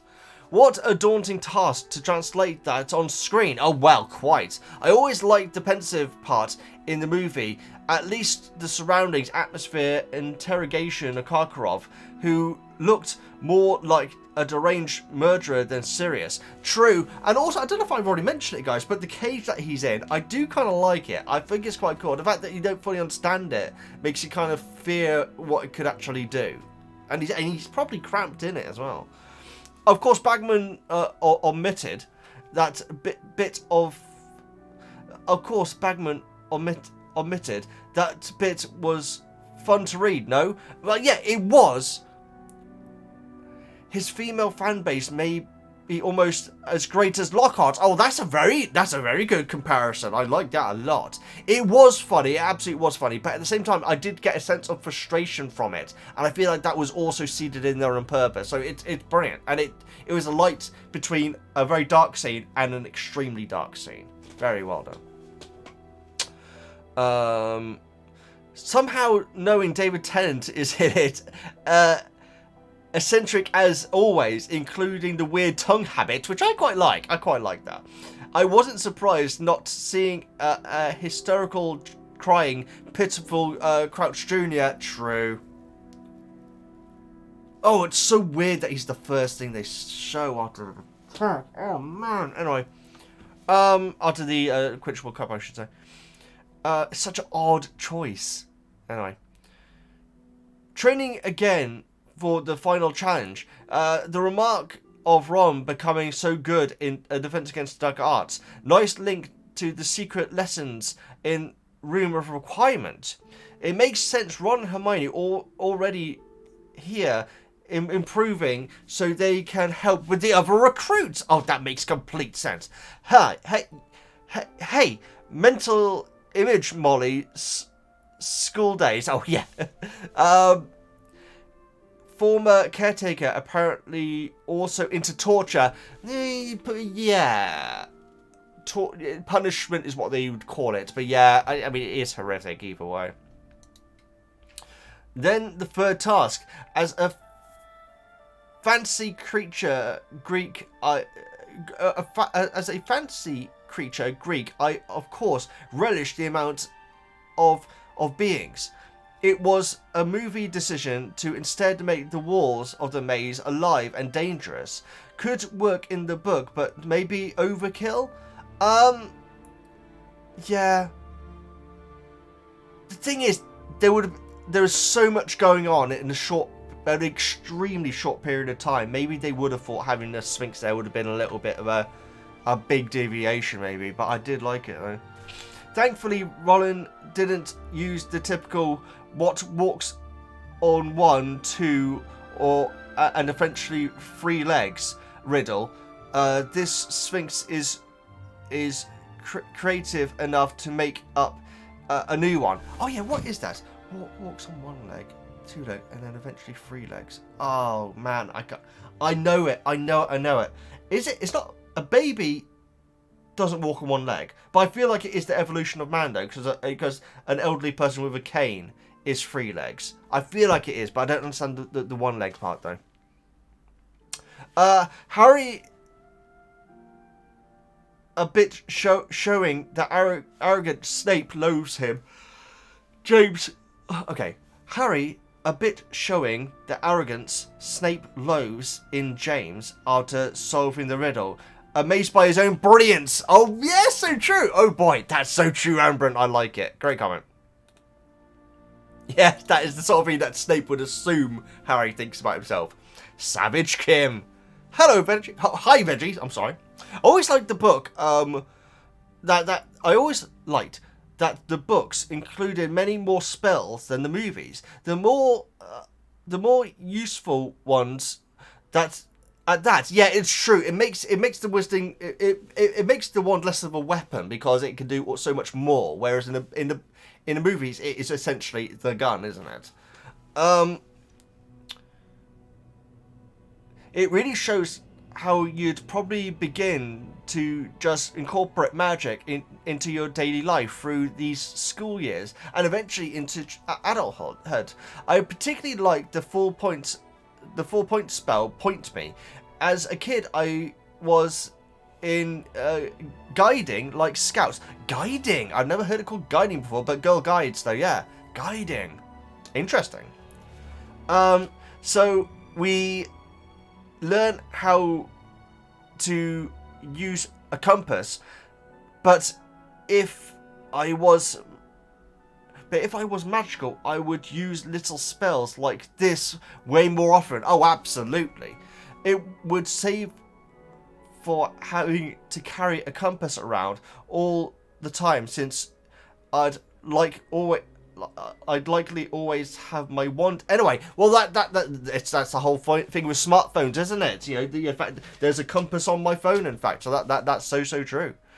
What useful spell would you like to use? One that you've read about already, or one you think they should have you to use? No spoilers about ones that might get mentioned later. Just wondering your ideas. Hope you're well. Thank you, Savage Kim. I mean, the summoning charm is awesome.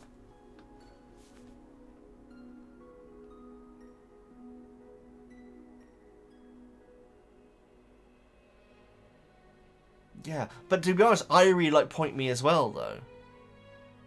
And obviously, Lumos and so on. It really is like a smartphone, isn't it? Great comment, Savage Game. Thank you so much for making it. Q! Hello, Veggie and Woozle. The scene in the book in which Harry and Cedric decide to take the cup together is so powerful. Could not agree with you more. I love that they both are being selfless and noble about it, but also that they clearly both really want to win. Yeah, exactly. They're kind of having a go at each other as well. It would be far less effective for either of them to not care about it. Really intriguing. Real integrity is doing what is right even when it's hard. Even when no one's there to judge you. Well, that's actually very true. Obviously, the other contestant would judge, but I don't think that Harry would go back to Gryffindor Town and said, yeah, my leg was cut, so he took it. Yeah, I don't think he would. I feel like he's probably just earned a lot of respect from Cedric's respect, which it just isn't there in the movie, in my opinion. Even when you have more than the movie allots, 2 scenes to think and discuss, because it's an important character scene that makes for more emotional impact than a couple of yells in a whirlwind of evil leaves. I love these. I love the descriptions of the final task. But I'm not here to criticize the movie. I'm staying positive. I appreciate that, Q. I appreciate that. I also really love Harry's thoughts when he falls asleep about sympathy for Neville and the fury at Voldemort. The way he felt support for the people who were applauding the life sentence in Azkaban of the Death Eaters, before remembering that one of them was barely an adult and died a year later. Yeah, it does say that it was a shuddering reminder when he thought of it. Really brings home the tragedy of the situation. We don't know if he was guilty or not. The wizard court system seems incredibly corrupt. Well, the thing is that it is suggested that his name was potentially given by the Longbottoms, because they did give evidence, and so it's very possible that he was innocent. But then again, he did say, I didn't know.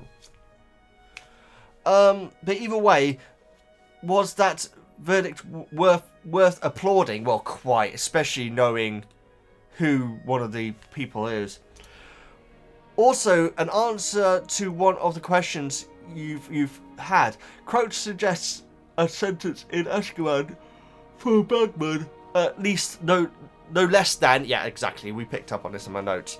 So there are Azkaban sentences that aren't life. Yeah, that still throws me off, Q, but yeah, that line was appreciated by Crouch, I must admit. Thank you so much for your comment.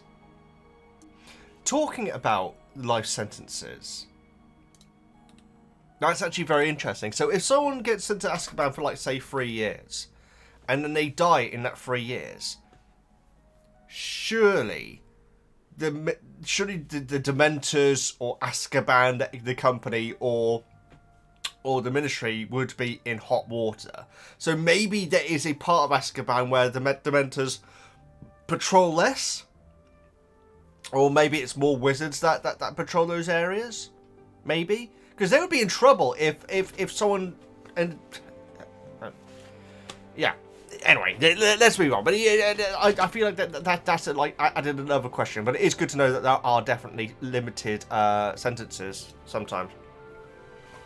John, I'm currently rereading the books, and I'm on Goblet of Fire right now. I haven't gotten to these chapters yet, but from what I remember, there's a lot of stuff in these chapters, and in the book in general, that either doesn't appear in the movie, or is changed in the movie from how they were in the book. Oh my, I mean, that is pretty much the title of Goblet of Fire, but yes, I still enjoy the movie, guys. I still enjoy the movie. Dumbledore and Harry talking about Neville's parents, for example, was left out of the movie. Absolutely. The third task is a lot different in the book, and so was the first task. Absolutely. The second task in the movie was the most faithful. That's true as well. In fact, it really was. It did a good job to the book, but even that had some differences. Yeah, like it turning out that the Mer people are all quite friendly, lovely chaps and quite enjoying the whole thing. I loved that. But it definitely was the most faithful, I agree. Molly and Bill aren't seen in the movie at all.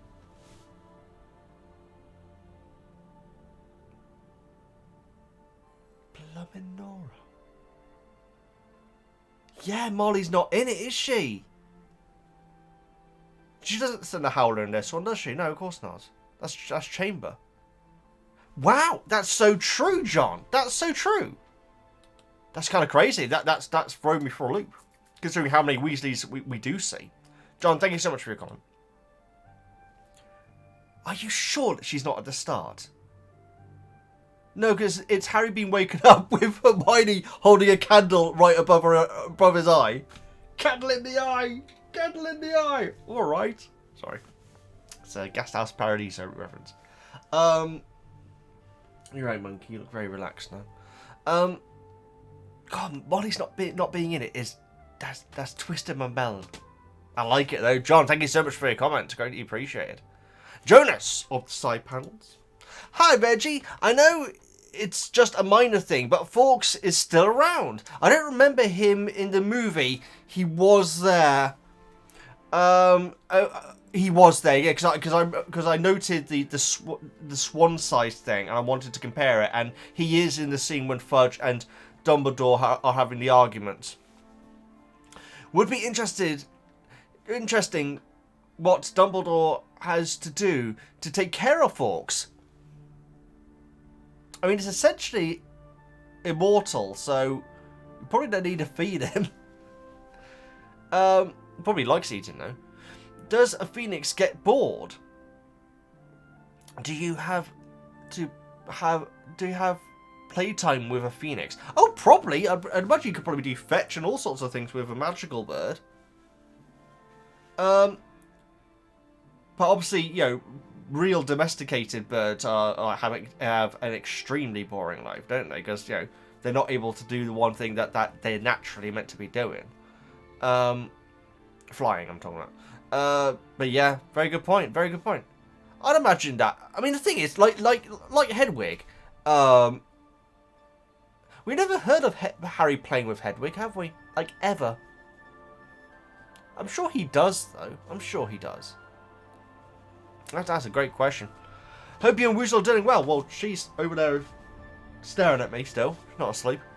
And I'm here doing this, so I'm doing great, Jonas. Thank you so much for your comment. Grace. Hi, Veggie. If no one knew the names of the Death Eaters, it would be a lot easier for there to be spies and even double spies like Snape. They're so true, and also, you know, worrying who is and isn't around you as well. The McKinnons. In the Marauders era fandom, Marlene, sorry. Some of you will get that reference. Marlene. McKinnon is actually a primary character. Oh, very interesting. Ludo's trial just goes to show you how fame can impact how people are viewed, especially when it comes to justice. Oh my goodness, yes, absolutely, and that's why I found it frustrating. You know, despite the fact I didn't want Bowman to go down, the fact that the trial was literally not being taken seriously about such a serious thing, it was still funny though. Also, I have a very sad headcanon about Neville and his parents, but that will come later. Oh my goodness gracious. I'm looking forward to that. Goodness gracious. Ignore me. Amos is getting really cheeky. That's one way of putting it. I don't think Molly would put it that way. Also, I never realised how much older Bill is to Fleur. Like 5 or 6 years. Wow. Weird that Mrs. Weasley is criticising Mr. Diggory. The only way I can think of Diggory is think Cedric before it. Diggory, considering that she did the same. For 5 or 6 years older. Yeah. I mean, I guess at this point you could say it's a kind of crush, maybe? But yeah, I guess it's like another, like, maybe 2-3 years before they get married? 3. Yeah. And the Molly thing, I feel like is purposely in there to show, not double standards, hypocrisy. And Molly is being a hypocrite here. I love Molly, and this isn't me, you know. I've said some stupid things about Molly in my time, guys, and I apologise. But here, I feel like it's actually great because it's really exposing the fact that even people that we like are going to be susceptible to some things. Absolutely. Have a great day, Veggie and Woozle. Also, happy late birthday. Thank you so much, Grace. That's very, very kind of you. Thank you. Boom. I'm a little bit worried that I'm missing comments. Oh, I didn't like Jonas' comment. I know that Jonas keeps an eye on the track sometimes, and so I don't want to make him think that I missed his out on purpose. Hang on. Yeah, okay. Yeah, it's just a little bit confusing now that the replies are there, but I'm pretty sure we're keeping on top of it. No DMs this time. I've already checked that. Thank you so much for the kind messages. I've received some very kind messages over the last month, guys, so thank you so much. It really means the world to me to read those sort of things. It really does. Hi, Veggie. Sorry, where's my wand? Here he is. Don't mess up the camera. Hi, Veggie. Chapter 30. I like how Dumbledore is described as speaking calmly in his explanation of Snape being a Death Eater, but in the movie, he shouts again. Connor, you be... Ah. To be fair, he is talking to the room, but he is talking with purpose as well. So I think shout is probably a fair word. That's actually a great point. I didn't pick up on that. Amazing. He's certainly not talking calmly. That's actually very true. I don't believe I didn't pick up on that. I like how the movie blended all 3 trials into one scene, with Skeeter present and Karkaroff giving evidence on Barty Crouch. That's actually so true. It killed 3 birds with 1 stone, as they don't say. Yeah, I like it. I might watch some Gaiken no Uzuki tonight, Woozle. I haven't watched the Batsu games for a while. Anyone know what I'm talking about? Let me know in the comments.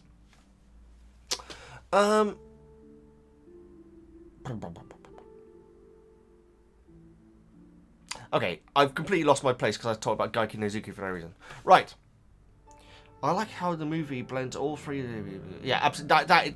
Okay, Connor, you've made 2 great points already. This is just selfish. Greedy, I should say, not selfish, sorry. It's interesting that Dumbledore reads the Muggle newspapers. Absolutely. 31. How is Skeeter getting the information? Hermione seems to have worked it out. What do you think about it? I'm on the fence still, unless Skeeter is an Animagi. But the hair thing is throwing me off, guys. It really is. This is an object. Could it be an object? It wouldn't be something that's on Hermione.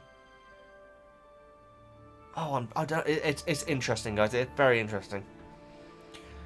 I love that, and also she's kind of giving her game away by saying that she saw it happen. She's like the Riddler here. She's like kind of giving away her position. I love that the Weasleys came to support Harry. It shows that they see him as family. Oh, absolutely. I can't wait to see the 3rd task on the TV show. It sounds so exciting. Yeah, that's going to be fascinating. And you'd imagine the episode will end when they touch the chalice. Chalice, trophy, cup. I've been calling all different things today, haven't I? I found Harry trying to work out the riddle quite funny. Yeah, it's true. I do like it. Okay, so spy. No, that's not my answer. That was great. Thank you very much. And also you say, that is amazing. Which I did just now. Simon! Wild! I was absolutely livid. I know. I don't even have to think about it. That line lives rent-free in my head. I love it. Rowan Atkinson. The other guy. Oh, I always forget his bloody name. But he was in Princess Bride. And the oh god, and the woman. That sounds so bad. I can't remember her name either. Mel. His name is Mel Smith, and her name is. Was she the one who was married to John Cleese or not? I get a little bit confused by that. So there's a show, guys, called Not the 9 O'Clock News. I'm very glad about how quickly I got this one, Simon. It's a sketch show. And one of the most famous sketches in it is an explorer on a chat show, like Parkinson sort of chat show, being interviewed, and he's like an explorer who works a lot with gorillas, and he's brought along one of the gorillas that he worked with, and like he captured him. And like and like he's not an expert, he's more a scientist, and he's like assessing it and trying to train the gorilla to do things and everything. But the gorilla, who was Rowan Atkinson dressed up in a gorilla suit, is like sitting here with like crossed legs and everything and like that, and he talks with like a perfectly posh voice and everything. It's a great sketch actually. I need to rewatch it. It was actually really funny. It was not on camera. Sorry, baby. I should let you do that. Sorry. Gotta lick a bum then. And so, yeah. There's one point when, like, the scientist and the gorilla start to get under each other's, skin and everything. They start to get quite annoyed during the interview. And the scientist, like, says, okay, when I caught, I can't remember his name. But he says that a group of gorillas is called a flange. And that was made up. He made that up completely. And many people after this sketch thought that that's what a group of gorillas was called, a phalange. What was the gorilla's name? It was like Norman or something like that. I can't think what it is. But when I caught Norman, he was completely and utterly wild. And the gorilla said, wild? I was absolutely livid. It's great. Ah, man. Good sketch. That's going back a while. I hadn't seen that for a long time. Wow. Good stuff, Simon. Right. Regarding the last book quote, cockroach clusters are from Monty Python's Crunchy Frog sketch, which may or may not have another Harry Potter reference in it. I don't know that sketch. Wow, fascinating. The thing is with Monty Python is that the great sketches are fantastic. Some not so great sketches as well, but yeah, that I don't know that sketch at all. So quite a different pensieve scene. than the film. A lot less dramatic, and you get a nice bit of character building for Karkaroff, Bagman, Crouch, and his son. And you also know the actual fate of Neville's parents. Yeah, absolutely. I mean, yeah, dramatic is the way you could describe the movie version. Absolutely, that's the one word you could put it. And it's still good, but my God, the book version is so good. With Mrs. Weasley's reminiscence about her time at Hogwarts, I can't help but wonder what the Hogwarts version of behind the bike sheds would be. Well, God, what a blooming... Bertha Jorkins, the vision of Bertha Jorkins that we see in the pensieve, says about the boy, we actually don't find out what his name was, kissing with Florence, I think in herbology or in the greenhouses or something, so maybe that's the equivalent. In the same chapter there. Oh no, next chapter, the chapter before. What was the name of the gorilla in that sketch, Weasel? It doesn't matter. It's really odd that Rita Skeeter is in the movie, as she has... Oh, sorry. Try again. Oh, hang on. I've just skipped over a bit. Regarding the third task in the film, all I can say is we were robbed. Quite. It's really odd that Rita Skeeter is in the movies, as she has no actual plot purpose. I think I'd have preferred them to keep the blast-ended Scrooge subplot instead, at least then we could have had something in the maze. I think that she was a useful effigy's the wrong term, but a good target point of what the Daily Prophet is. So it was useful to know that that's what the Daily Prophet is kind of like, you know, no scruples sort of thing. Also, I feel like they chose the right actor. She is excellent in everything, and I feel like she was great as Rita Skeeter. The Blast in the Scrooge would have been a lot if they'd kept on revisiting it. I don't know. I'm glad they kept Rita in, but I would have loved to have the Blast End of Scrooge in there as well. Simon, great comment, great quote as well. I appreciate it. Okay. H. Hi, Veggie. They do not recognise him regarding Neville's parents. Is one of the saddest lines in the whole book series for me. Well, yeah, I can understand that. And, you know, jeez. I mean, I've never lost anyone. I've never had a loved one who had dementia, I should say. Yeah, it must be a very terrifying feeling. The description of Hermione's behaviour while realising something about Rita Skeeter is really funny to me for some reason. Oh, for some reason. I sometimes act things out like that myself when I'm trying to concentrate really hard on something. I sometimes act things out. Is the hair significant? I don't know, Woozy. I feel like there's been a clue dangling in front of my head and I just have not noticed it. Thanks again for hours of fun. No problem, H. Thank you so much as well for being a part of it. I like it. I like it a lot. Harry Potter. Hi, Veggie. Having read the series many times, it's sometimes hard to remember when we and Harry actually learned things for the first time. I'm pretty sure that this is the first moment we learned that Snape was a Death Eater. It was. I'm sure it was. I'm absolutely sure it was, Harry, because I remember when it came up, I remember thinking, one of my notes was, this is a huge moment in the books. And in the movie, I mean, the fact is, it would have been weird if Dumbledore said... It would have been weird if they made a bigger thing in the scene of Snape's name getting called out in the movie. But it is a absolutely huge moment, though. I'm surprised by how little reaction Harry has upon learning this. It is a combination of Harry already suspecting it and a complete trust in Dumbledore. True. And you're talking about the book here, aren't you? As in, he believes Dumbledore wouldn't vouch for Snape unless he was 100% sure Snape had left the dark arts completely. Now, this is very interesting, Harry, because... Oh, sorry, monkey. So, Ron...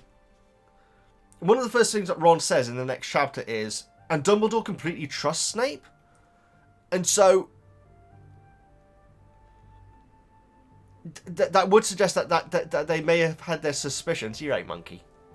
They may have had their suspicions.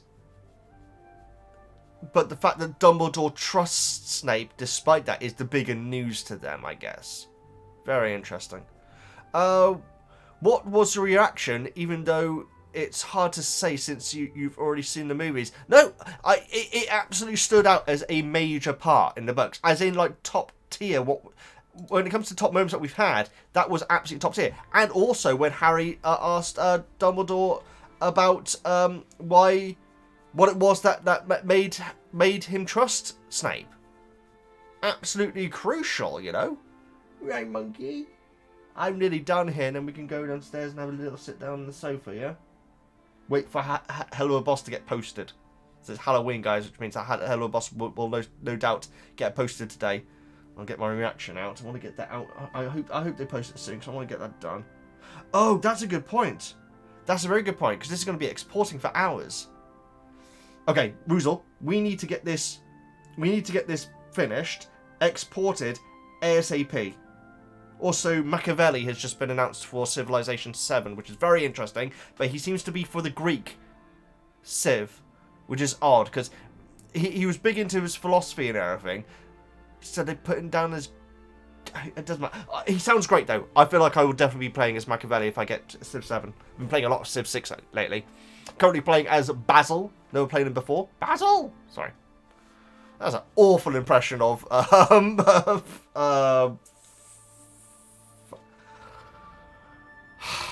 the wife on Fawlty Towers. There you go, monkey. Right. Great comment, Harry Potter. Thank you so much for making it. Rachel. Hi, Veggie. In chapter 30, an Augustus Rookwood is mentioned. He must be descendant from the recent Victor Rookwood in Hogwarts Legacy. I am so glad that you got their names. I'm so glad you got their names, Rachel, because in my head, I was wondering earlier on, well, hang on, they could potentially be the same one. I mean, we do have wizards who live for a long time. But that long, that's quite a lot. That is quite a lot, actually. No, think about it. It's a hell of a lot. Yeah, so, yeah, anyway. Well done on getting the names, though. I appreciate that.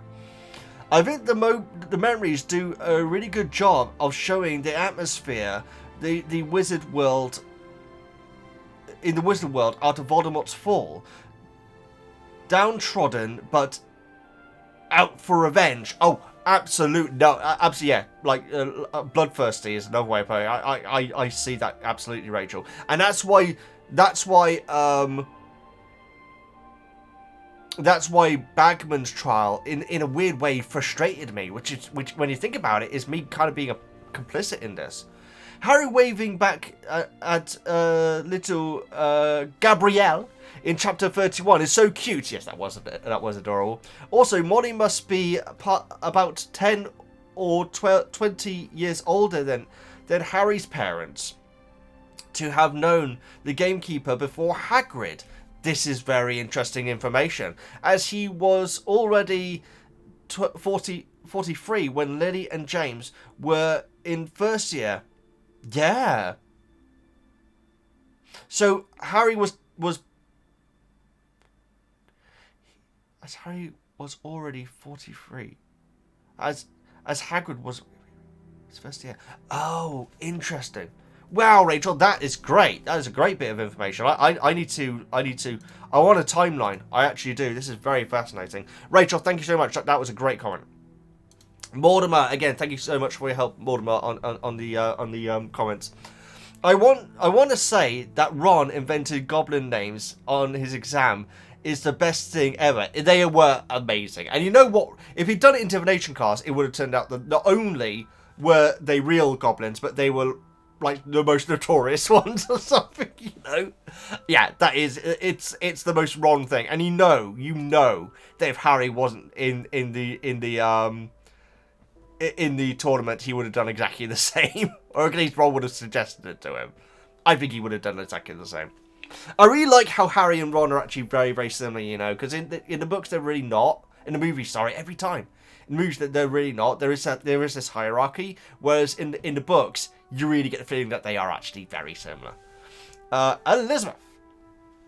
Happy Halloween, Veggie and Woozle. Perfect timing. Out of all the magical objects we have discovered so far, the pensieve is one of my favourites. It is very cool. We've learnt a lot of objects as well. Having the means to perfectly recall events from your life would be an incredible gift. However, I wonder if there would be a caveat, like the mirror of erased. I always struggle to say that still. Do you think some extent Dumbledore meant for Harry to discover the pensieve? That is my headcanon, absolutely. Yeah, the mirror absolutely has a real downside to it. And also the mirror isn't practical, that's all about emotion. Whereas I'm sure that pensieves are used all the time for emotional reasons as well. But they are a extremely practical thing. In fact, I guess what you could do is have someone in a court at the back just watching, professional, maybe in a booth, sitting there, and then at the end they take their memory out and put it into a bank, and that can be referenced for legal reasons in the future.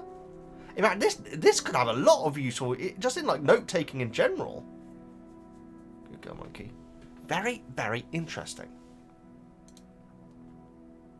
Also, couldn't they take the memories out of Muggles instead of having to mind blank them? Probably not. Probably not. The third is famously the worst adaptation of the task in the movies, yet so action-packed in the book.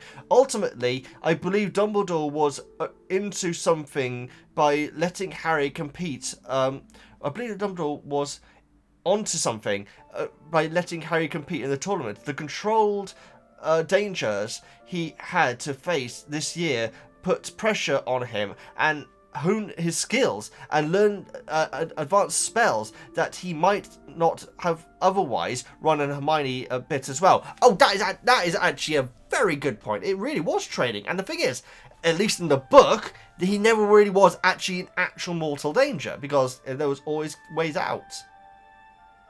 I like that a lot. It's training them up. It's training them up. That's so cool. The Golden Trio needs to be competent if they want to defeat the Dark Lord one day, especially with our next events against the Dark Arts teacher, guys. Because we know that she ain't teaching them that much. Elizabeth, great comment. Thank you so much for making it. Hit that like button. Raider Max of the summaries. Thank you so much, Max. The pensieve is top 5 chapter in the series for me. Absolutely love that one. Oh, I tweeted out. I actually tweeted out. I finished my notes on it, guys, saying I absolutely loved this chapter. It really hit me. It was so well done. I loved it. Max, thank you so much for your comment. Greatly appreciate. How many more have we got here? That's a long one. Oh, it's Howard's back. That's nice to see him. 1, 2, 3, 4, 5. 5. Let's push on through, Woozle, because we need to get this video exported before Hell of a Boss gets posted. Oh, God. Thing is, thing is, I don't do it, so I can't really complain. But I wish these more professional channels said what time their videos were coming out. Oh, well, it's fine. It's fine. The reason is because I need to get a reaction out as soon as possible, guys. That's my thing when it comes to those sort of things. I like to get them out fresh. Liz, like the comment? Hi, Veggie. Just a quick edit to my previous book club comment. When you read it out, I was cringed when you said I laugh at people. I definitely didn't mean that. Just meant I find it funny when people assume Harry only knows Imperimus. Both of these are two of my favourite chapters in the book. Oh, Liz, okay, I'm sorry if I think I may have misinterpreted what you're saying there. I'm not 100%, I can't quite recall. I need a pensieve. I can't quite recall exactly what it was, but yeah, sorry about that, Liz. Yeah, it's things can get lost in translation, so I'm sorry if I pulled a face or whatever.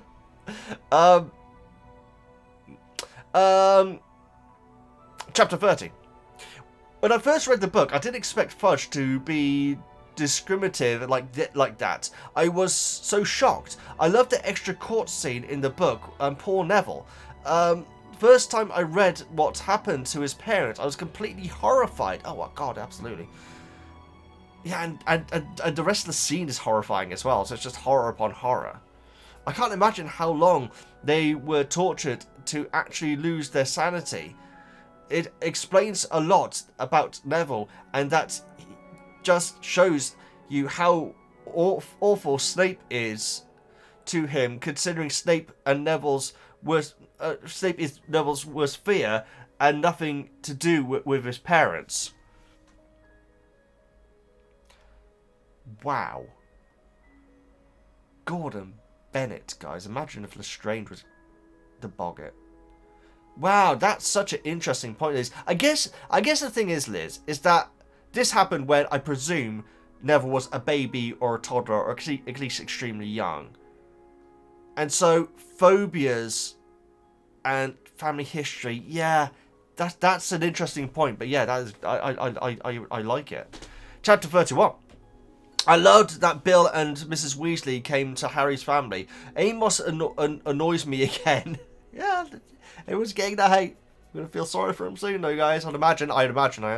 Mrs. Weasley should listen to her own comment about Rita Skeeter, aka the Witch Wiki article. So glad that Harry rectifies Hermione's reputation in Mrs. Weasley's eyes. That's a brilliant way of putting it. The third task is so awesome in the book. My favourite part is the Sphinx and that blooming siren. The Sphinx, and I always impressed Harry was able to figure out the riddle. It's so cool. Yeah, there's something just about Sphinxes, guys, that I just love, and so I'm all on board with it as well. Perhaps the maze was the reason for the blast in the Scroots lesson. Lol. Maybe. But I don't think so. I feel like it was, oh, well, blasting the screw in there. Or maybe Harry just wants to wash his hands of it. You know, it's because it's gone so out of control. Yeah, I don't think it was, but it's a very good theory though. I like that at all. I like that a lot, sorry.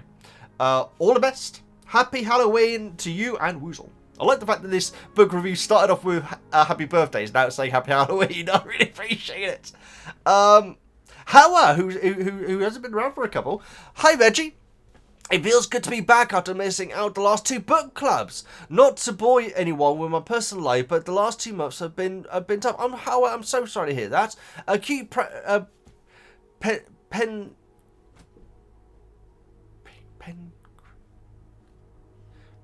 Oh my goodness! I want to say this word right. Pancreatitis. Sorry about that, Howa. I did want to read out incorrectly. Is something I don't wish on my worst enemy. I'm hoping you're feeling better, Howa. That sounds bad. And as soon as I got better, I caught a bad case of COVID, which I'm still recovering from 3 weeks later. I fully admit I'm feeling a little better. I fully admit I'm feeling a bit sorry for yourself. You have every right to be, Howa. Bless you. But enough about me. It's lovely to see you back. The pensieve court scene is so important in regards to Severus Snape. First of all, did you notice how Karkaroff tells us about the crime of every DE he names except for Severus? Dolholv tortured people, Tavers murdered somebody, etc. But when it comes to Severus, Karkaroff's only accusation is that he was a member. Yeah. I was going to say didn't he pass information, but no, that was Rookwood. That's all. He doesn't report any crime Sirius committed. Why? Probably because there's nothing to report. Maybe, or maybe it's because when he said Snape, it was fairly soon for people to say he's already been cleared. Whereas with the others, he had more time. Maybe not. Also notice how Karkaroff brought up Snape as the very last name when he was desperate. Talk about scraping the bottom of the barrel. Fair. You would lead with your biggest one, which is why the movie version, if you're desperate to not go back to Azkaban, you would lead with your big one. Which is why in the movie it seems odd that he does he delivers with that last one with such gusto, All of this tells me Sirius never was very active or zealous Death Eater. 2. It confirms Sirius left Voldemort and joined the Order before Voldemort's downfall. That means before Lily's death. That's very important. Sirius turned away from Voldemort when the latter was at the height of his power. But came to as a spy for the Order, knowing putting himself in mortal danger. This tells us so much about Sirius's character. It shows us his immense bravery, his selflessness, but also his determination to bring down Voldemort. It shows us he sincerely regrets ever joining him. Now compared to Sirius to Karkaroff, Malfoy and the others who denounced Voldemort only after his downfall, when he was beneficial for them. Yeah, and they would say that, some of them would say that they were under his control as well, didn't they? You could say Sirius turned away from Voldemort before it was cool. I like that. I like the way you put that. Even more impressive when you realise Sirius was only 20 years old when he was switching sides and became a spy for the Order, which also means he didn't have been a DE for that long. Oh, Death Eater, of course. It's even possible it was just a few months. I personally think that Sirius Snape started wondering what the hell he had gotten himself into shortly after joining Voldemort. He's not exactly DE material. He has always been a bookish academic and not a thug. Tom Riddle wasn't a thug, was he? Well, what we know from him. And he was into his books as well. I'd say that he has more to do. Snape has more similarities to Tom than he would say Crabbe and Goyle and everything like that. And also the people at the World Cup and everything. So yeah, interesting. Running around in a mask doing Death Eater stuff is so out of his character. Howard, love to see you back. I'm so sorry that you've been so unwell. It comes in twos, doesn't it? These sort of things. But Howard, I hope if you're still recovering, get well soon, and you have every right to feel sorry for yourself. So don't worry about that. Maria. Hi, Veggie. I missed the last book club, so I'm excited to be back. I was very proud of myself for figuring out the Sphinx riddle almost immediately. Okay, I wasn't immediate. It did take me a couple of listenings, but it was a good feeling, though. Although I am not sure if I actually figured it out or just remembered the answer from your childhood. Well, the thing is, in a way, it's almost a... Is it a warning for the next part of the maze? No. I mean, maybe. I mean, it's a coincidence at least. This is the first time I'm reading a book as an adult, so I was kind of surprised to realise how bad the wizard justice system is in chapter 30. It seems like they all about who you know and who your friends are, as opposed to the evidence and the present arguments. Yeah, which is what really made me think about my previous statements about the Wizarding World regarding dates and everything, regarding the Daily Prophet articles. I feel like there is just an ignorance amongst wizards, which makes them almost childlike in a way. Maybe, I'm not sure. But then, like, again, the Dursleys are like that as well, so... I know we're dealing with Death Eaters here, but I still seems very biased and generally unjust. Yeah, I mean, that's... we've heard it before about how, you know, the wizard folk changed, you know, the ministry and everything changed because of all this happening. You know, who can you trust and all that sort of thing. Also, I love that Sirius sent a good luck card. Good luck card! Thank you, Maria! I was wondering what that card was. I couldn't think what it was. A good luck card with a paw print in it. It's adorable. It's so adorable. It is a bit sad that he couldn't come to the castle as Harry's family, but it was so heartfelt to see the Weasleys there as well. Absolutely. Yeah, that would have been a bit of a giveaway if Sirius Black is just standing there. Love it. Thank you so much for your comment, Maria. Nice to see you back. We are down to the last 2 comments, and I will do a quick refresh to make sure that we are done. Katic!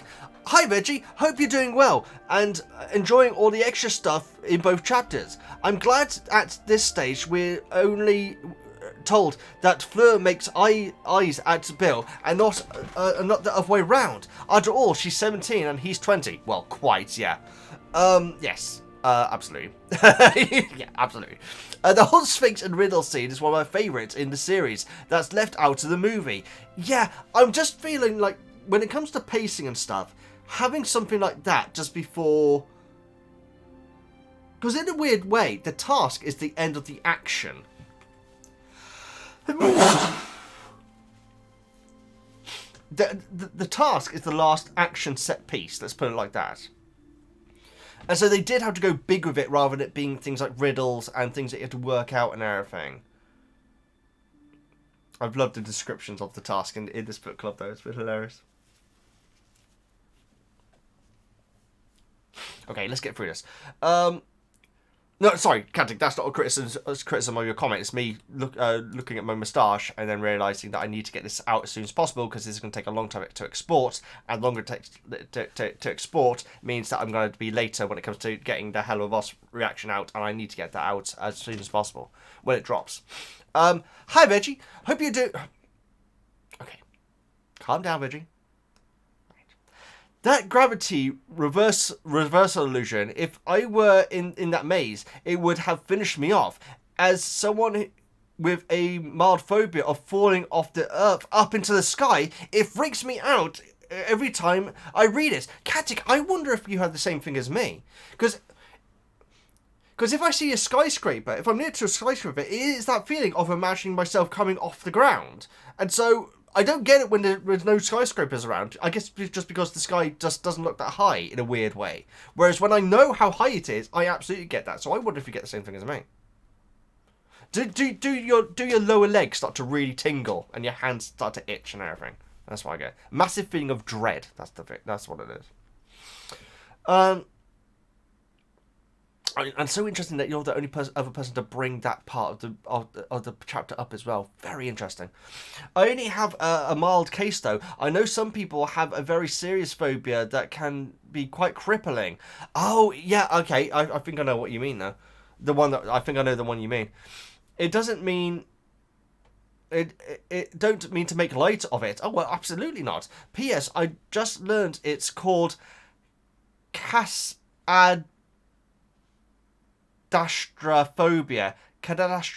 Fall to the stars. Wow, that's an amazing word. Cadastrophobia. And I appreciate the capital letters to help me pronunciate it there, Katic. That is greatly appreciated. Wow. Cool. I wonder if it is similar to what I have. Katic, great comment as always. Thank you so much for making it. And it's a nurse thing who appears to be the end, the last commenter. I should be able to check via my email on here.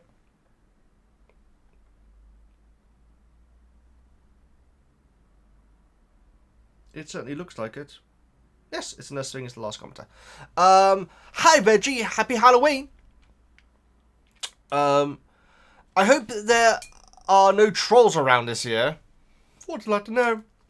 Once again, so much good stuff packed into these chapters. I really like the pensieve scene. Oh, you and me both.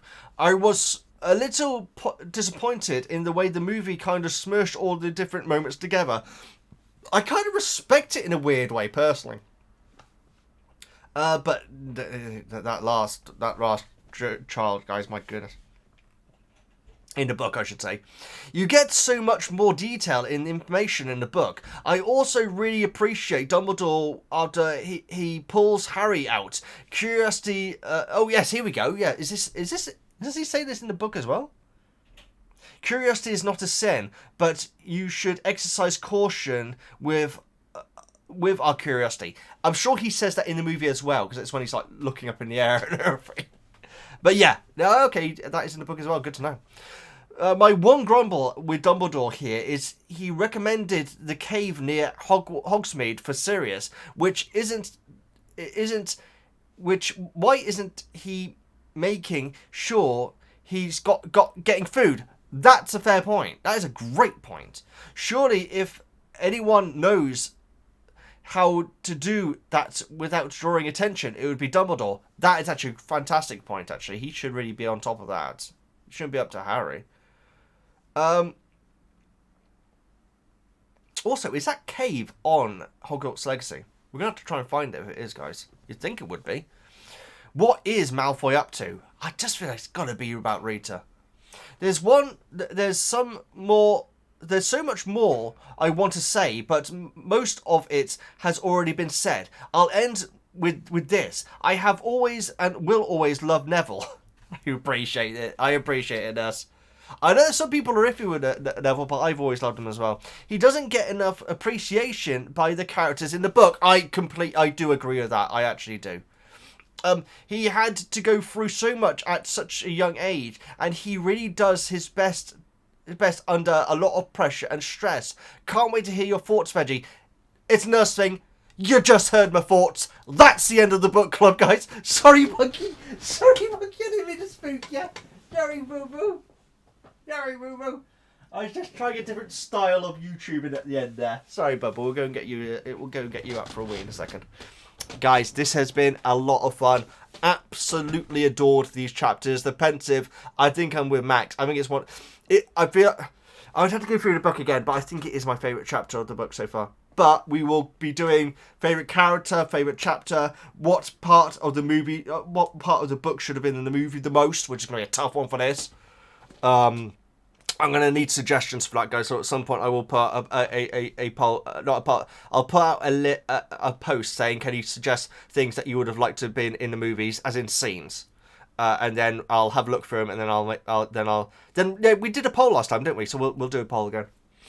But guys, this has been a lot of fun. I'll go and mark this Harry Potter book club as closed. It will say closed at the start there whenever it's completed. And yes, I'll get you the next one soon, guys. But this has been a lot of fun. Got through it. And yes, thank you so much for being a part of this, guys. It is, like I say, I've received some very kind messages over the last few weeks, and I really, really do appreciate it. So thank you so much. Please subscribe, all this stuff. I'm VEGGIEGamer, and I'll see you next time. Putty puff!